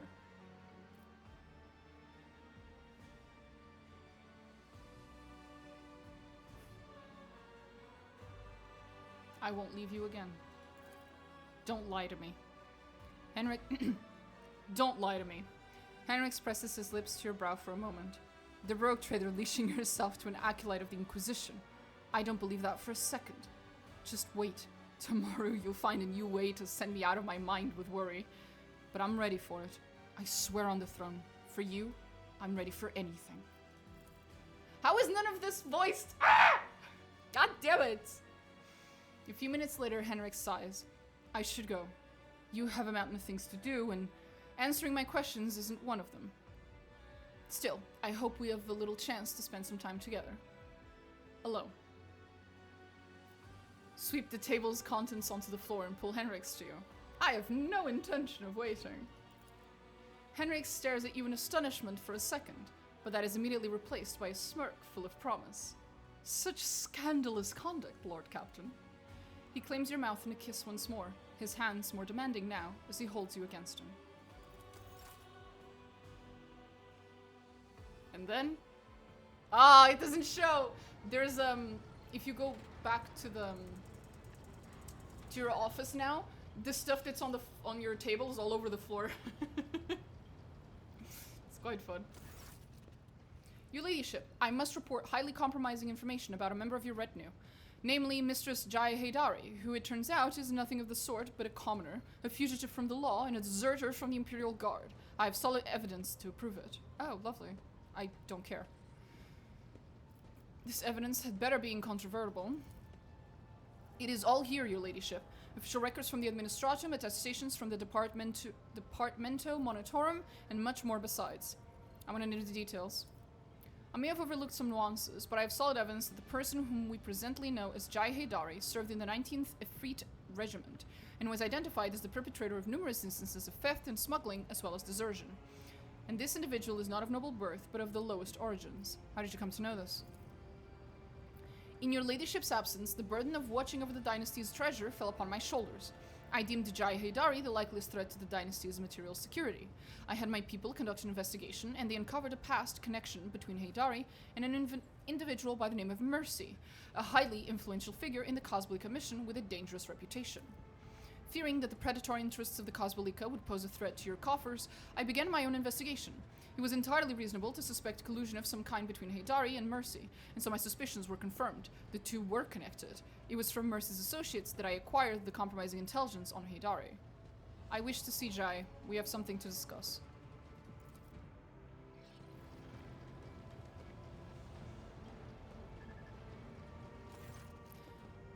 Shopped me, did you little wannabe quester? Don't miss a thing, your servants, Domina. And they're sneaky as too. They'll climb up a Grox's ass to find out what they want to know.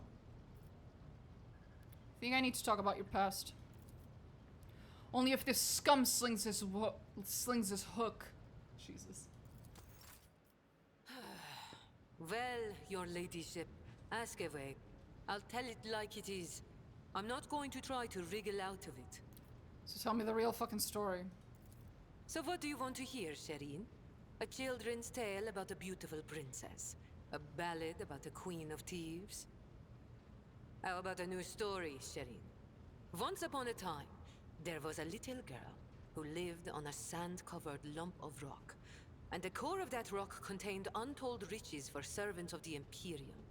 The girl scraped out those riches with her little hands, breaking her back and coughing up her lungs, on behalf of people who had never clapped eyes upon her, and who would never know her name.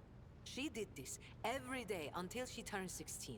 And then his servants came and drafted the girl into the 19th Efreet Regiment. Can you imagine? Of course, the regiment was wiped out on its first sortie. But the girl survived. The Exalted One protects. So what was next? Years serving in the Astra Militarum, just a shitload of hard labor, and fighting, and deals, and shady connections, and new opportunities. But everything in this world ends sooner or later, Shireen. The now not-so-little girl went and fell in with the Casbalica. She saved up a little gold, and she even indulged in excess from time to time, until living the good life almost cost the little girl her head after her patrons got caught in an internal investigation between the Officio Prefectus and Departamento Monitorum. So the girl ran as fast as her little legs could carry her, until her eyes and the beams of fortune brought her to the expanse.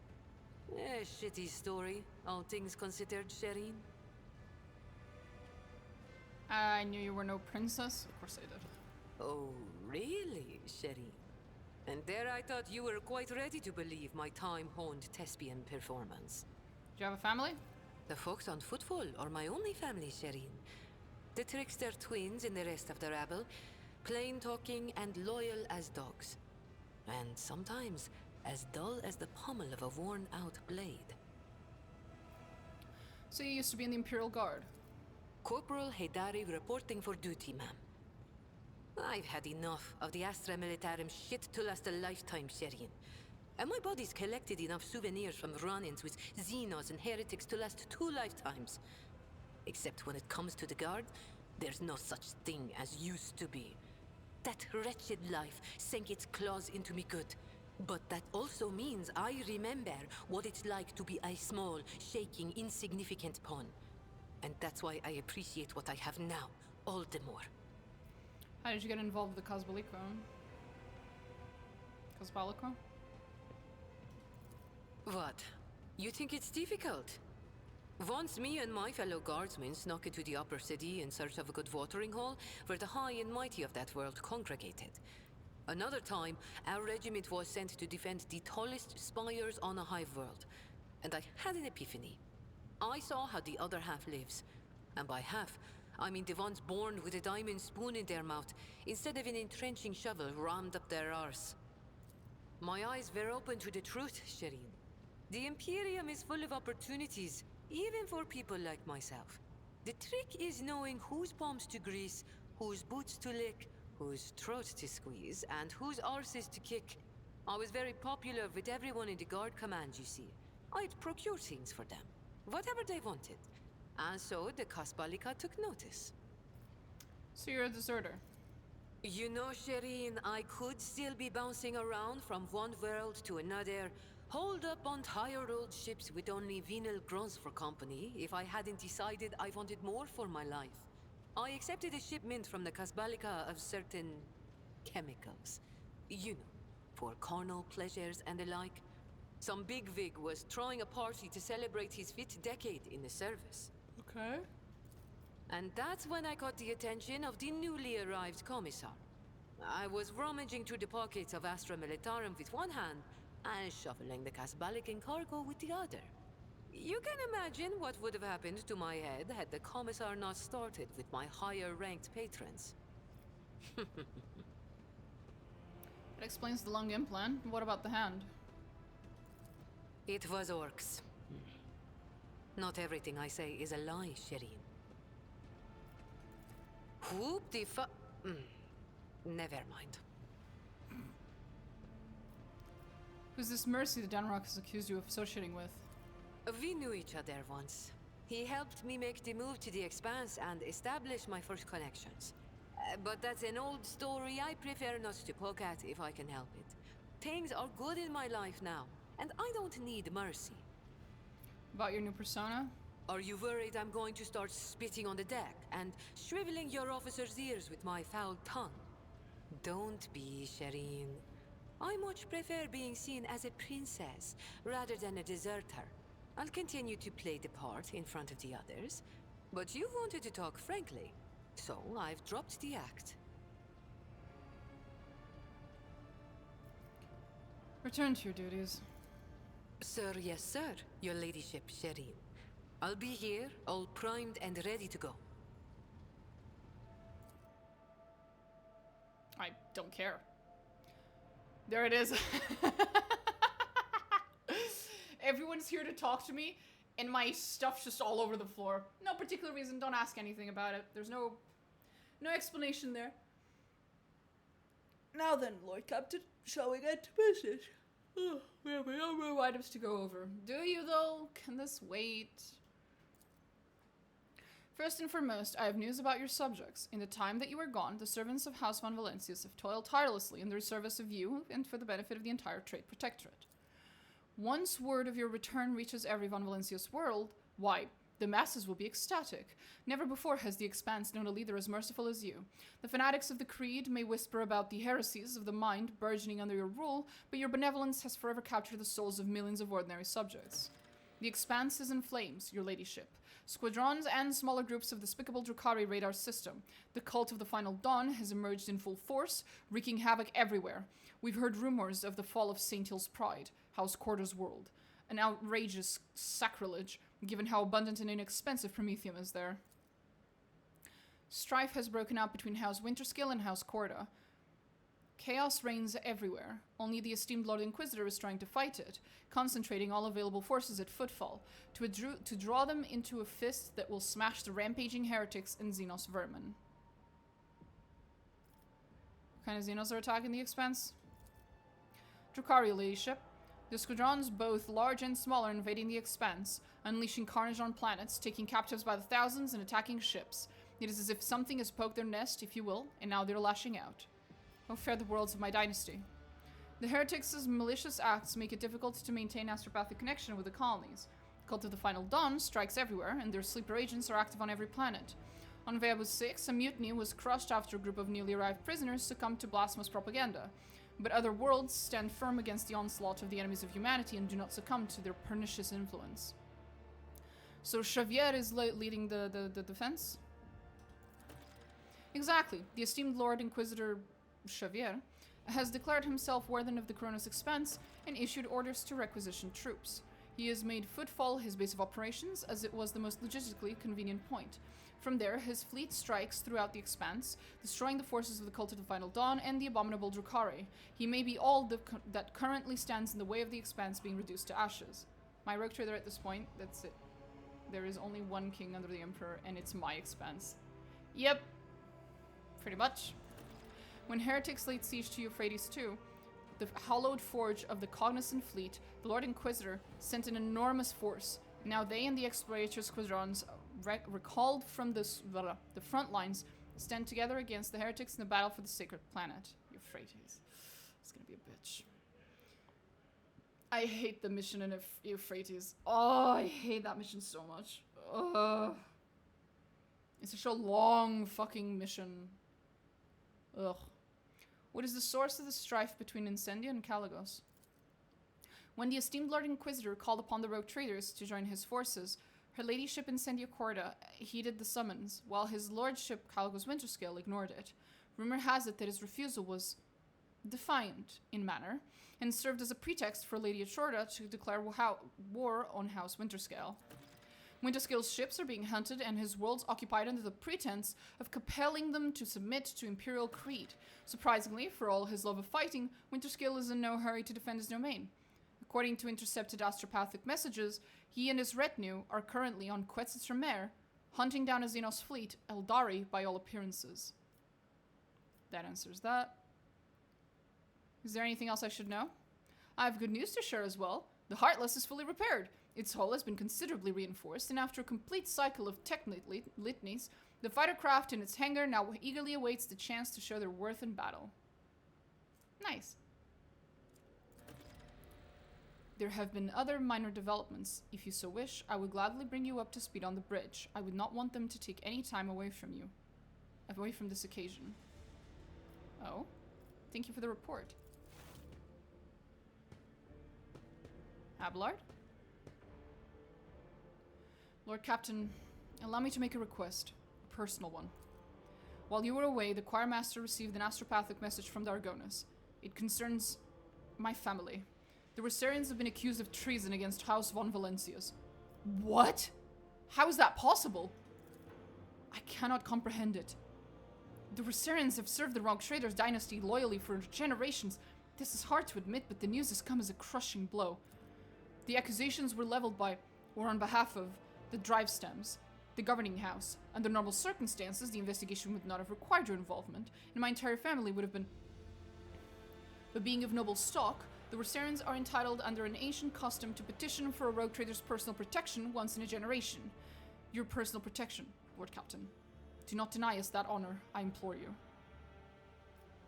Abelard, what if your family is guilty? Then the traitors will accept their due punishment. I have never relied on my position as an immunity guarantee, and I will not even try to sway your decision, as long as it is fair and balanced. Tell the choir master to send a message to Dargonis. I will personally take part in this investigation. It will be done, Lord Captain. Abelard breathes a sigh of relief and seems to grow an inch or two taller. Oh my god, how many more people? Yadira hurriedly enters the study, sniffling and hunching her shoulders. She looks haggard. There are bags under her eyes, her hair is disheveled, and her hands quiver slightly every few moments. With some effort, she focuses her eyes on you and forces a crooked smile. Lord Captain, I wanted to thank you for not leaving me with that sick homunculus. And I'm sorry if I said a bunch of things I shouldn't have said. I was pretty out of it.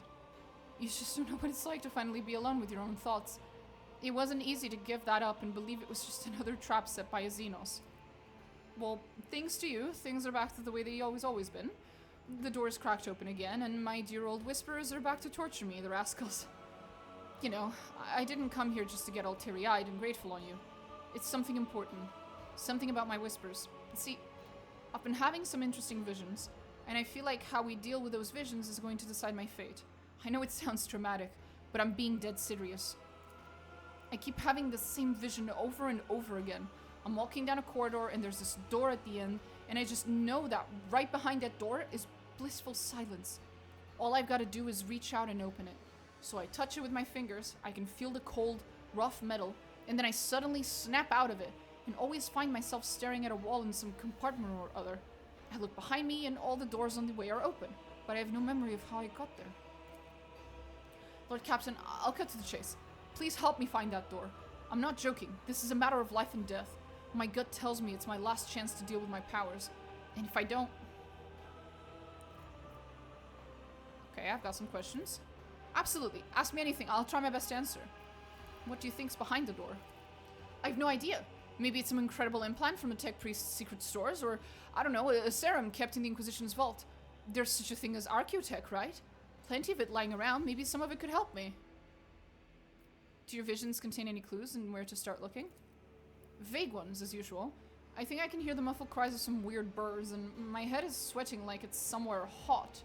I'm surrounded by rockery, your everyday Imperium stuff, except it reeks of burnt flesh, fried cables, and chemicals. And it gives off a sense of despair. Suffering, thick, like tar, hangs in the air. It gets into your nose and throat, it makes you sick. I've only been to one other place that felt like that. The homunculus's lair. Sorry, that's about it. Nothing more concrete. But I think if we get close enough, I'll sense it immediately. Is this door you described similar to the door your whispers come from? No. Well, I don't know. It feels different. The one from the vision feels very, I don't know, real? I can even touch it. It's definitely not an illusion. It really does exist somewhere. And trust me, neither of us want to open the other door, the whispering one. I find it difficult to believe suppressing your abilities would be safe.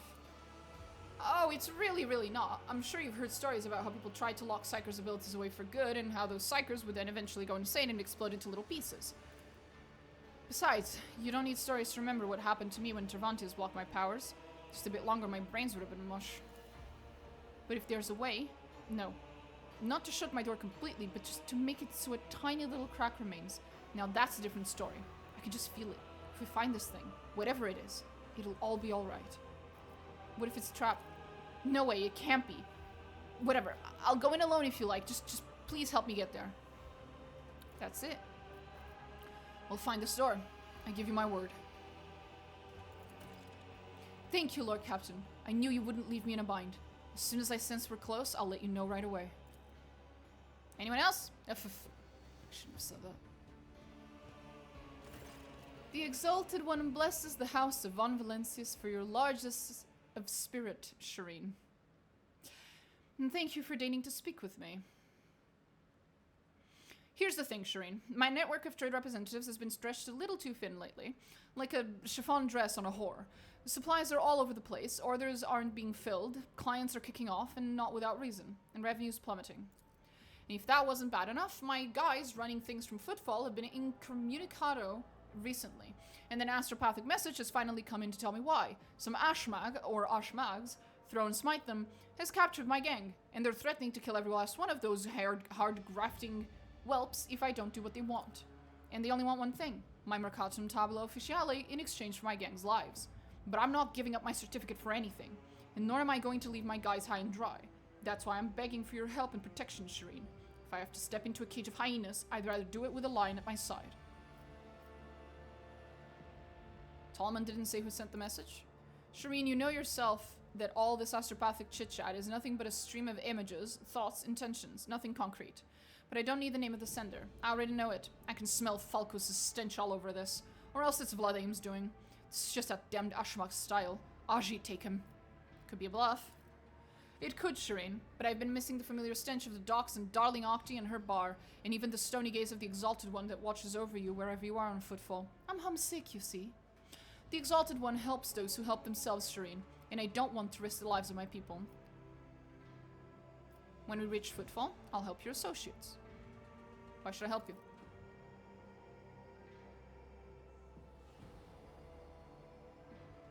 Because she'll fucking pay me, basically.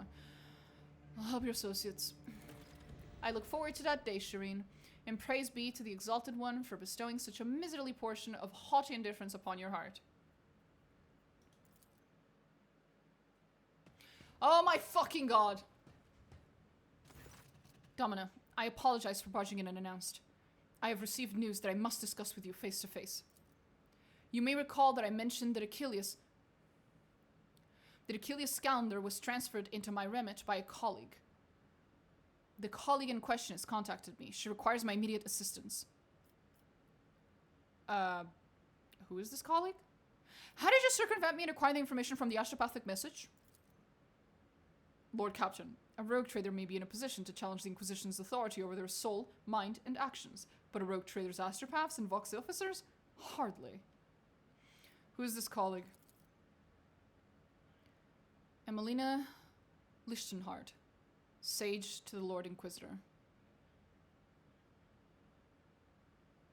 Tell me more about Emelina. Who is she? An acolyte who was assigned on a different range of objectives in the Corona's expanse. Throne take me. I'm still trying to hide information from you even when I'm asking for your help. Emelina's a sage, a unique acolyte of the Inquisition who can absorb huge amounts of knowledge and store it in her own memory more securely than any data crypt. She entered the Lord Inquisitor's retinue before even I did. Talking to her is a strange experience, but that is barely scratching the surface of who she is. Emelina is an incredible scholar, an expert on the forbidden and the illicit, and of course, she is a loyal servant of the Golden Throne. You say talking to her is a strange experience? What does that mean? Since birth, Emelina has been different from other people. Specialists from the Inquisition enhanced her natural gift of hypermnesia. There are certain procedures that can be done. She creates separate blocks of memory, which can then lock under a code word or even overwrite with new information. She can organize her mind like a normal person and arranges boxes on a shelf. One box might contain information about a recent mission in the Calixis, another the latest degrees of the Lex Imperialis, and another her childhood memories. This level of compartmentalization might seem somewhat insane to the untrained eye, but it is the price one must pay to turn an ordinary servant into a useful tool of the Inquisition. So, forbidden and illicit, what do you mean?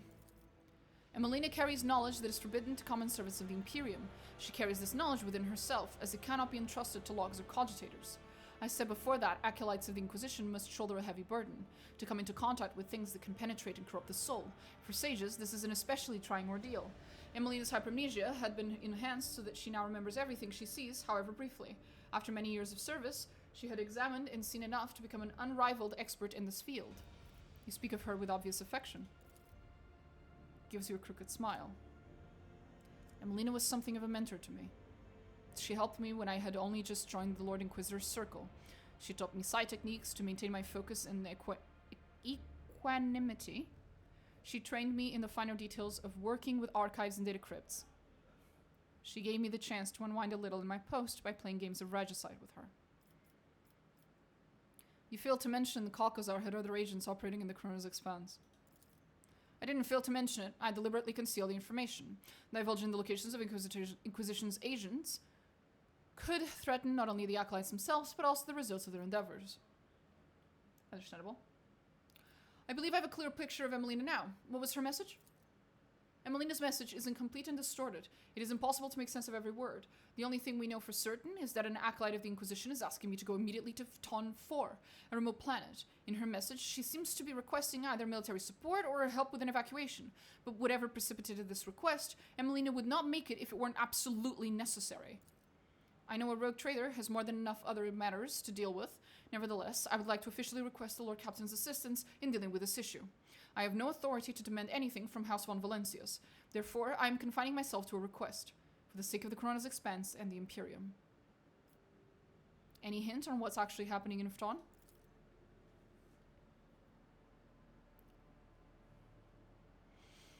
For the avoidance of leaks, the details of the objectives of specific acolytes shall remain a secret. All I can tell you is that the primary threat that Emelina was dealing with in the Corona's expense was Xenos, in particular Drukhari raids on distant systems. A sage is ideally suited for gathering data about the chronology of this problem and finding appropriate methods for combating it. We all know what an Inquisition request is. Yeah, it's an order. As for what Emelina is doing on Fton 4 specifically, I don't know. I don't even know any details about the world itself, only that there are humans there. So either it's been colonized or a garrison has been established there. The cult of the Final Dawn has been my top priority here, and my investigation has given me no cause to turn my attention to that planet. If I help you, what do I... Oh, don't say that! Why do you like that? Why did you just say that? But we can check what the answer would be. Your concern for your own pockets is deplorable, especially in such dark times. An imperial world is at stake here, along with all the resources it may hold. You may requisition everything on Fton 4 that has not been touched by corruption, does not fall under the category of objects prohibited by the Holy Inquisition. My only concern is whatever problems forced Emelina to contact me, not the world's riches.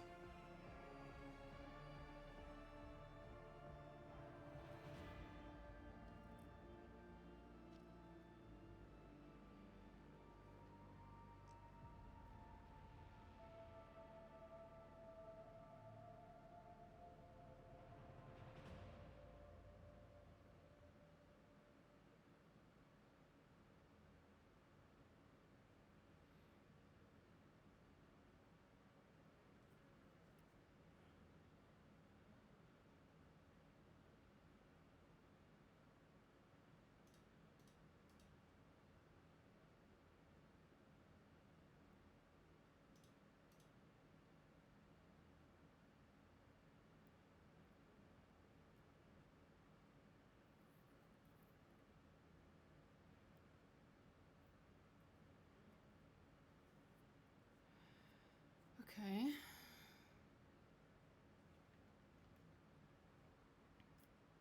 Are you certain you're asking for my help for the sake of the Imperium and not because of your own... Because of your own is in trouble. One of your own is in trouble. Oh, that was also sassy. To display excess sentiment. I am. Not inclined to display excess sentiment, blah, blah, blah, blah. Reagent of the Union is an insignificant cog in a system designed to protect the Imperium of Men. My responsibility to respond expeditiously to threats against her kind guides my every action. That same responsibility rarely brings with it the chance to save a fellow agent's life. I will not lie and say that I am not glad to have this chance today. Fair enough. I shall help you. We shall go to Fton 4 and put an end to this threat. Thank you, Lord Captain. I'm confident that this minor deviation from our primary course will help to stem the spread of anarchy in the Coronis Expanse, if only slightly. At the very least, we won't be outflanked. I've already spoken to the navigation crew and provided them with the coordinates of Fton 4. We can set a course for it as soon as you give the order. Oh boy. Oh boy.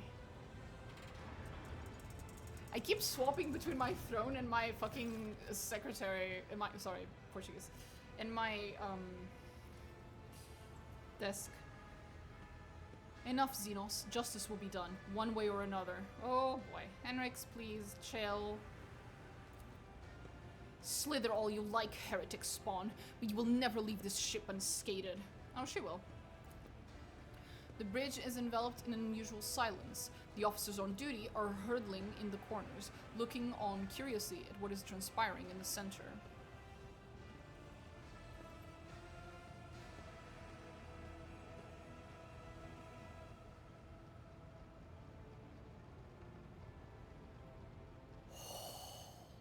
Henrix, what punishment awaits him who failed to realize his own acolyte was a traitor? Achilles died after receiving due punishment. Even if it was not at the hands of the Inquisition, I will not hear any more of it. Catching sight of you, the curious crew member dashes to their posts, leaving only the senior officers in the middle of the bridge. For how long are you going to tolerate this filth on your ship? This foul traitor who's already dragged you into the darkness once and who almost left your protectorate without its sovereign. Rogue trader, has Eldari the heresy clouded your judgment? Treachery always means death, either for the traitor or the one betrayed. You almost died in Camorra. Your retinue, you know what became of them. Is it not high time that justice was done? Those present nod wordlessly, but do not dare interfere. Now this is a fine spectacle. The inhuman gets what she deserves. Let us all watch and laugh. Ha! Or in the great words of a certain Simpsons character, ha ha! Your wonderful path has led you into a rather thorny situation, cousin. You refused to beg for mercy in Camorra, and now you'll have to lick the boots of a monkey. Silence, Xenos. Your turn will come. Iliette does not react to the curses being slung at her. With an imperturbable expression, she watches the crowd before her, then turns her gaze to you. Anyone else wants to throw shit around? I don't know, Lord Captain. You can punish her, but you know, death is permanent. It's not like we were stuck in Camorra forever, you know? Vil Iliette does not deserve death. For her, it would be a release from her sorrowful lot of being an unclean Xenos. But we do deserve her death, as payment for what we have endured. She serves as a clear example that the great powers bestowed by the warrant must also be used with great caution. This is the end of her usefulness.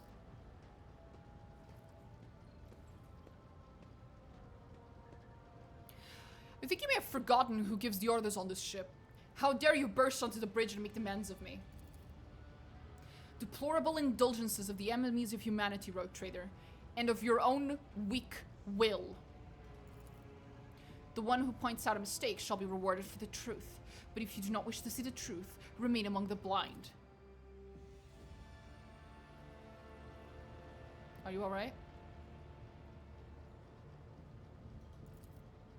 Your Monkey have had it worse. I will live, and the wounds of my soul will eventually heal. They will live, too. Their souls. Their souls will forever bleed painful memories.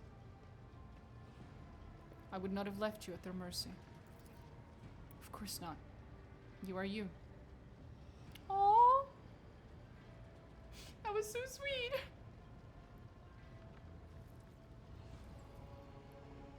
If you shared with them what you shared with me in Camorra, they would surely understand your actions. Those words were meant only for you, Elantak. You are the only one I can trust with my feelings. Only to you can I bear my mental wounds. We have a special history and a special bond. I do not care about the others. They will forgive you. Not all of them, not right away, but they will. Stop it. You cannot believe that, Elantak. I do not need words of comfort. The words of these Monkey do not touch my soul. Only your thoughts matter. Yours and mine. Do you really not care about what happened? Or are you trying to conceal your true feelings again? I am sorry that my mistake led anyone along the paths of the Dark City. I can see their pain and rage. I understand. But words and pity will not help them. Only time. And perhaps revenge, which will dull their pain for a little while. But you've taken away their chance for revenge, Elantak. And all we can do now is wait. Do not leave just yet, Elantak. Before you do, answer my question. I know we've talked a great deal, and you've even accepted what I did. But I also know that the mind and emotions are not always in accordance. Now that the raging waves of danger have died down and Camorra has been left far behind, what are your thoughts of me?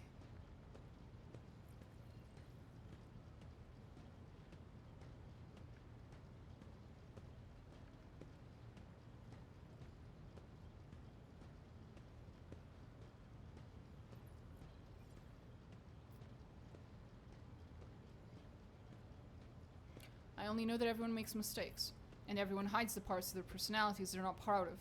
This is true of both humans and Eldari. I wish I could argue otherwise. But I made a mistake, and I concealed my feelings and emotions from you. Perhaps you've done the same, but as long as we walk the same road, we have a chance to become better than we were before. Until we meet again, Elantak, may the darkness scatter into a myriad of new stars before you.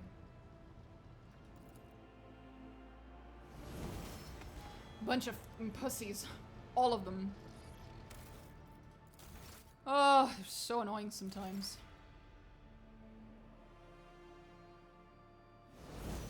Now, excuse me, I just saved there in case, but I would like to... Wow, really? My only option after all of that is to go all the way back to the fucking... Holy shit! Yeah, this is why I don't like having so many cutscenes in a row, and the fact that we can't save during cutscenes or dialogue, because this is what happens. Like, if I want to alter all those fucking dialogue options, if I want to alter a single one of them, I'm gonna have to go all the way back. Holy shit. Okay, then just give me a second. If that's the case. There was one specific dialogue option I just wanted to see if I made the right choice.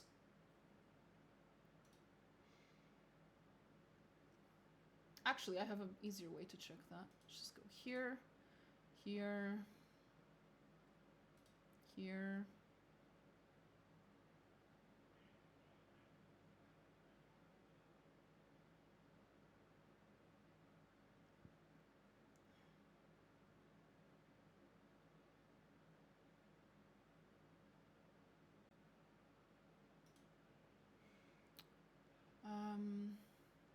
No.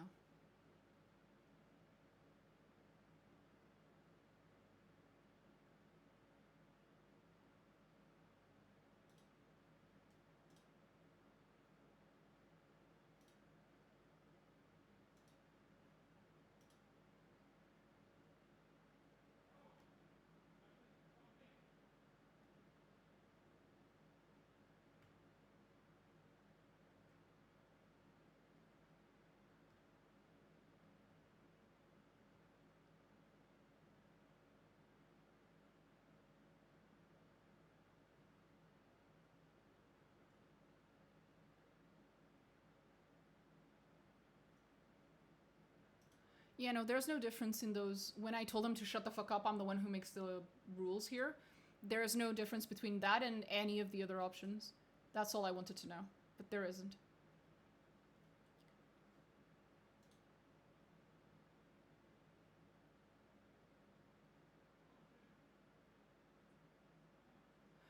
So it was fine. Okay, so we don't have to worry about it. That's okay. I will stop the stream here.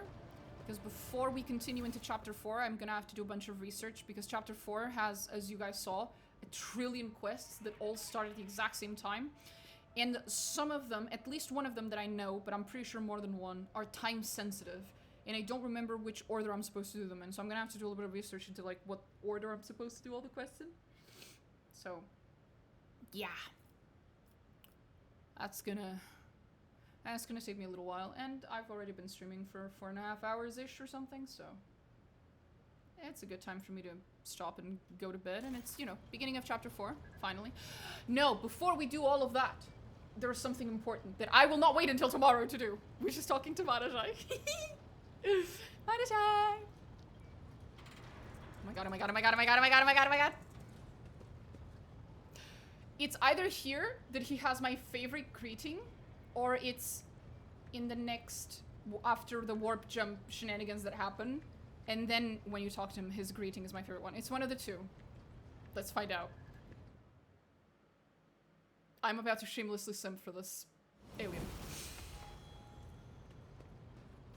Rogue trader. No, it's not the... No! It's later. It's after he gets the mental breakdown, I guess. He has a very specific greeting that only plays for a very short amount of time, and then immediately, just before it, you get this one, Rogue Trader, and just after it, you get this one again, Rogue Trader, which I'm pretty sure is technically a bug. But he has a special greeting for when you're romancing him, and it's not this one. And it only lasts for a very short amount of time between very specific quests in the game, where he uses it, and then he stops using it because it's clearly bugged.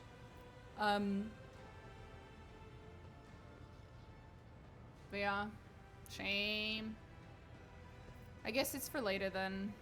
Okay, well, if we're not gonna get it now, then I guess I'll end the stream now. Tomorrow is another day. we can go experience all that tomorrow. Tomorrow is going to be official Marajaya simping day, which is basically every day, but tomorrow is going to be especially special. Anyway, see you guys tomorrow. Bye.